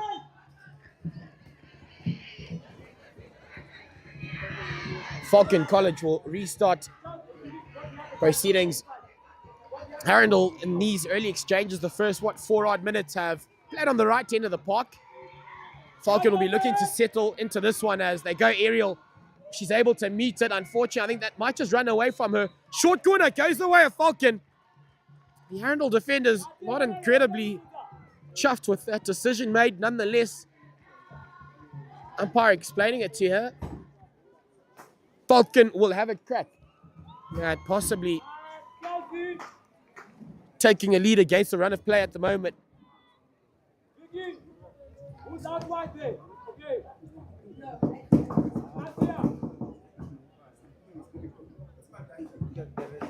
Falcon will be looking to, get a win here. Interesting variation. Has it worked? A pull shot doesn't come off. I think she needs to spend a bit more time with the boys at school playing break time credit to better that pull shot, but a lovely little variation work. Coach Brad here. Bit of innovation. Love to see it. And as I was saying, Falcon would be hoping the girls can, claim that bronze medal as the boys put on a very clinical display yesterday. The Mad Dogs in their final game of the season against St. John's. They claimed victory there. That was rugby, I must point out. And the ladies getting their spotlight this weekend. They showed lots of heart this weekend, Falcon College. Some really tough encounters in the pool of death, but they came out of it well to claim that top spot. And a big victory late in the afternoon yesterday over Peterhouse, the hosts, to eventually knock them out of the tournament.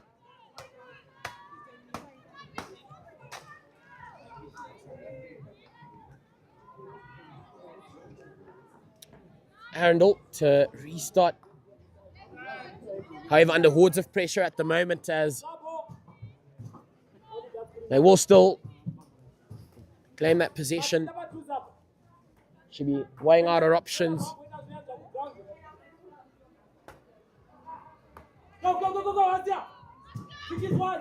To the middle of the park, picked up well by Asia Abdullah.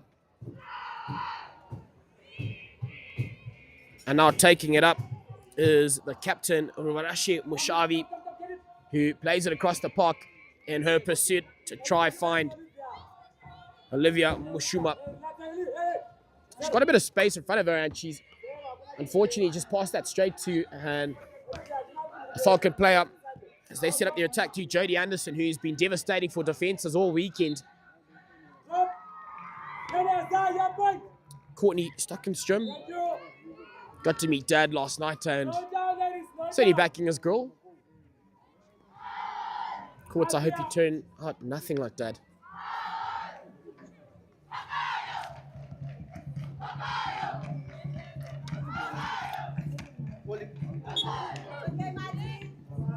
Falcon College taking it up and just under the pump a little bit. Arundel going forward. Short corner is the call. Impeded, and they'll get a crack. 4:24 on the clock.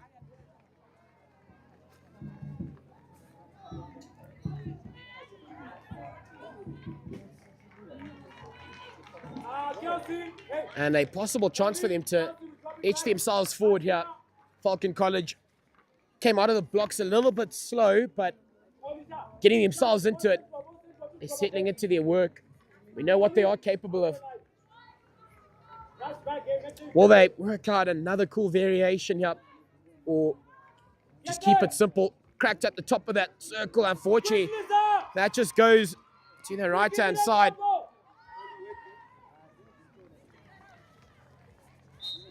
Go, go, go, Zach, go! Put on Venecia!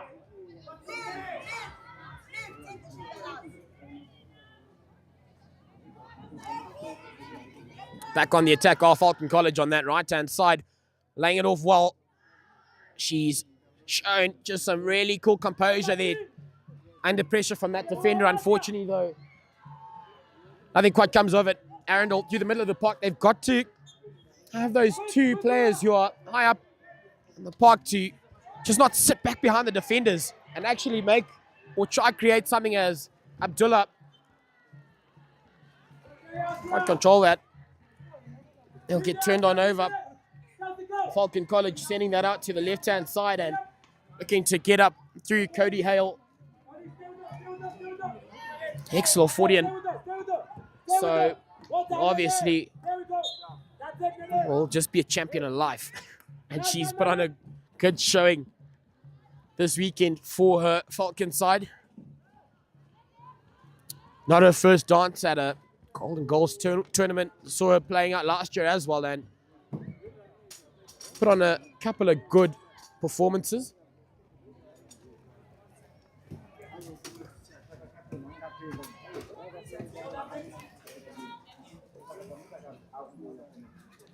You've got just over 2 minutes on the clock still here. As we've been blessed today with some really nice weather yesterday. I put on 3 layers. I'm sure the girls will be enjoying it. It's not too hot, not too cold. Nonetheless, Arundel with a golden chance. Abdullah just couldn't make much of it. A beautiful opportunity created there by Tapua Mudede for Arundel. They still will take possession up on this occasion through skipper Matambo. Looking for that short corner, and tell you what, it's worked a treat. She's done the job there. And Arundel earned themselves a short corner, 1:24 out of our first breakup in the 3rd and 4th place playoff. A bronze medal on the line here. Heartbreak for both sides. Earlier this morning in those 2 semi-finals. That's behind them now. Still a place on the podium available. Cracked very well, Abdullah with a crack at goal. And they'll get yet another crack, but you've got to give it to Janelle Whiteman. Now, Falcon College, she's been personally the most outstanding goalkeeper this weekend. All through yesterday, especially in that encounter late in the day against Peterhouse to knock them out, she was imperious. And nothing and no one could reach her, as it did end in a goalless draw. And that allowed Falcon to book their place in a semi-final. The host side, Peterhouse, unfortunately, were knocked out. They hadn't done enough. Not a lack of effort, it's just sport. You've got to have a winner and a loser.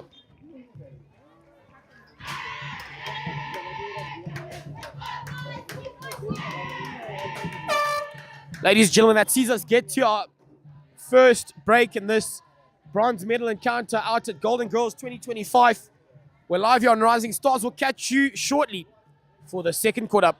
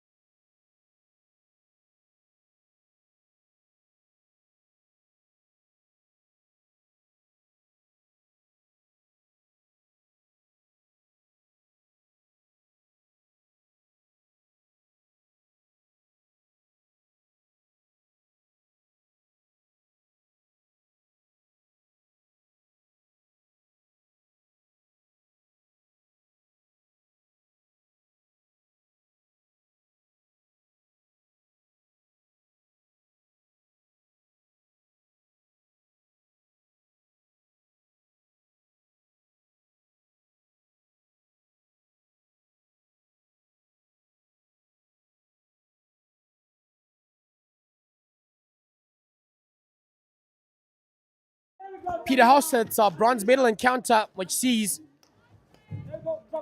Falcon College take on Arundel. Cody Hale working her way through a couple of defenders there, but just unable to complete that job.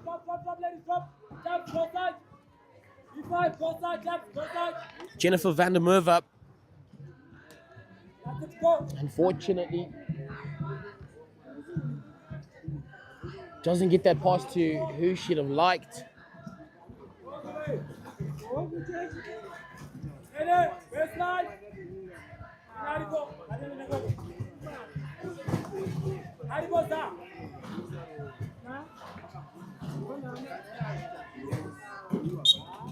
Quickly! Quickly! From that spot!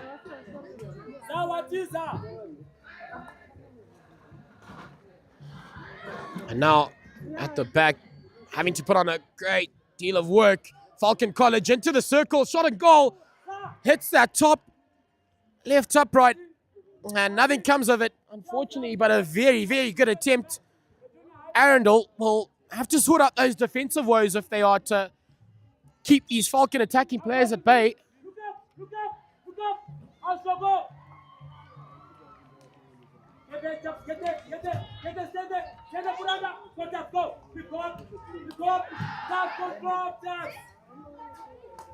Sending that out to the right-hand side. But under pressure, so some good work on the other end of the park for Arundel as they look to take it up. She certainly will get some go-forward ball there after that little physical bit. And now still going up. Short corner will go the way of Arundel. So doing all right on the other end of the park for themselves. 9:50 and missed the second quarter. It is the bronze medal encounter.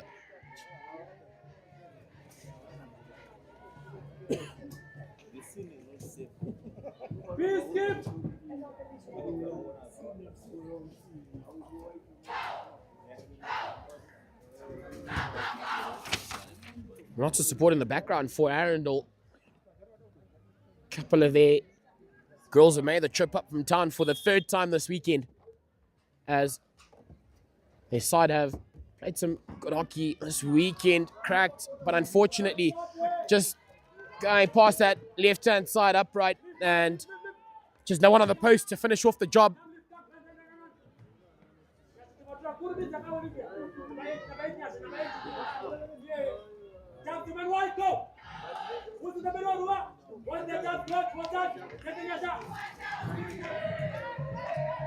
Now Cody Hale taking that ball up the park. Hale, unfortunately, needed to let that one go, one might feel. Will still get some go-forward ball as van der Merwe weighs out her options. Didn't quite go for the right one, I might feel. Had better options created around her. Arundel will still take that possession up.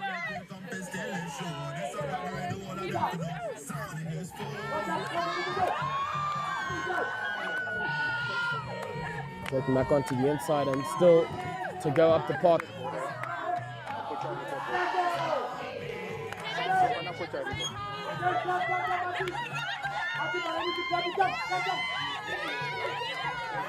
Van der Merwe, just so cool and composed. Unfortunately, can't find her marker though.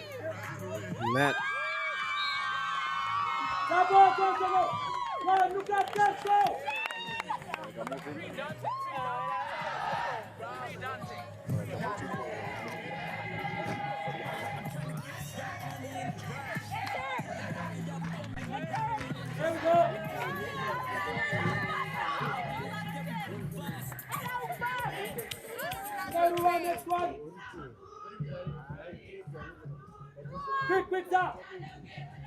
And Arundel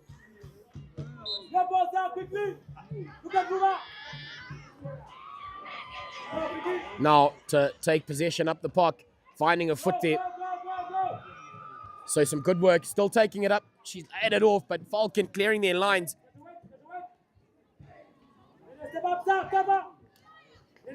Nashi Nirudzo, but now Cody Hale for Falcon.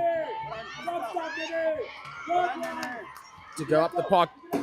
Victoria Ravukwa for Arundel, turning her defender around and unfortunately meeting her wrong end of her stick. Van der Merwe has been a real stalwart on this left-hand side for Falcon. I'd just like to see them make an earlier pass, one might feel, coming off of foot. And to still go up.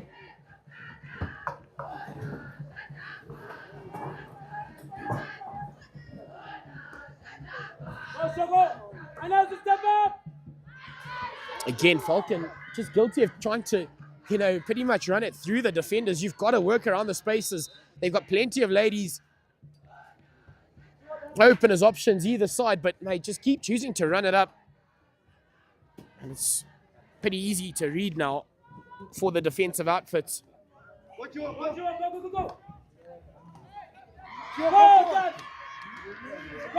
Through the middle of the park, if she's able to get up, she does a brilliant job of that. Now, with just a keeper to beat for Arundel, again, Whiteman saving the day for Falcon. Yes, they will concede a short corner. However, Janelle Whiteman, you've got to give her credit because Falcon have come a long way this weekend and she's had a great deal to do with that. Arundel now, yet another short corner opportunity, 5:18 to go in this, the second.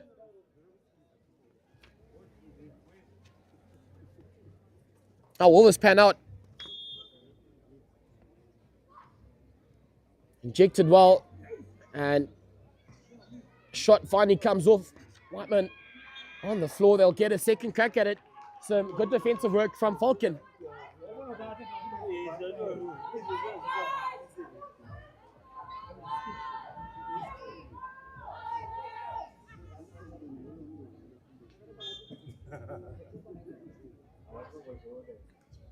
Injected well to the top of the castle. She slips it onto the open side, back out. However, Falcon read it.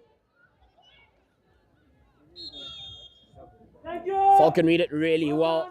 However,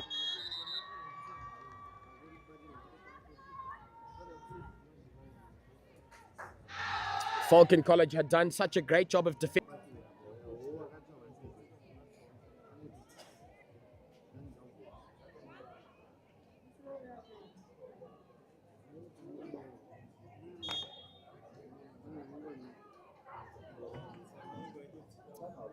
They slip it the other way, but again, the Falcon defenses are up to the task, and what a phenomenal job they've done there. Falcon College, 3:13 to go, and this the second, 0-0 in our bronze medal encounter. It is Golden Girls 2025, the first staging here at Peterhouse, as Hale just put too much on it. Arundel will take that forward.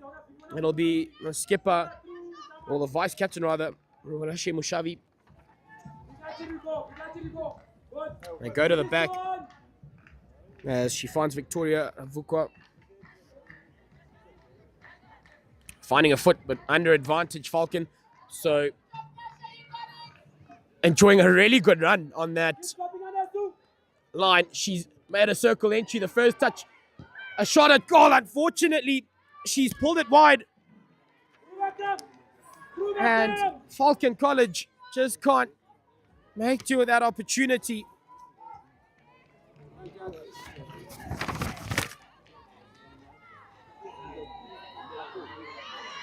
Was that Joyce Manduzana?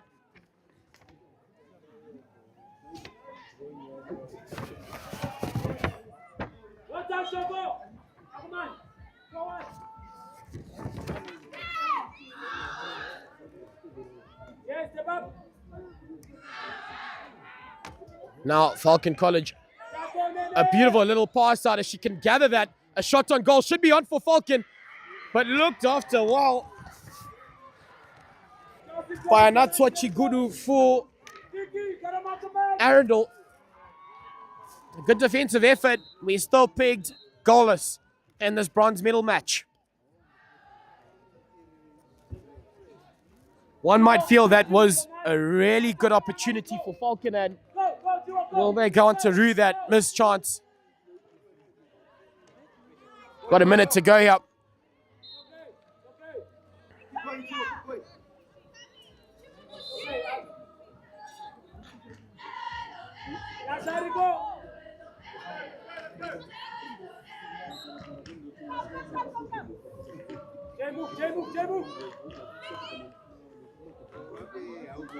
And now Arundel will be happy to watch that well over the line as 45 seconds to go on the clock here, as we'll get to our midway break in the bronze medal match.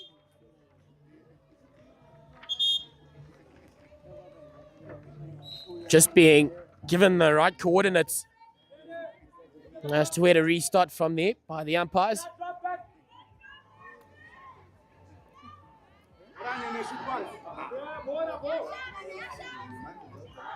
18 seconds to go. A circle entry is what they'll need here. I don't think they will have enough time to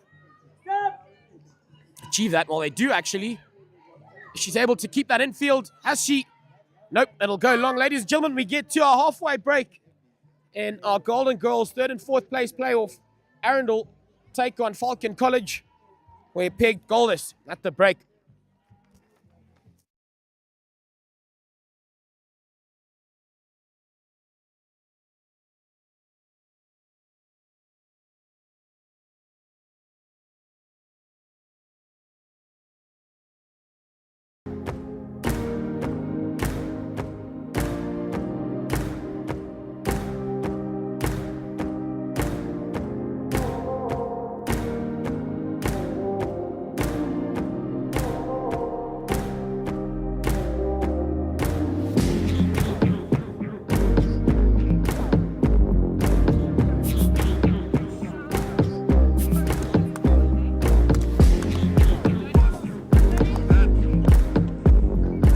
Yeah, it's been a lot of planning, a lot of late nights, a lot of getting together, a lot of brainstorming amongst a lot of people as well. So everyone's quite excited. The vibe is quite nice on the school campus.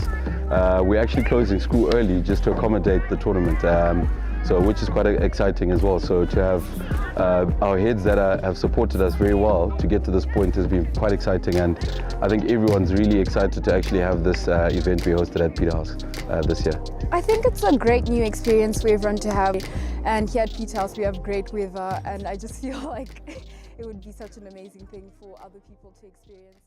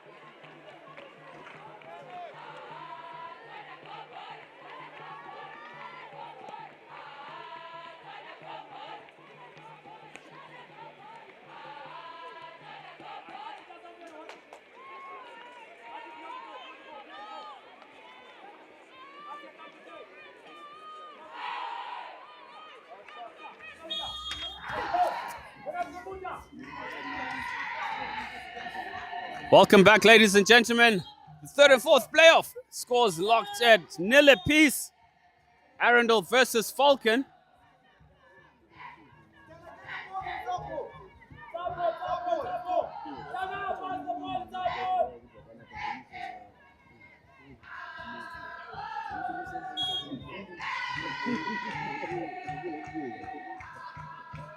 Through ball by Matambo there, trying to find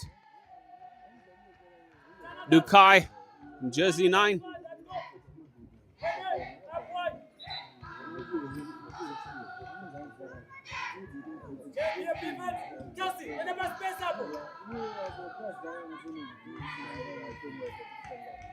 Silky skills there from Matambo. Guided over the baseline by Van der Merwe for Falcon.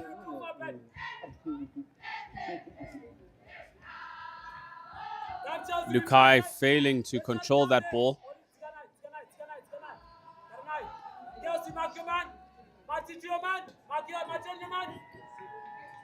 Go, Asya! Go!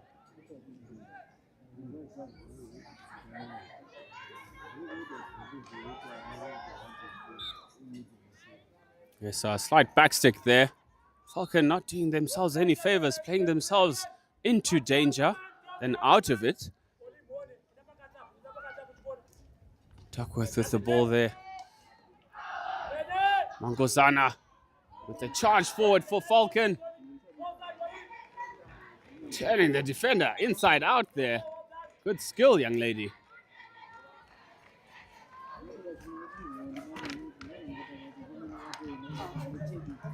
It's actually Twarai in jersey 19.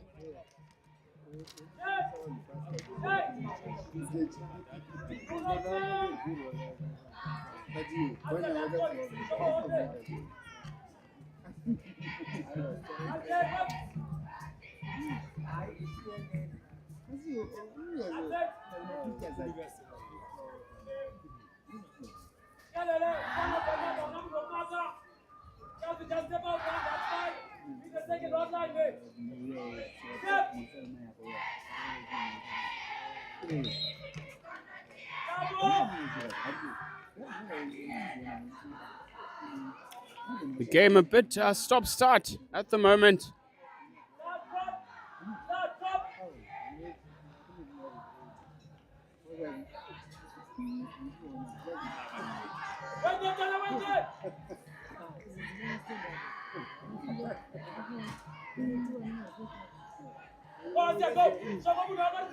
Abdul trying to get that ball there.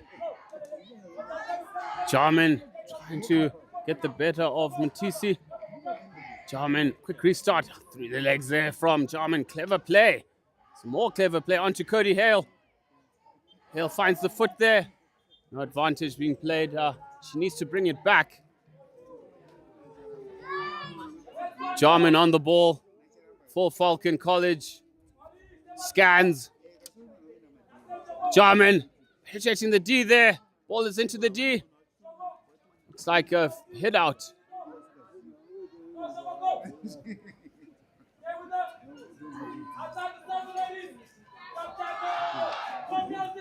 TC with the ball here.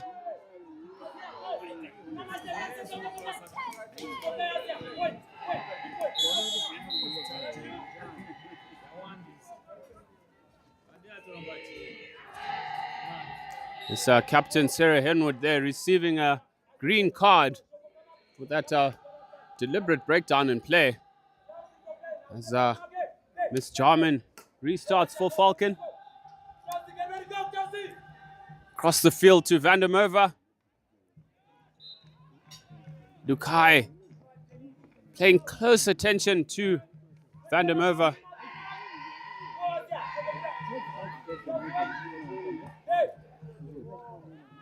Excellent ball there in midfield. Cody Hale taking the defenders inside out there. Hale with the quick restart sends it into the D. Nobody home for Falcon College.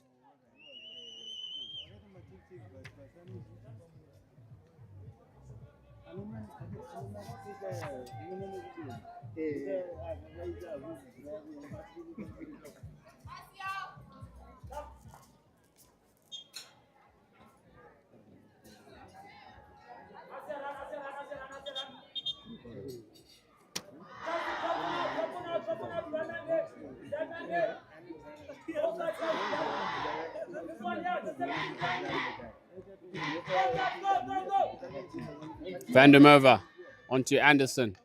Twisting, turning. drawing the foul from Arundel. Overhead from Anderson. 1-2 Jarman. Fails to control that. I'm not a fan of this overhead routine that Falcon try, because it becomes a 50-50 ball. You'd rather try and work the passes out, and quick movement along the turf can be able to create those gaps within the defense.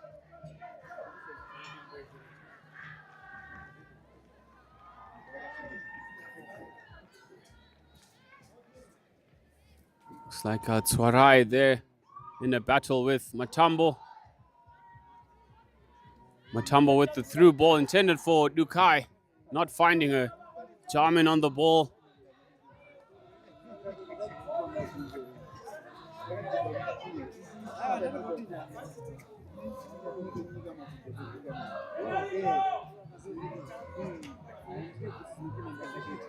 Intercept from Anderson over Mushawi.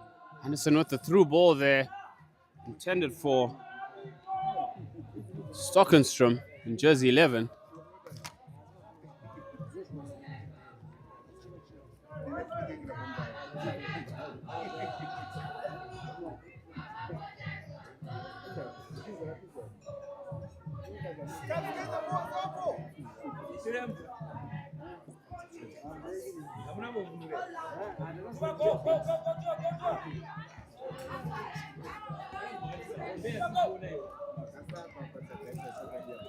Mushawi in midfield for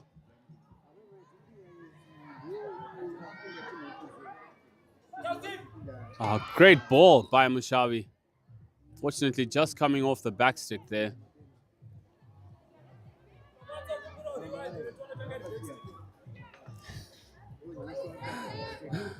Coach Forbes here appealing for an instant replay, as he believes that wasn't a backstick. I might share his views from the sideline, but all the same, umpire's call at the end of the day.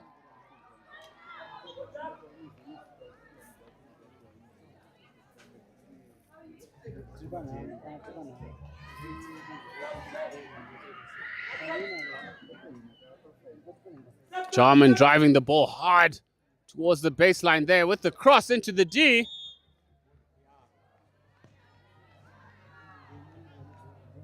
A green card for Chelsea Dukai here for just impeding Jarman off the ball.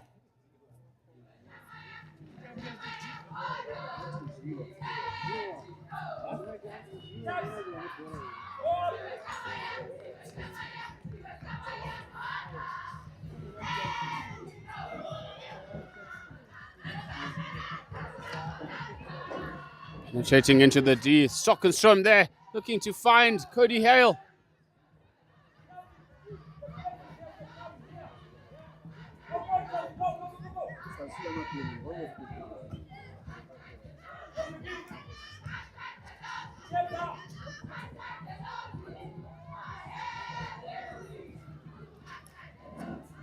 Arundel under pressure there.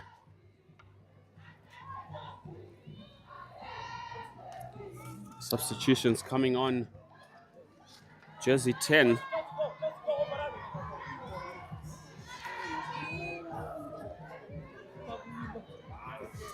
Fortunately, that ball just eluding her there. That is Mudede, jersey number 6. For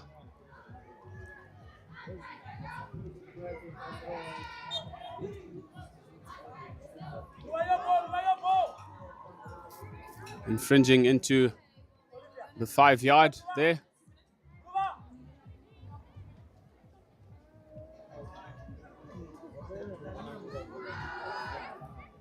Chelsea, good enough. Only stay with your man. Chelsea, come. Chelsea, Joe. Go. It's okay, it's okay.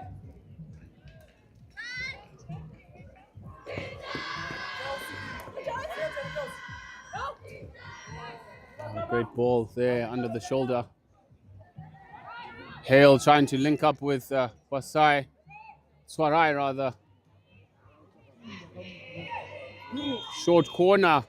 It is for Falcon College. Determined run. A little bit of a push in the back there. You want to try and get that ball as cleanly as possible. Difficult in the situation as you're both trying to gain the advantage in the running line. But a judge to have just slightly shoved her in the back. It is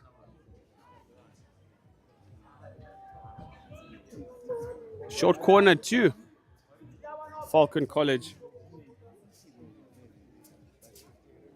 Hannah Godfrey with the stick stop. Anderson with the drag flick attempt.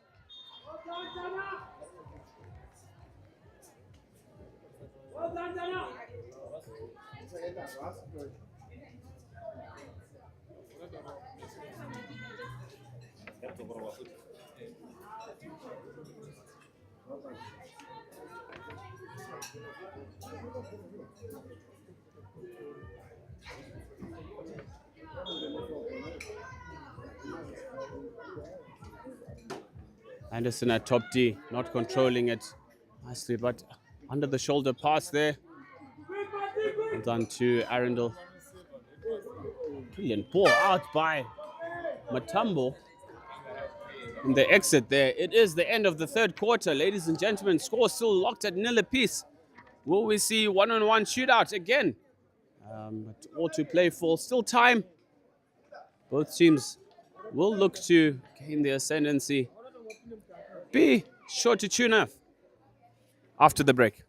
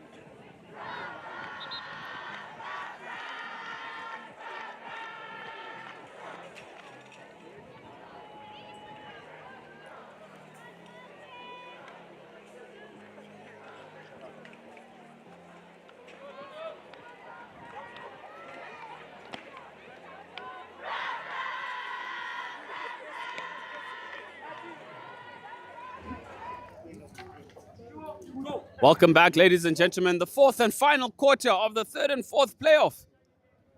Somewhat relaxed approach from both sides.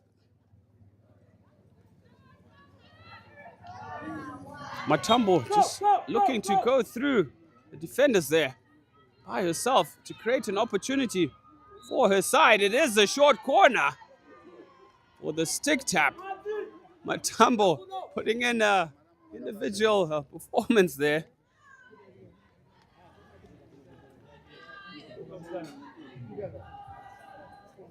Coach Forbes Tindwa just giving instructions to Captain Matambo.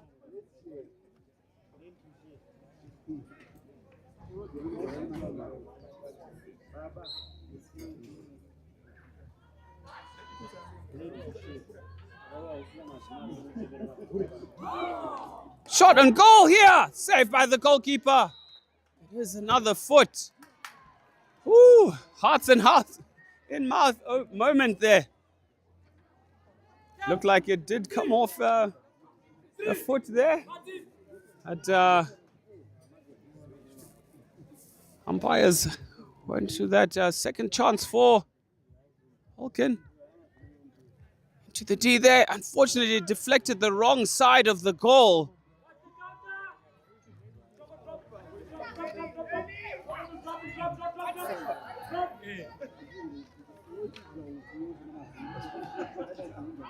Swarai on the ball here. Oh, brilliant. Round the shoulder move there from Swarai. Excellent skills from the number 19.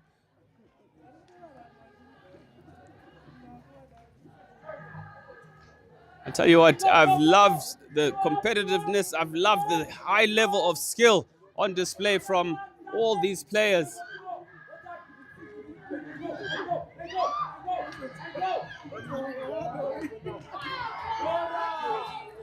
Through ball there from Chido for Van der Merwe.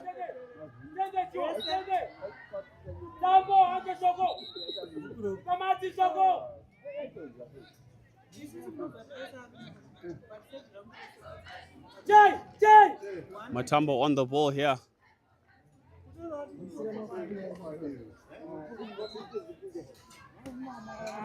It hits the foot of Anderson on its way in. Matambo with the shot at goal. Fortunately hitting the side. Quickly shut down, Jeff. Come on. Stay there. Short from one. Shogo, step up to the man. Go, Shogo. Go, Mati, Bora. Duckworth caught unawares there. Shogo, square.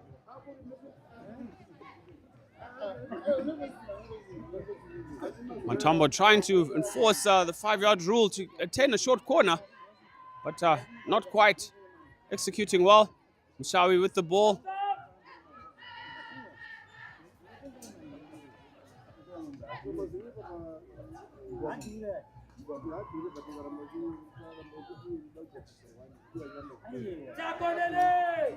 Nice tracking there from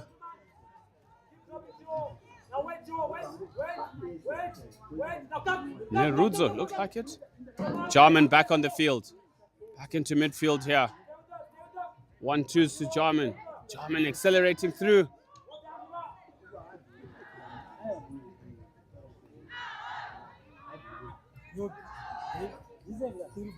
Through ball here into the D. Stopped by Mushawi.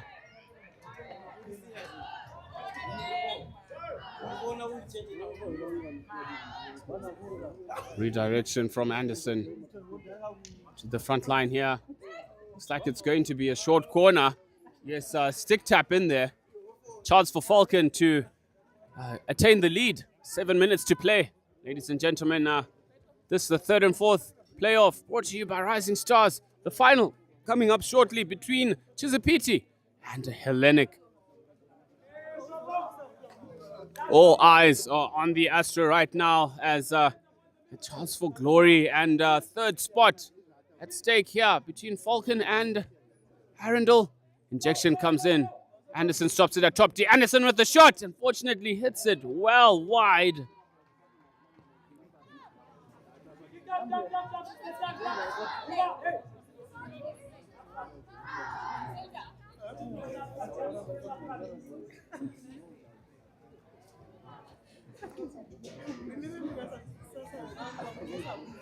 Through ball all the way there. Unfortunately, none of the strikers able to pick it up. Mutisi and Chandiwana there in jersey 16.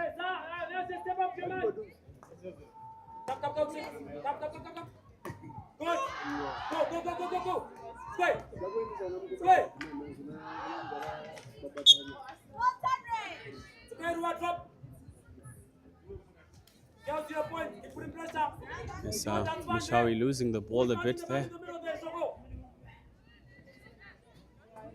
Get there. Step. Brilliant ball across. Chance for Arundel here. Defense in 6s and 7s. Was Hannah Godfrey there. A little bit of a panic from that mistake. Mutisi was right on it. It is a short corner for Arundel. Arundel need to convert. I mean, they've had multiple short corners throughout the tournament, but not many goals scored off it. So let's just see if they can execute this one perfectly.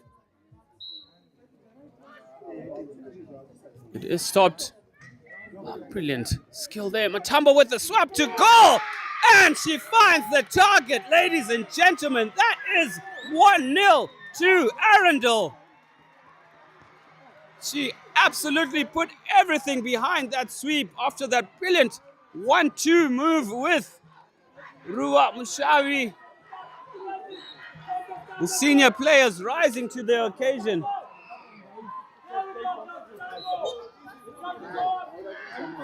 1-0 to Arundel for just under 5 minutes to play.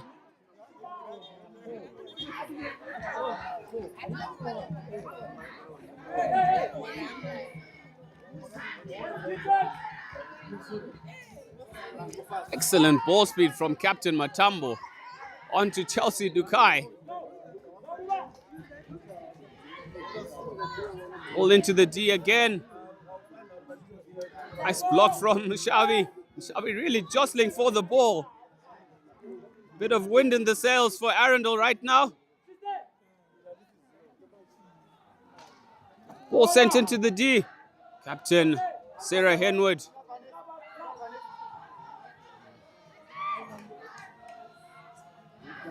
Tackled there. Through ball onto Cody Hale. 1-on-1 with the keeper. It is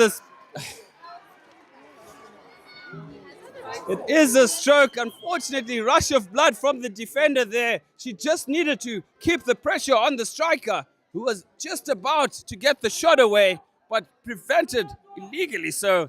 And it is a P-flick, unfortunately. Chance at 1-1. It is heating up here in the final stages of this match. It will be Cody Hale who earned that P-flick.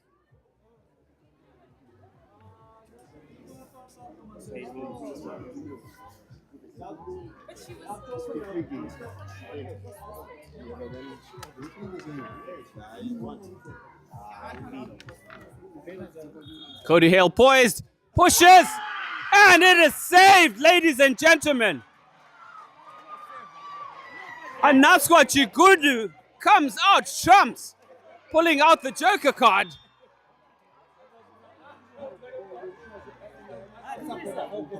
Maybe that was mistimed from Cody. Unfortunately so. She will be gutted with herself, but still lots of time to go. 2 minutes, 30 seconds.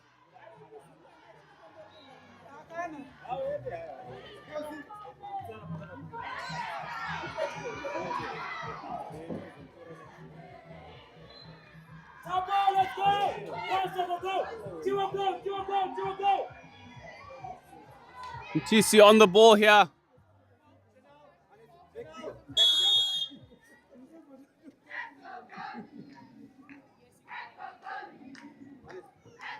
Falcon putting on an extra player, taking out the keeper now is Tsorai, who's gone to hang in the D. 2 minutes to play here. Arundel, or rather Falcon, need to get the ball at the other end of the field.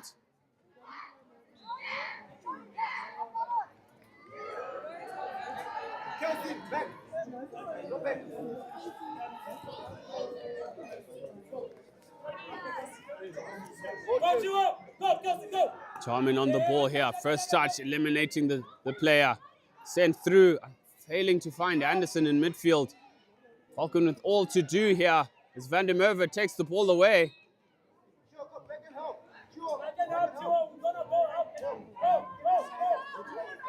Just over a minute to go here.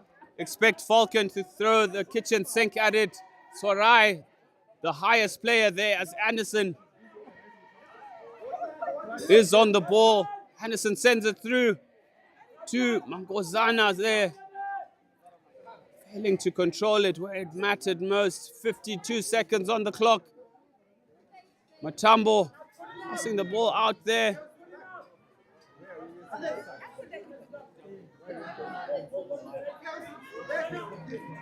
Precious seconds, precious seconds, precious seconds. 30 seconds on the clock, ladies and gentlemen. Arundel still in a 1-0 lead. Ball being sent forward here.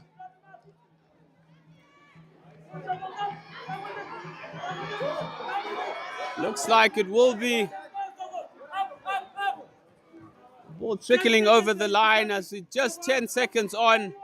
It is likely looking like Arundel will finish third in the 2025 Golden Girls.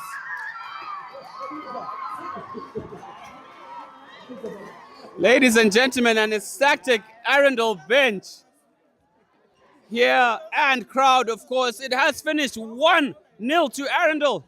Commiserations to Coach Brad Hewer and his Chargers, Falcon Titans. And all the same, nothing short of entertainment. The blockbuster, what we've been waiting for, is about to come up next. Ladies and gentlemen, do not leave your seats. We'll be back right after this short break. Hellenic take on Chisipiti.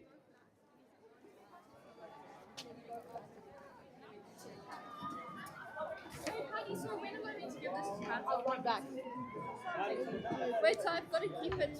Thank you. I've got to keep it the whole time. I've already given it. Thank you. Let's have a dope contest, eh? No. Oh, well, we've already gone a number. Okay, or number. Let's have a good contest, guys. Thank you. Lapdog, good luck, buddy. Thank you.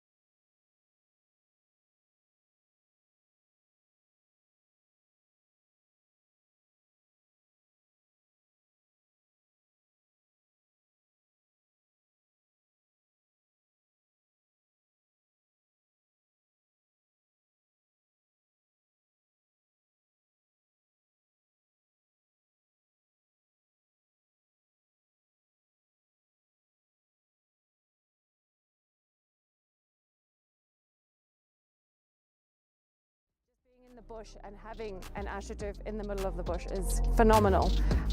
We're very, very blessed to be able to host everybody, and we just hope that everybody has a good weekend.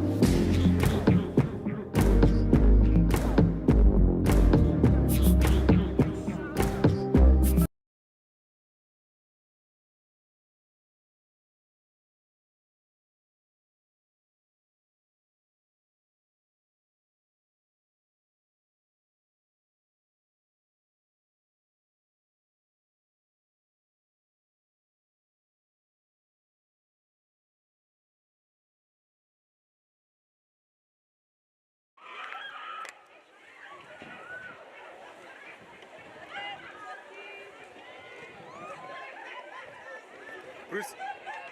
Bruce.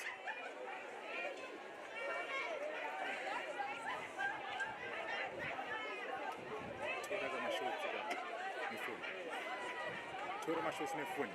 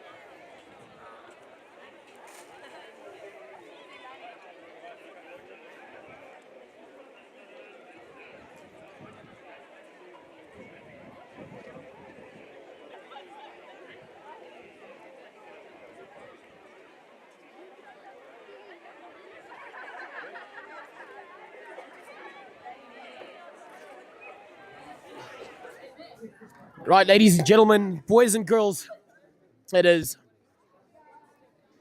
that time at Golden Girls 2025 Cup Final, as the two remaining sides in this competition will go head to head, and it'll be Chizzy taking on Hellenic. And again, the 2025 Golden Girls Cup Final,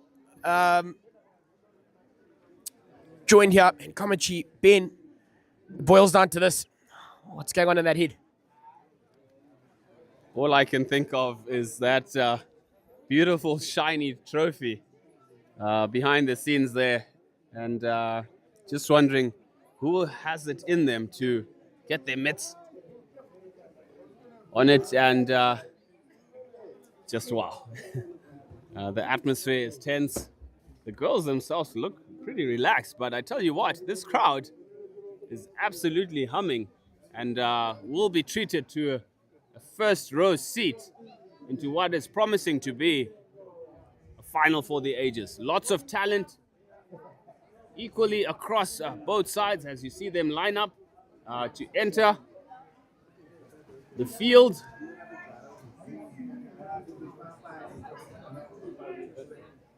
'25 Golden Girls Final, ladies and gentlemen. It's about to go down. Yep, will Chizzy be able to regain that, well, retain the title after last year's exploits? Very well-rounded side. And so are Hellenic. Massive game out this morning against Arundel, where they managed a 1-0 victory. Chizzy doing the job over Falcon. And I feel both sides, well, I mean, if they are here, deserving, as the ladies make their way out onto the park out here at Peterhouse for their first staging here at Peterhouse of Golden Girls. Lapham, well, Coach Lapham and Coach Kanye just exchanging a hug there. So were their managers, Nicole Grant and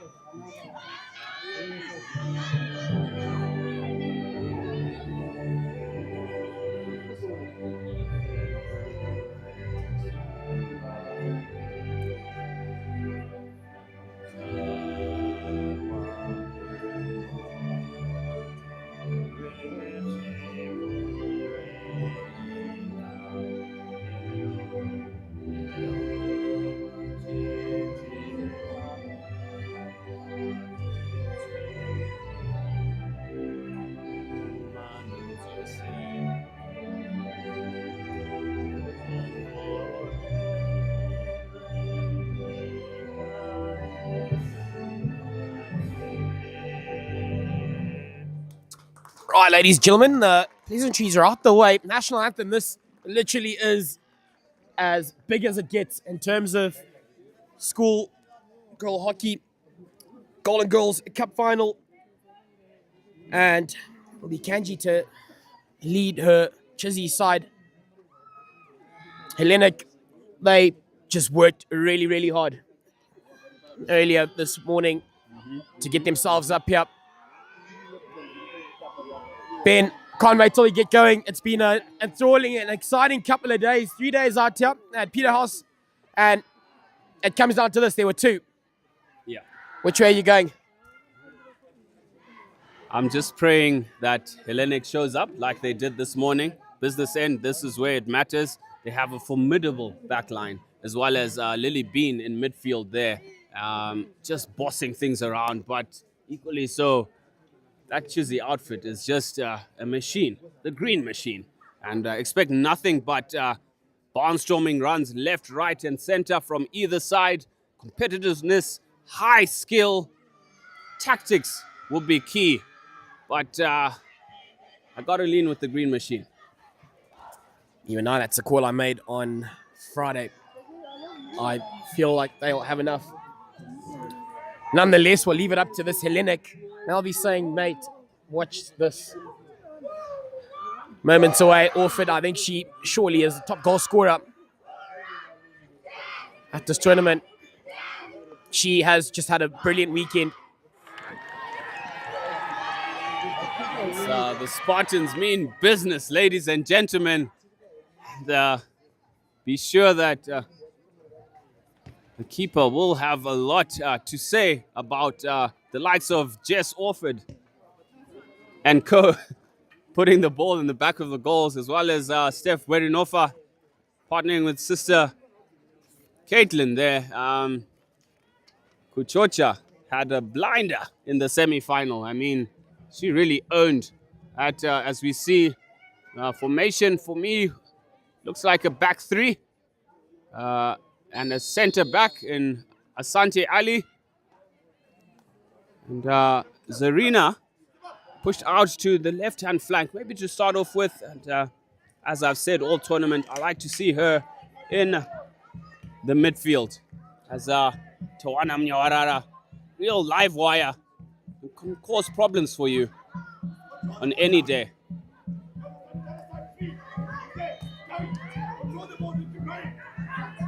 Yes, early pressure telling there, as the nerves will be racking, but these ladies have cool heads on them, have shown really mature performances throughout the tournament, clawing their way back and standing adversity, as fortunately for Gemma Rocha there, jersey 15, just trickling over the baseline.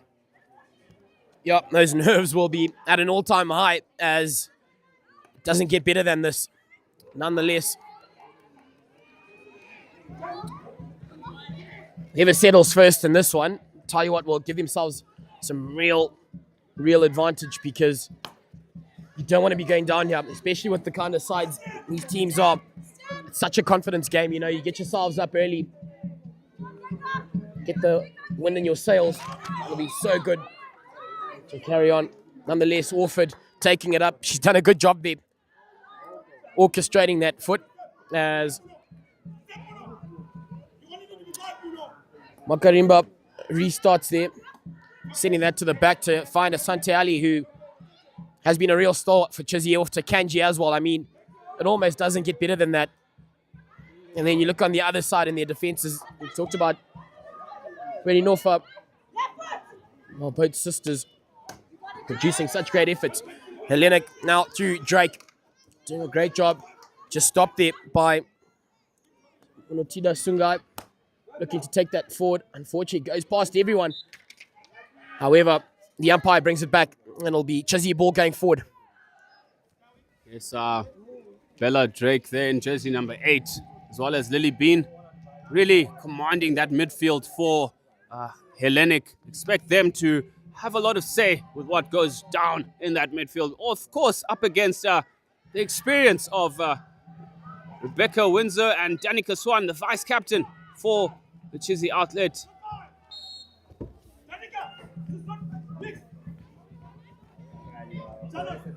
Yes, tactics, game management,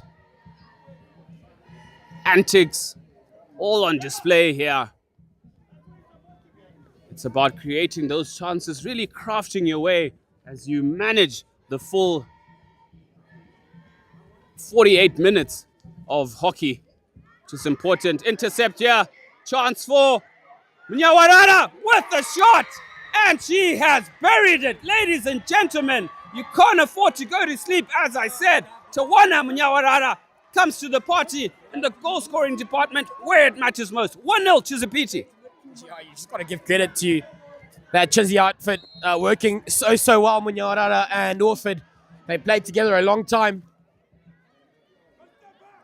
Since literally junior school, and had chemistry. You could tell, just make it look so easy. Orford setting it up when Munyawarara didn't need a second invite to put that away, as Asante Ali at the back taking ball up the park.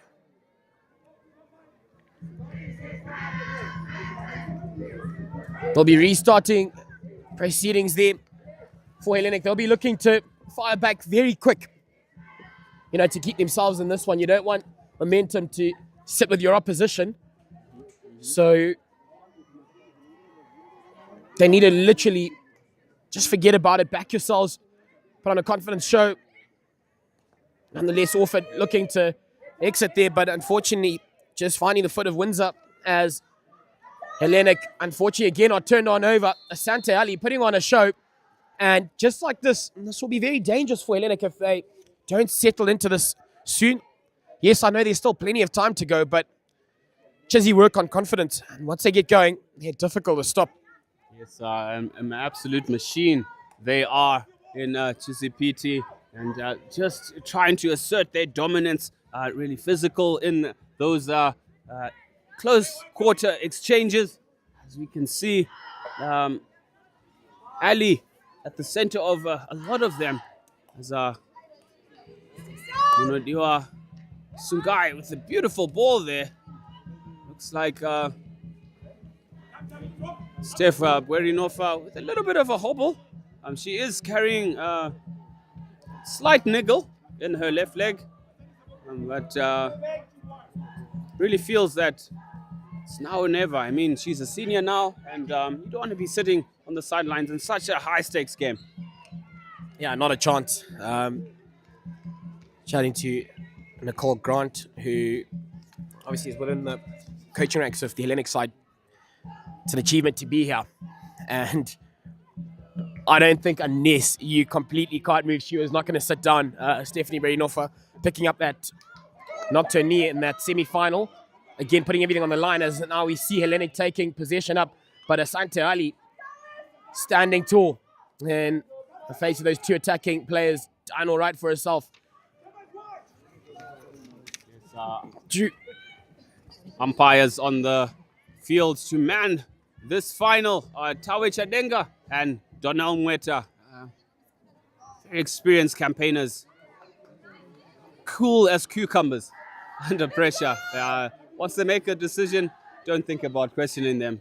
I mean, none better to... Yes, that was a very good reverse ball there. Catching whole Chizzy defense unawares, but it is a hit out as we see Steph Bwerinova Steph off, and substituted on is Scott in jersey 12. As Chizzy also rolled the subs.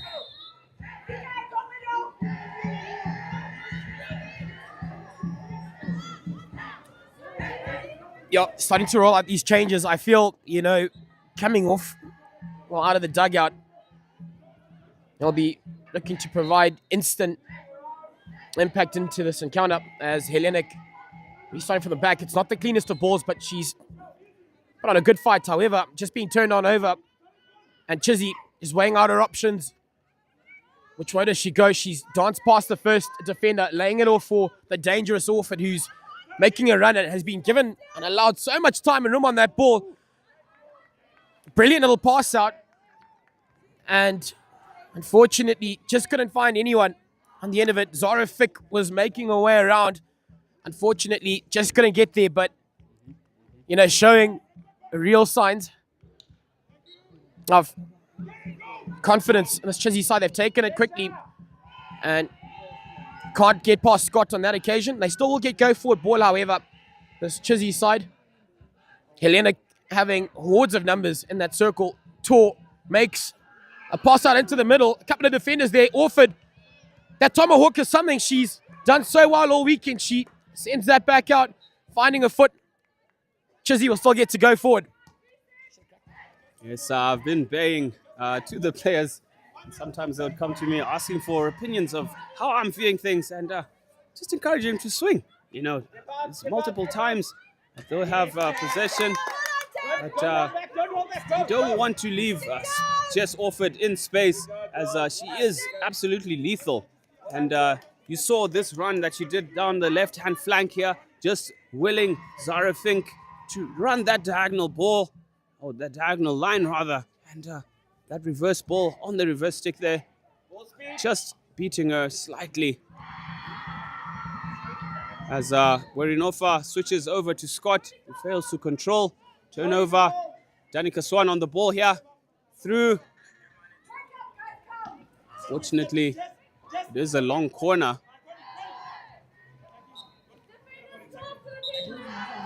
Good Jess, good Jess. Becca Windsor. On to Ali. Ali, the slightly raised ball there. Orford with the shot at top D. Deflection. It is a goal, ladies and gentlemen. It is 2-0. Michelle Dandara with that deft touch, taking the ball over a towering Runako Kuchocha in goals. It is Chisabiti 2, Hellenic 0. Ben, we talked about it, hey? And Helena, they don't seem to have settled at all in this encounter. Whereas Chizzy, right from the get-go, on top of things, and they find themselves now sitting with a 2-goal lead in this cup final. Scott sends that to the back as she finds, I think that's Caitlin Werinova. Zarina Makarimba has been an absolute workhorse for Chizzy this weekend. Something has to tell, because if they don't sort, well, just get their game going, Helena, this could quickly turn ugly for them. I said it from the get-go, this Chizzy side, just the amount of experienced campaigners they've got within their ranks. As now to try take it up, well, they'll be going forward.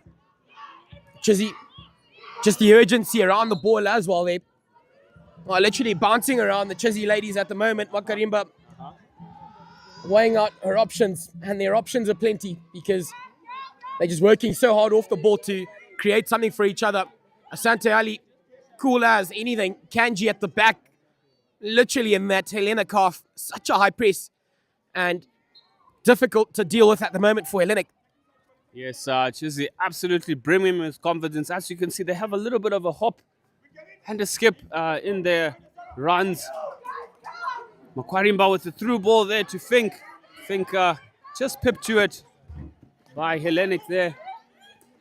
Change of direction by Makwarimba into Becca Windsor, who scans through ball. Ooh, almost threaded the needle there. Michelle Dandara was in space after an excellent lead run. It is a Chizzy ball. Long corner here, but Chisapiti really well-oiled machine at the moment. Nothing short of confidence. You can see it with the way they're moving the ball around, even the off-the-ball movement. I mean, unfortunate backsticks there, as it is the end of the first quarter. It is advantage Chisapiti. 3 more chuckers to go, almost with one hand on the trophy. It is 2-0 to Chisapiti over Hellenic. We'll be back after this short break.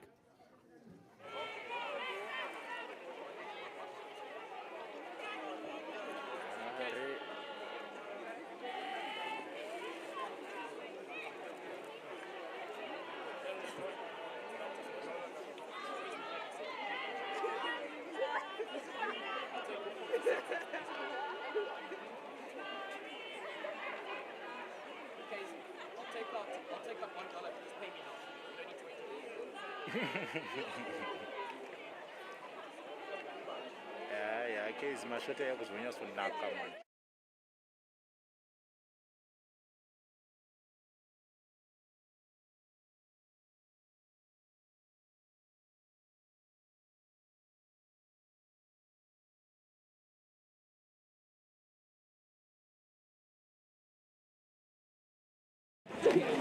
Back, ladies and gentlemen, as we begin the second quarter. It is 2-0 lead to Chisipiti. They look focused, man. I mean, even their chat at the break there, no smiles, no nothing. They mean business, Moody. And like we pointed out, just, the demeanor and body language that she ran into their marks. Like you pointed out, there's not too much smiling going on there. They've got a job to do. Hellenic, they could look at this as, we're starting a new game right now. And that's exactly the kind of attitude they have to take up. However, at the restart there, Gray to the middle of the park. They'll have advantage going forward there. That'll be Drake weighing out her options, looking to that left-hand side as she finds her mark-up. Chizzy will be called off of that one, and Hellenic still going forward up the park. Gray, unfortunately, that's just taken off a stick by Zarina Makarimba, who also earns her side advantage through that little piece of play. Asante Ali looking to the sidelines. I don't know if that was the right option either way. Drake just given a little bit of time on that ball, and now Chizzy with a couple of options up the park if they're able to find their markers. Scott unfortunately gets that on a foot, taken quickly by Chizzy, but they've been called back by the umpire as Hellenic are able to set up their defenses, crashing that up the park, and no one's able to meet it. So Hellenic will again regain possession and restart from the back. Yes, one has to feel that Hellenic need to get the foot on the pedal a bit, really command this game. Possession will be key, sustained possession at that, in order to eliminate Chisipiti from this rhythm that they seem to be in now. Ball into Rebecca Windsor. Nice skills by Windsor there.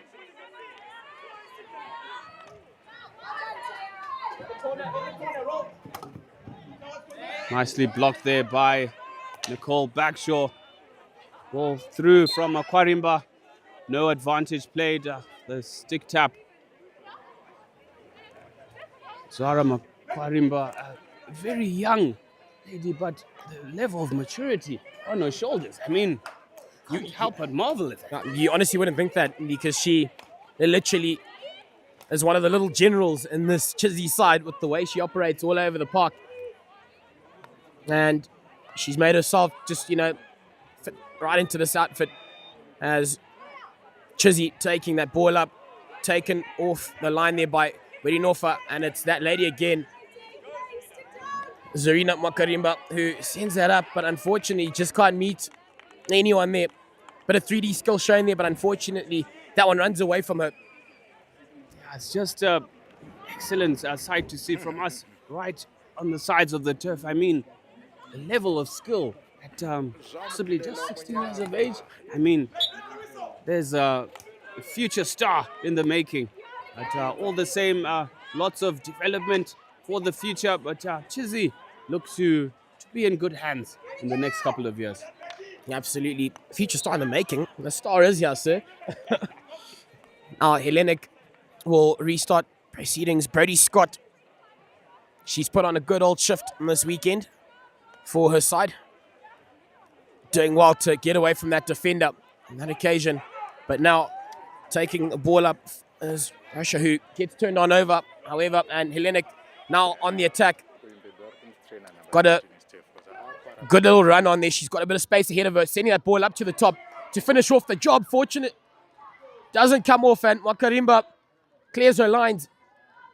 That'll be, well, that was Munyawarara who was unable to look after possession there. Hellenic will restart. They are playing on the right end of the park at the moment, so I'll be hoping something comes of it. However, Munyawarara turns her over. They still will get some go forward ball. Hellenic.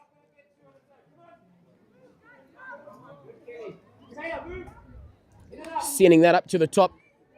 Fortunately, no one's sitting on that post, so it could get a bit frustrating for Hellenic. A few chances they are creating, they're not able to utilize at the moment.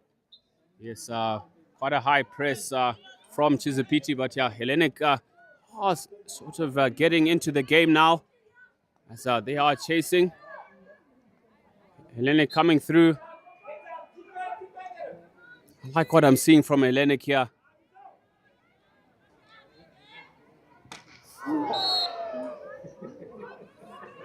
Yeah, the groans in the crowd said it all, eh? But quick turnover there. Nice skills from Hellenic. Really getting ascendancy in this game now. We feel a little bit of a momentum shift. Maybe Chizipiti just backing off a bit, but all the same, it's nothing far from the effort that we're seeing from Hellenic.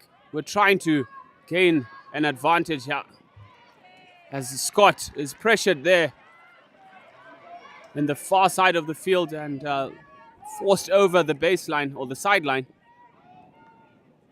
As Shannon Tor restarts for Chizipiti. Some good spell or prolonged spell of possession for Hellenic. Yeah, definitely rolling up their sleeves and getting to work. The Hellenic ladies now, as they're able to hold on to possession better. Shannon Tor in those bright pink boots will be looking to have another one of those great performances. Dad is out watching her. And Chizzy back on that attack. Binyawarara unable rather to get that onto a stick. The umpire is going to unfortunately send off Taya Gray. She looks unhappy with that decision. Nonetheless, Chizzy will go forward ball just outside their circle. And unfortunately for Hellenic, that's come at a time where they just seem to have, unlocked another level in their play into the circle and looking to take a shot, taken off the line. However, by the lady with the padding, they will be playing under more advantage. This Chizzy side, Makarimba is allowed to take it up, taken off a stick right on the edge of the circle. They still are taking forward a crack at goal. Hellenic survived that little scare, or have they? Well, they have. Yes, sixes and sevens in defense. As you saw, Taya Gray coming off for that very firm challenge in midfield. Umpires trying to stamp out any form of malice. Good tackle for Makwarimba.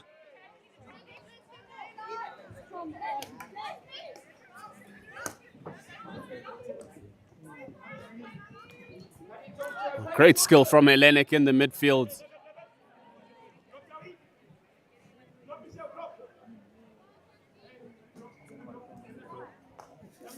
Hellenic look to build up again.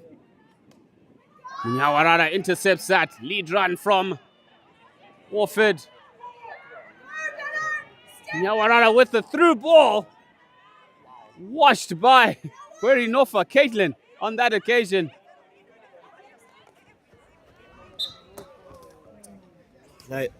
She's just such a difficult player to work with as a defender. Can put on some pace afterburners, and on that occasion, just change the direction. Foxed her defenders and managed to then get that pass off. But like you pointed out, Stephanie being off a real big part of Hellenic's game in the back there, looking after them quite well. She is hobbling around, putting on a real brave showing. But again, no one wants to sit out the final. Why not? It's your last game of the season. After this, you can put your legs up and have a good end to your season. Hellenic now, again, we pointed out on the right end of the park. However, they've lost possession there. Jess Orford looking to take that up very smartly into the foot there, I promise you. I think orchestrator that saw it coming. She's all alone, no one up the park for her. Looking to go aerial. Chizzy hasn't quite come off in the middle of the park. Was looking to find her mates on that right-hand side. Hasn't quite come off. But Shannon Tor will collect for Chizzy. They've got a number of ladies up the park waiting on that. Unfortunately, slowed down. But Orford And that number 10 jumper has been insane for Chizzy this weekend. And still to go up, taken off the lines. A real feisty encounter, it seems. Yes, Hellenic putting it to Chisapiti here. They're not going down without a fight. I mean, it's just incredible, the talent stretched across both sides. Here, and Taya Gray back on the field here. That battle in midfield with Rebecca Windsor. Taya Gray picked off by Makwarimba through to Munyawarara. Danger here for Hellenic. Jessica Offord with the shot. Offord with a flick again towards goal. Double save from Kuchocha. Standing tall in goals. Well done. Mate, you can literally hear this place has not been this quiet all weekend. I can promise you that. Everyone properly locked in. But again, some insane work by the lady in goal for Hellenic. She's kept her side in this one, really. Being put under the pump. Just slowing things down. Tor sends that back to the skipper, Kanji. Kanji out to this right-hand side to Monotida Sungai, the goal scorer. Munyawarara happy to go back to try draw out a few of these Hellenic ladies. Makarimba finds Orford. She's still got Munyawarara to work with. Will be certainly looking for a little foot there, Munyawarara. But a good job done at the back there by Caitlin Norfolk to keep Chizzy at bay. They forced back pretty much 9 ladies behind the ball for Hellenic. So no way through at the moment unless Chizzy creates something special. And Taya Gray collects that. However, back on it are Chizzy. Just controlling possession here. They're just holding on to it. And then taken while off the line. Munyawarara at the back. We're looking to get a shot away. She's happy to send that back to Makarimba, who has a crack at goal. But looked after well at the moment. Chizzy still looking to make inroads. And a short corner goes their way. Pressure telling. They held on to possession for so long there. They were quite confident to, bring it back infield and try draw out a few of those Hellenic defenders. And they've worked around them into the circle. Pressure telling. Short corner goes the way of Chizzy. It's as Makwarimba lines up to inject at top D is Jess Orford. To her left is Asante Ali. Expect a strict move here. Slip to have a crack at goal. Brilliant save, Kuchocha. Plucked out the sky by Makwarima, but excellently saved there by Kuchocha. And that is the signal of half-time, ladies and gentlemen. We saw that last minute or so. Chisipiti holding on to possession, really patient, moving the ball from left to right, creating those openings, resulting in a short corner, scoring opportunity. Score remains 2-0 to Chisipiti. We'll be back after this half-time break.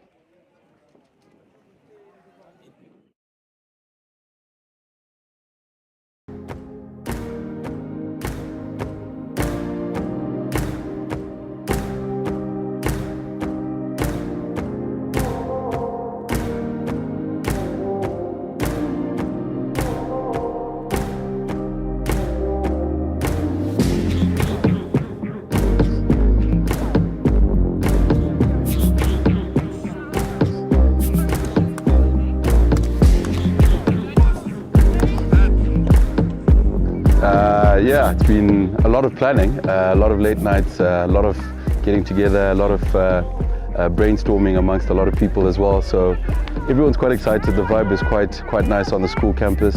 We're actually closing school early just to accommodate the tournament, which is quite exciting as well. So to have our heads that have supported us very well to get to this point has been quite exciting, and I think everyone's really excited to actually have this event we hosted at Peterhouse this year. I think it's a great new experience for everyone to have, and here at Peterhouse we have great weather, and I just feel like it would be such an amazing thing for other people to experience. And I love playing here, and I'm pretty sure other people would love playing here too. We cannot wait to have everybody out here. The grounds are absolutely stunning out here. Just being in the bush and having an astroturf in the middle of the bush is phenomenal. We're very, very blessed to be able to host everybody, and we just hope that everybody has a good weekend.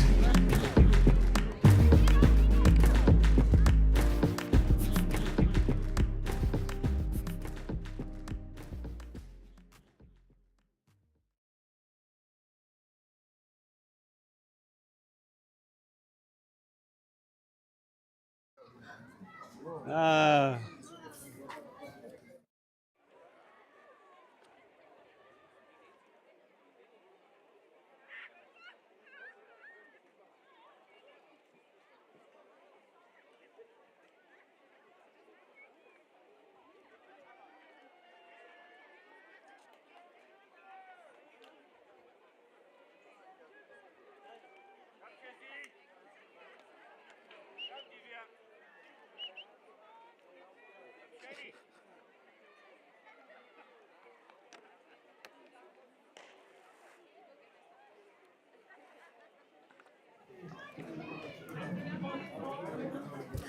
Right, ladies and gentlemen, welcome back to Peterhouse for Golden Goals 2025. We're up to the cup final, and tell you what, Arundel, I beg your pardon, Chizzy rather, taking on Hellenic, and it's been a dominant display thus far from the Chizzy side, getting 2 goals at their own, and they haven't looked to stop at all. Hellenic, I hate to say it, but they just looked dejected. And even in that halftime chat, the body language for me wasn't great.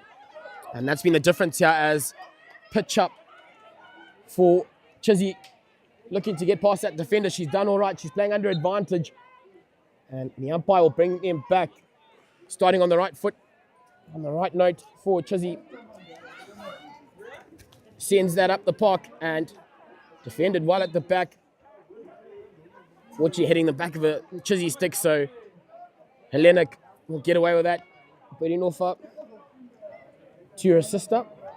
And then they do a good job of exiting there. Bit of miscoms as well, but fortunately for them, they were playing under advantage. Hellenic. And that'll be Caitlin putting off to weigh out her options. Out to the middle of the park, but can only find a Chizzy stick, and on their way, just a defender to beat, and it's Stephanie Bedinoffa. I mean, you wouldn't want anyone else in the back for you to look after your side, as she has done a good job there. Chizzy take it early and into the circle off a Hellenic foot, but it happened just outside, and rightfully so, it is brought back. Yes, Chizzy just continuing where they left off in that first half, really pressing. Ball didn't move 5 though.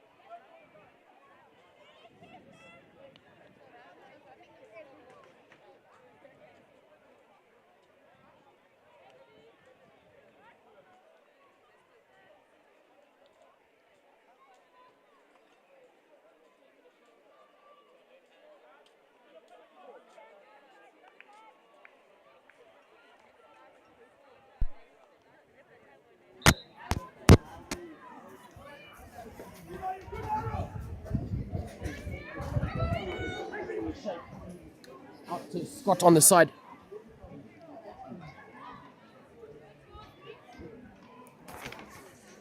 Out to Scott on the side, but Chizzy will get the restart on that occasion.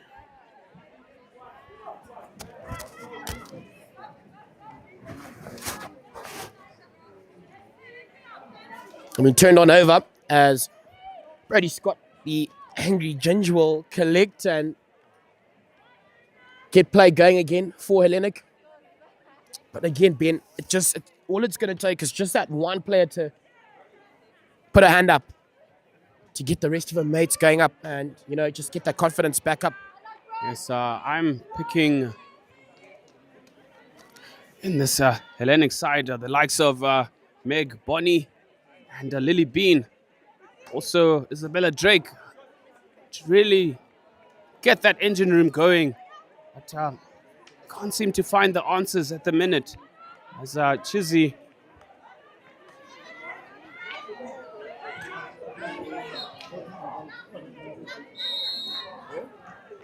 yes, I think third time unlucky now, as Asante did play the ball a couple of times to the groans of the Hellenic bench. She's now been cautioned and earned herself 2 minutes on the sideline. Advantage, Hellenic, just 2 minutes. They need to turn this through. It's rather now or never. They have an advantage in terms of numerics, but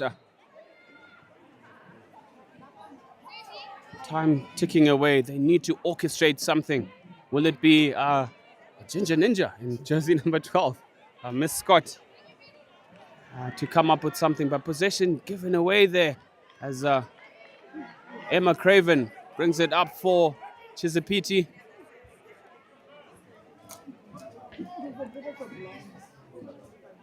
One's got a sense that they're not really urgent at the minute or hungry for that ball. It's Chisipiti who are looking the hungrier. Maybe this is the chance that they need. There we go. Fortunately picked off by Danica Swan. Brilliant ball. Trying to thread the eye of the needle there was Rebecca Windsor.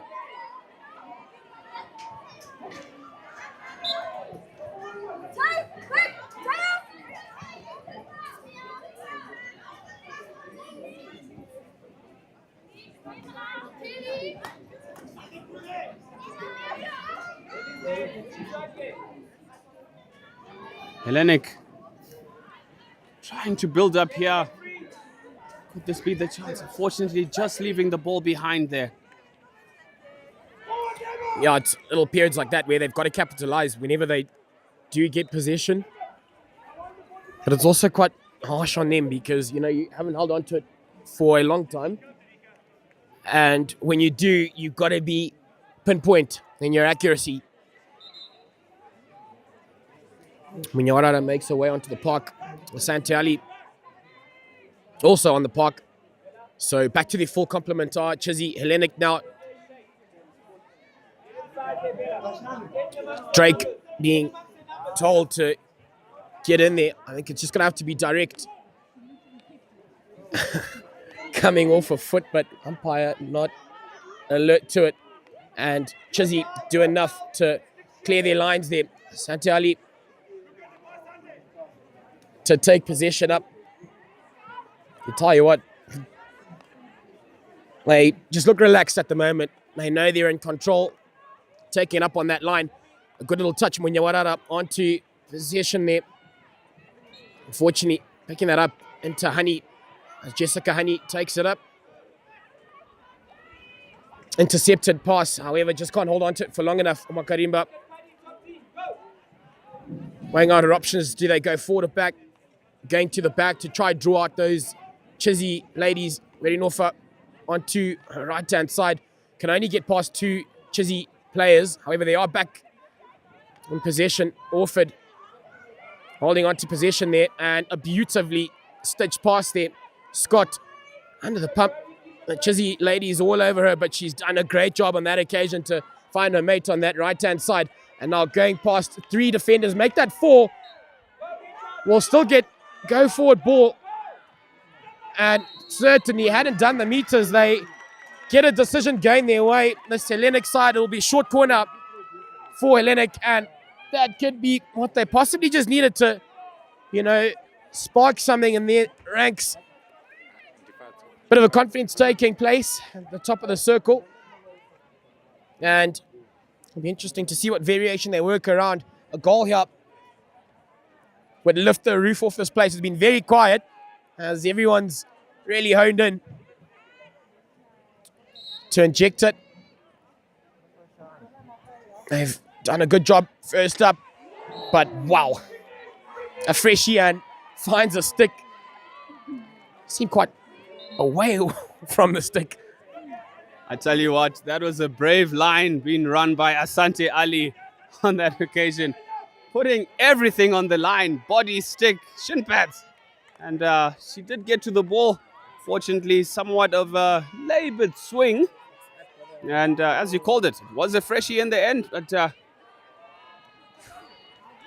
these are the chances that limited at them that Hellenic have had all match.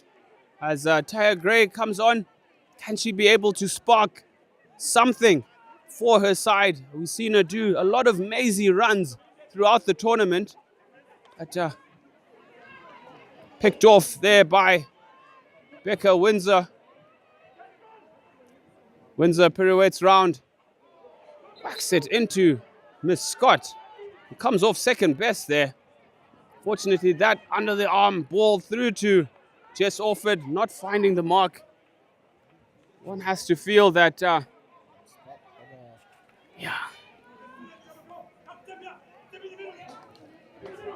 kind of out of words here, Moody, because I'm just trying to will on this Hellenic side, but as we see, well blocked in the end there by Steph Berinova.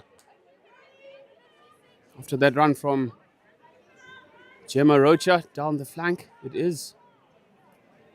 Ooh, the ball had gone over the baseline, it looks like.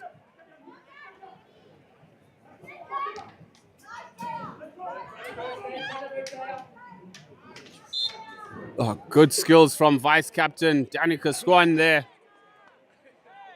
Closely watched by Berinova. Caitlin Berinova. Hellenic with all to do here. Final 30 seconds. On to Captain Chigumira. Picked off by Shannon Tor there with a disguised pass. The legs of the opposite. Serena Makwarimba. Sungai dispossessed there, but Hellenic not finding the mark as we trickle down to the end of the third quarter. Ladies and gents, scores are still 2-0, which is a PT in a commanding position at the moment. But Hellenic with all to do. I'm sure Coach Carl Lapham will have a few words of encouragement, maybe plenty, as he looks to rally his troops in the final quest for glory. It is Chisapiti 2. Hellenic Titans, or Spartans rather, 0. We'll be back after this short break.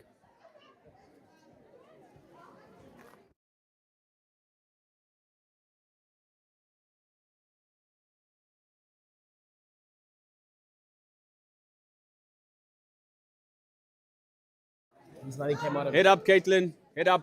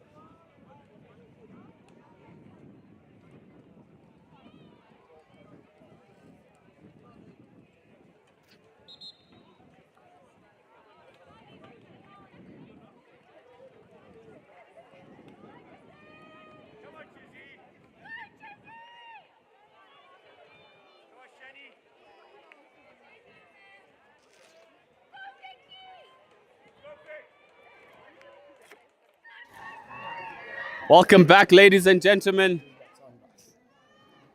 Yeah. Hellenic with all to do. I'm rooting for Hellenic in this last quarter. I mean, No holds barred. You got to throw the kitchen sink here, Mudiwa. I did on day one, and I made the call, and as we speak,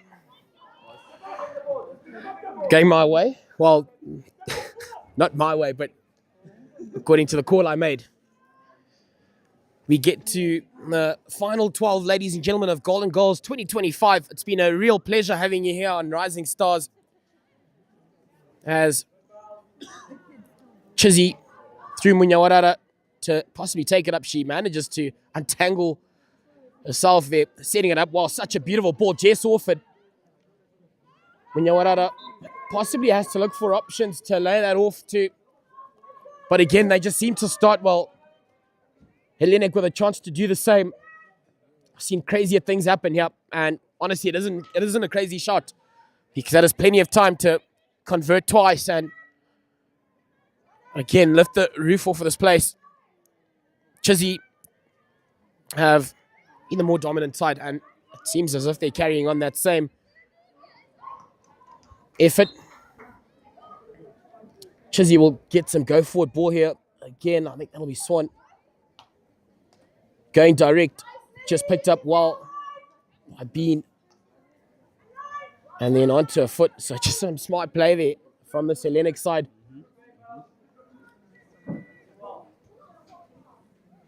Caitlin Bredinoffer, unfortunately finding a Chizzy stick. They've got numbers in the middle of the park and up the park. Chizzy Makarimba, she's had a really good weekend. And onto Orford, serial goal scorer. Laying it off well for Munyawarara, who continues his run. Unfortunately for them, nothing comes of it, but just those moments where Chizzy seemed to flip the switch. And they did just that.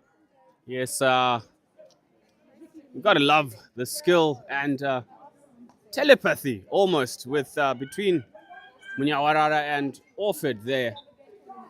It's just a sublime sight, and Hellenic just need one goal to spark madness in this final. I mean, one goal is all it takes.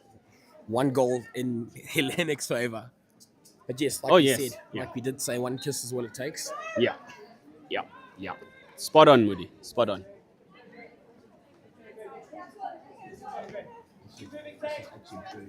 She scans forward, rockets it. Fortunate from Rebecca Windsor, jersey 6.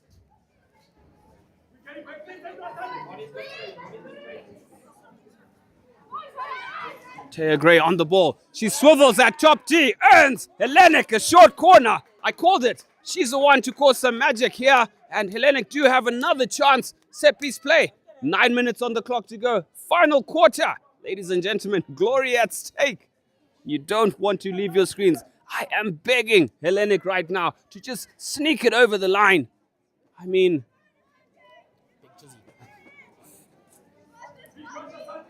they just need a goal. They just need a goal.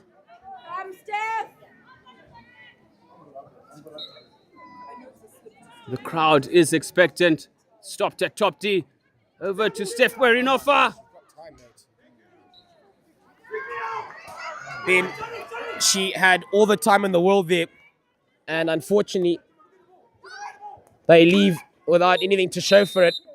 Tor, with a big smile on her face, she doesn't really mind that, won't mind it. It's just wailing down the clock.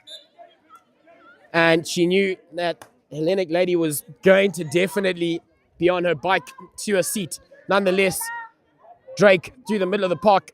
And now looking to set up an attack. Looking good for themselves here. Coming off a foot. And Hellenic will restart here. 7 minutes and 44 to go. She looks to her right-hand side. Plenty of options on the other side. Do they swing it or play down that line? Munyawarara stands in the way. Hellenic gaining possession again. I think that's Honey. Again, literally every single Chizzy player behind the ball. And just like that, they turn them over, rather. Making their way up the park. They find that exciting prospect on that side, and she's somehow gotten past the defender. Piece of skill, and again, linking up so well at the top of the park. They've been turned over again, however, so that's also coming into this Chizzy outfit where they aren't holding on to possession as long as they did. That could be something for Hellenic to exploit. As we see Scott with a bit of 3D skill, just not clinical enough in receiving that though, Ben. Yes, they need to make the passes stick, as their opposition is doing currently. That's Orford at top D, protecting the ball well. Orford on the ball again, swivels at top D. Orford trying to create space. Over to Gemma, who is absolutely smothered by Kuchocha in goals. Whew. Yeah, she's had a really good weekend as well, and keeping her side in this encounter. Third would have certainly had the script, full stop in that script. Yes, brilliant thinking there from Rebecca Windsor. Faking to play the ball back, and the player breaking the 5-yard mark and earning the side a short corner. Could this be the nail in the coffin for Hellenic? As Makwarimba lines it up. Perfectly executed short corner out to... Ooh, just offered, missing the target slightly there. She really had acres of time. Yeah, that was my one question I was going to ask. How did she have that much time on the ball? She literally had, 2 little touches before deciding to then have a crack. Nonetheless, Chizzy back on the attack here. Picked up well by Isabella Drake for Hellenic. Again, needs to get it up the park. Makarimba putting her under a bit of pressure, and they managed to turn them over. Only for a moment, though, as the umpire brings them back. It'll be Hellenic ball. Bit of urgency from the Hellenic side. You realize they're running out of time here. If they are to complete a heist, Shannon Tor stepping up off the line and helping her out in defense. It was Asante Ali, who can be proud of her efforts this weekend as well. Just can't get to it. Munyawarara. Hellenic now setting themselves back on that attack. A little bit of 3D skill again, but turned over. And it's just been that kind of day for Hellenic. It really doesn't seem as if they got going, to be honest. And I say that in all respect, whereas Chizzy almost just bullying them. Yeah. And almost all aspects at the moment. Yes, well pointed out there. I mean, Hellenic were brilliant in that semi-final. Absolutely running ragged over Arundel and really bossed it around. I think they might have, they're feeling the effects of exerting so much energy in that semi-final that they just haven't been quite on the mark today. Credit, of course, to their opposition, who are right on song from the get-go. I mean, they're really zoned in. There are no smiles at all. Yes, they will celebrate the odd goal, but straight back into the job at hand, which is just controlling things on the park. And of course, as you mentioned, Ali has had a strong game as well. Just look at the confidence and telepathy between Munyawarara and Orford there. It's really hard to mark that, Mudi. I mean, what do you do? They just seem to find each other almost at ease. They know and can anticipate play the same way. How do you defend that? Well, I don't think anyone's had the answers to that. Hence, Chizzy are in the cup final and they find themselves up by 2. Now putting on a good little fight are Hellenic. However, she definitely impedes there and possession goes the way of Hellenic. I need to send up a couple more numbers. I rate just throw the kitchen sink at it at this point in time. There's no point in, being cautious. They've got to throw that cautious approach out the window now. Makarimba would have felt hard done there, but again, just these Chizzy girls seem to have so much time on the ball before a defender actually makes an attempt of it. And just turning a defender around, sending that ball up to that Lady Orford, who makes a beautiful pass, but unfortunately just can't get around to it. But boy, oh boy, are they putting on a clinical display here. And with a minute, 58 seconds to go, I think the writing's on the wall. Or it really seems or feels like there never was a different script right from the moment we pushed off, Ben. Yes, very much so. Well-deserved performance. This just been the pinnacle of it, but they've been that consistent. And also, I would say, as I was saying throughout the whole tournament, I just felt Chisipiti had that little bit of an extra gear that they would get to. I mean, they're fresh off a tour down south. Pretty impressive results down there, but you all know the standard of hockey and level that teams from outside of our borders play at. I mean, it's played right into their hands. As we've seen here, they've literally just worked really hard, though, from day one. It hasn't been easy, but showed up where it matters most. And definitely in the final, it's 2-0. You know what, talking about that, even yesterday, they failing to remember who they played against, where they took a 5-0 victory, I think. But again, it never actually even looked convincing, basing it off of, just how they've gone about their business this season. And then you come out today, coming out the firing blocks there. Semi-final was a KG one.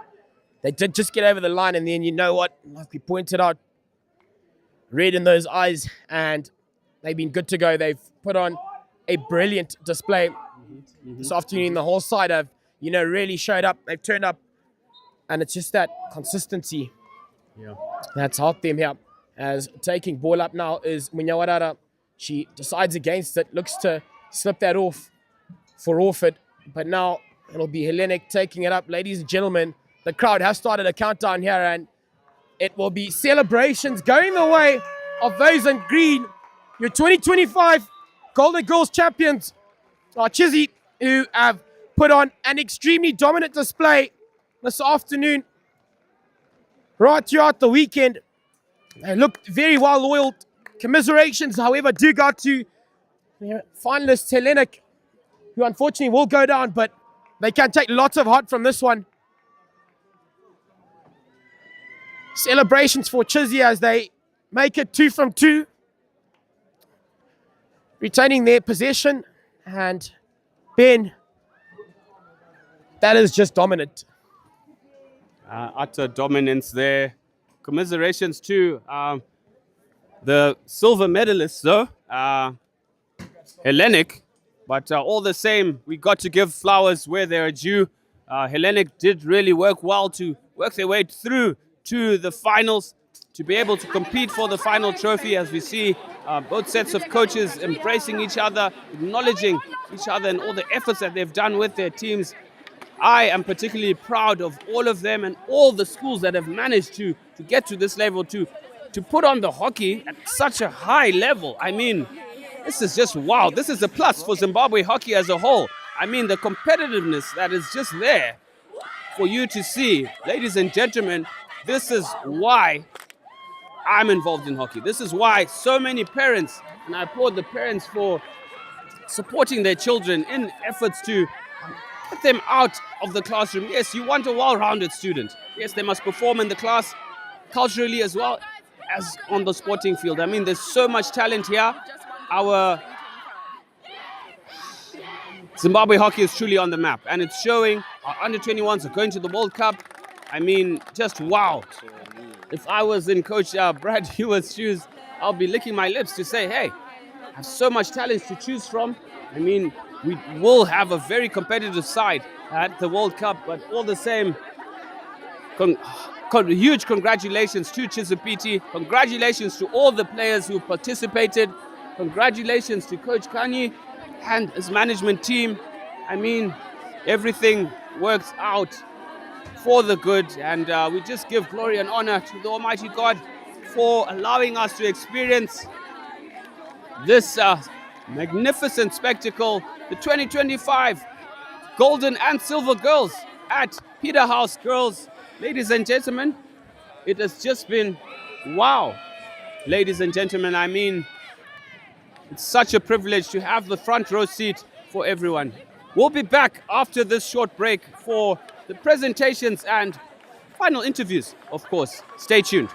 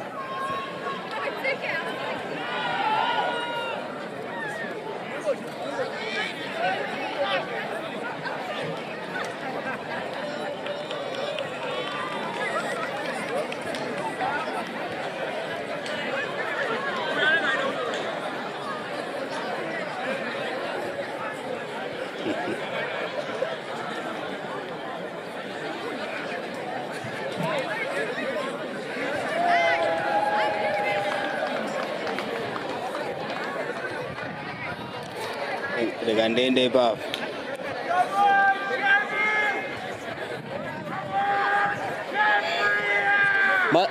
Matichi kwenye makamera. So.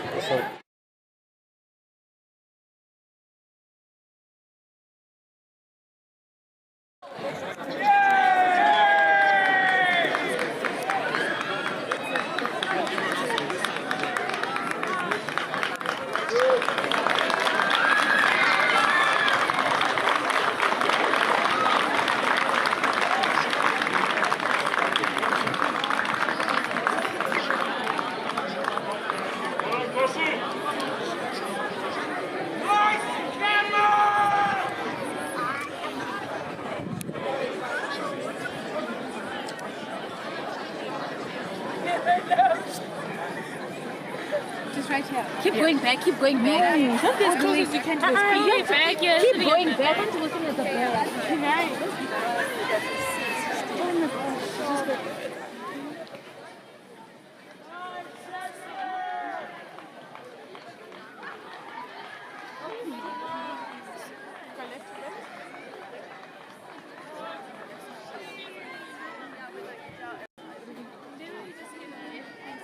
We should actually do fine size.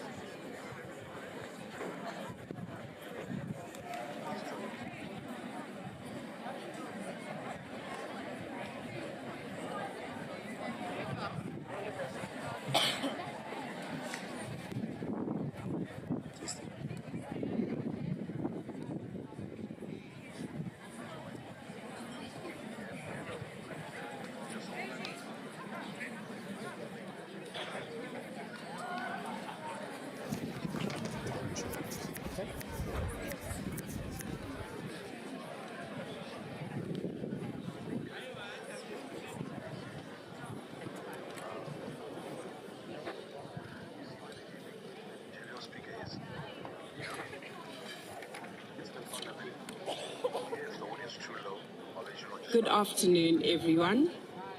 Thank you all for joining us at the conclusion of the 2025 Golden and Silver Girls Tournament. It has been a fantastic event, and we are all so grateful to all our visitors, the teams who participated and supported this wonderful event.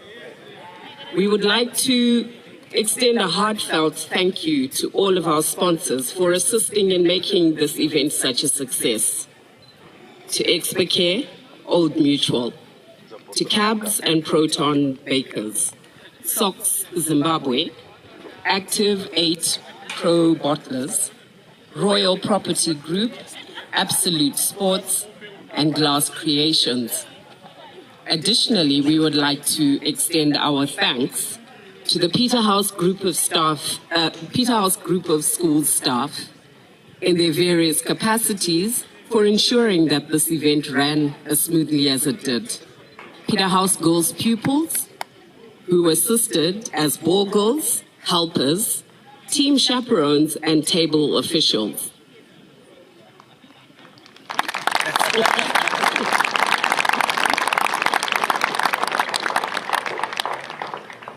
To Mars for their medical assistance during this weekend, to Intrawise for providing the teas and catering for all our meals, the catering and merchandise stalls that supported us through the weekend, coaches and managers from participating schools, the umpires, officials, media crew for their service. Your efforts often go unnoticed, but we're eternally grateful. And lastly, thank you to all of the parents for their unwavering support, and of course to the players for all of their hard work and determination on the hockey field.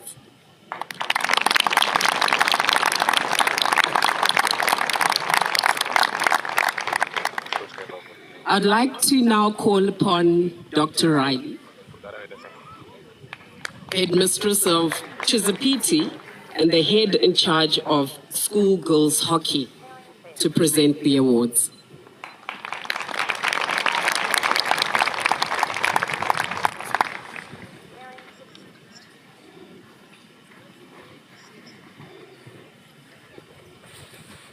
We will start with the Silver Girls Awards. The Silver Girls top goal scorer goes to Loveness Marifa Kureva of Watershed, who scored 6 goals.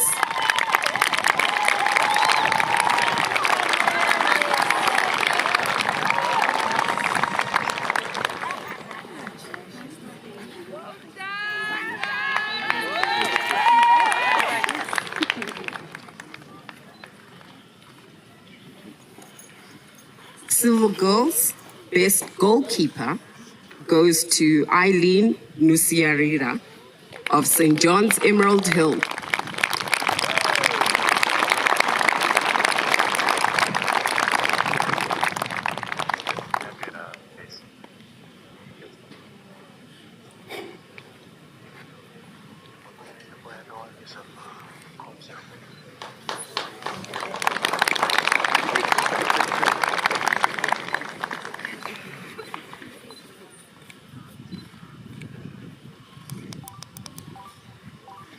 The Silver Girls player of the tournament goes to Tsitsi Rampiao of Westridge.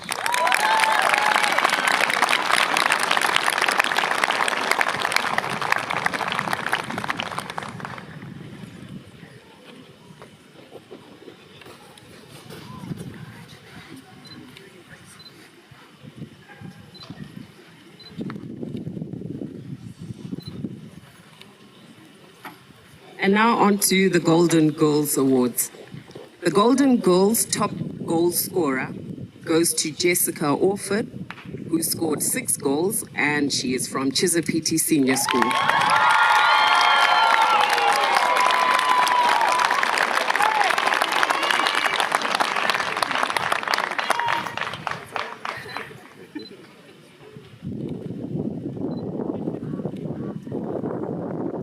The Golden Girls best goalkeeper goes to Runako Kuchocha of Hellenic.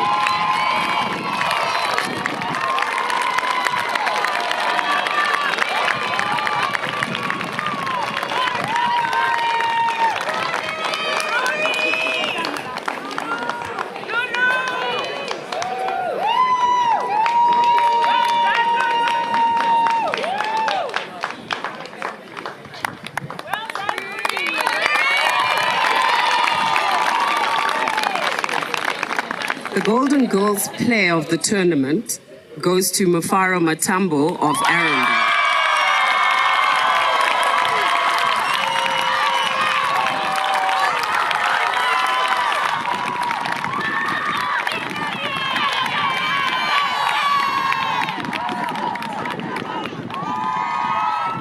Well done to all our players.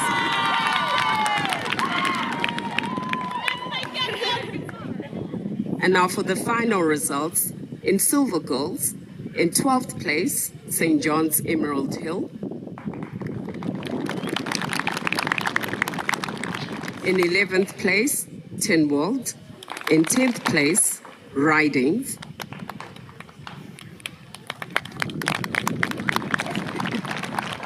In 9th place, Westridge. In 8th place, Midlands Christian College. In 7th place, Bulawayo Convent. In 6th place, St. George's College. In 5th place, Petra. 4th place, Eaglesvale. And now from 3rd place onwards, please may you come up to receive your medals. In 3rd place, Goldridge.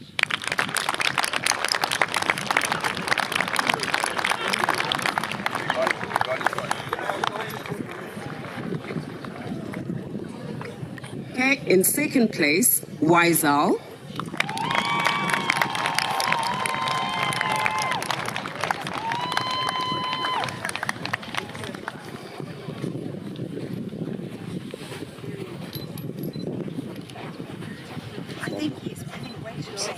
Please can you make your way to get your awards so you can get the photo taken. Thank you.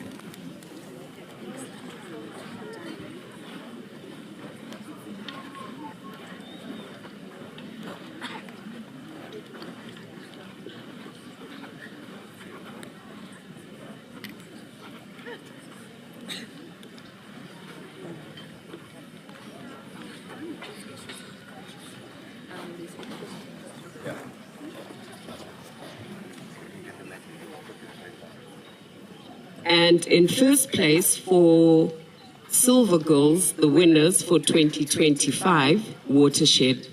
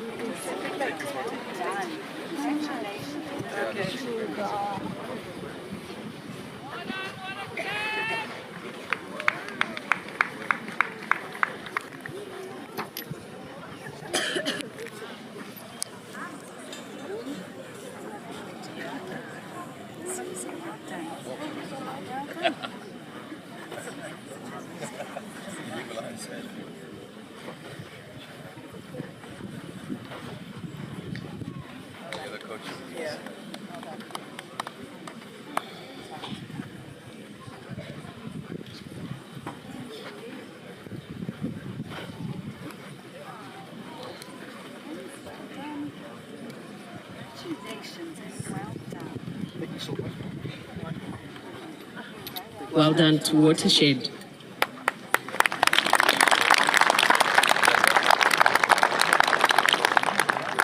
And now on to the Golden Girls final results. In 12th place, Kyle College. In 11th place, Heritage.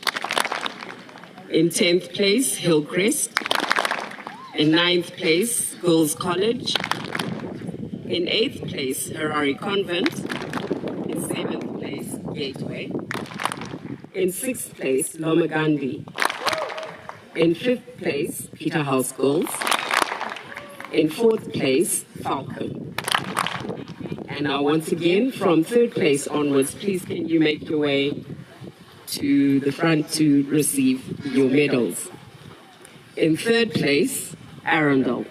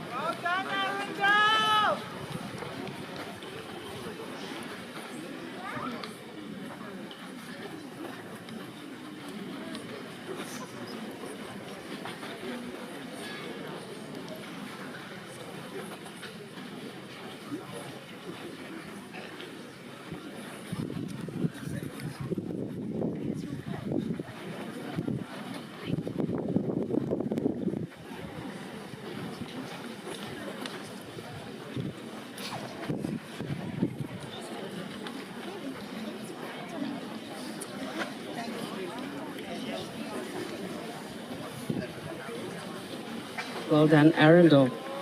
In second place, Hellenic.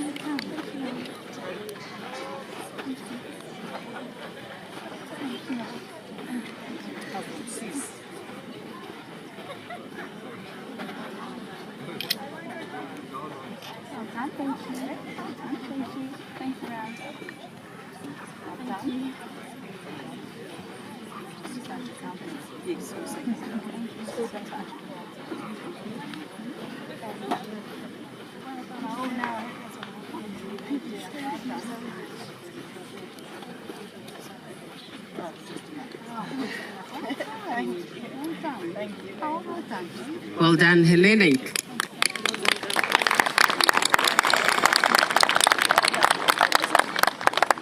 And now finally, the Golden Girls for 2025, our winners, Chisapiti Senior School.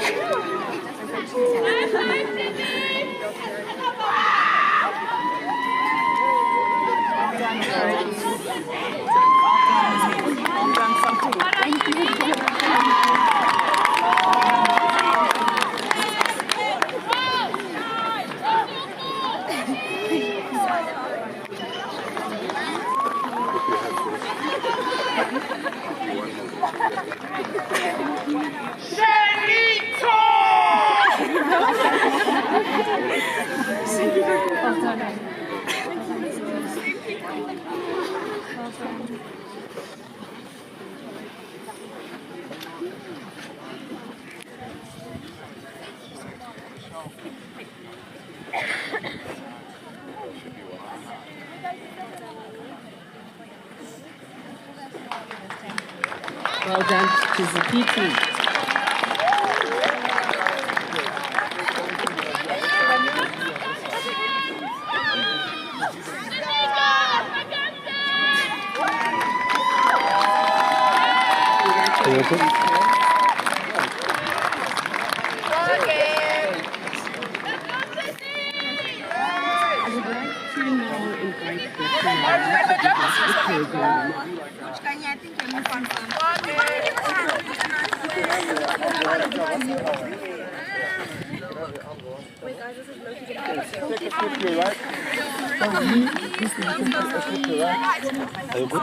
Everyone else?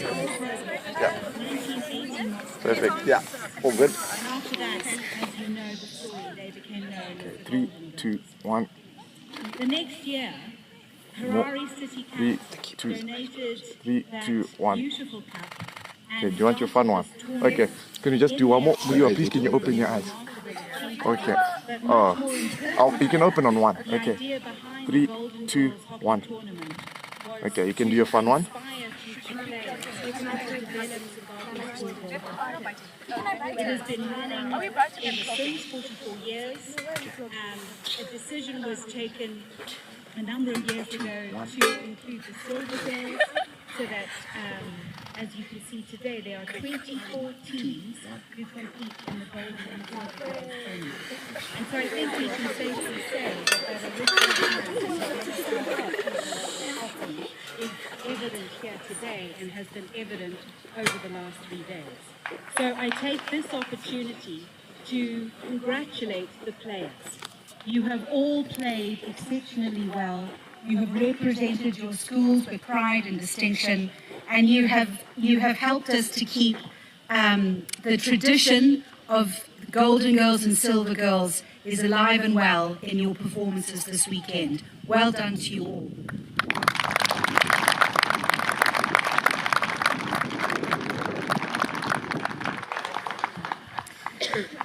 The tournament itself, as I said, has been going for 44 years. For a large portion of that, it was hosted by our friends Arundel. For a good 15 years, they had the responsibility of hosting Golden Girls. And what is really quite exciting now with the development of turfs at a number of ATS schools is that we can now share the joy and the responsibility of hosting Golden and Silver Girls. So I really take this opportunity to offer my great thanks to Peterhouse Girls, for hosting the 2025 Golden and Silver Girls tournament. We thank them not only for organising the great deal of work that it takes to organise this event, how well it has been run, how efficient it has been run, but also being a country school, they also had to host all of the players, all of the coaches, and all of this they have managed superbly. My thanks to Peterhouse Girls.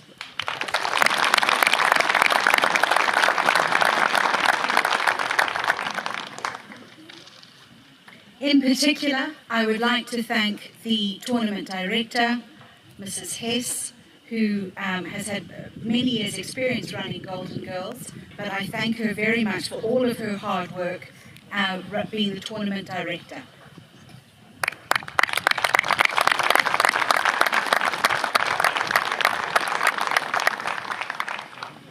I also thank Mr. Pongweni, who's the sports director at Peterhouse Girls. I know that he has been instrumental in the organisation as well. Thank you.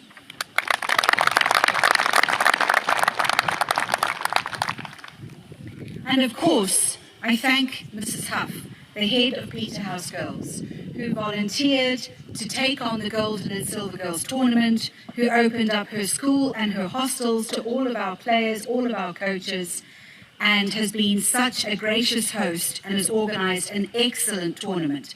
Thank you very much.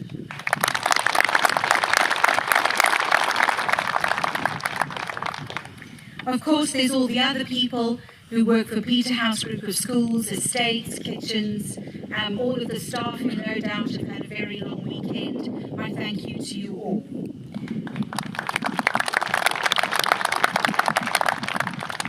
Lastly, of course, as I said, I thank the teams, the players, the coaches, the umpires, all of the people who ran the tech table. It takes a lot of people working together, coming together to support such a big tournament like this. Thank you to you all. And of course, thank you to the parents, to the families, to the supporters. I wish you all safe journeys back to your homes, and I look forward to seeing us all again for the 2026 Golden and Silver Girls Tournament. Good afternoon.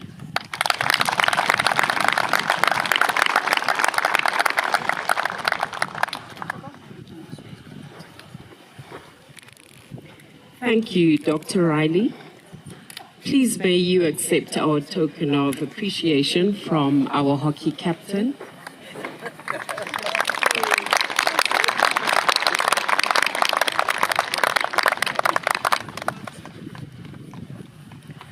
As we wrap up this tournament, let's carry forward the spirit of sportsmanship. To conclude this weekend's event, I would like to invite our school chaplain, Mr. Carl Hewer, to lead us in a closing prayer. We wish you all safe travels back home, and thank you so much for joining us.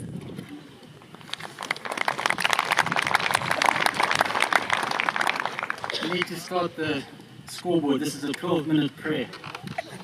Just jokes. Let us pray. Father, we just humbly thank you for the success of this tournament. We thank you, Lord, for the blessing of it all. We thank you for the organizers and the runners of this event, and just ask your blessing on them. And most of all, we ask your blessing on the girls. We thank you for the talents and abilities that you've given them, Lord, and for the dedication and practices and honing of their skills that we've enjoyed this past weekend. And in closing, Lord, I just pray that you will be with everyone as they travel home, that you will keep them alert and aware of everything around them, Lord, and just take them home safely to their families. Thank you, Lord Jesus. Amen.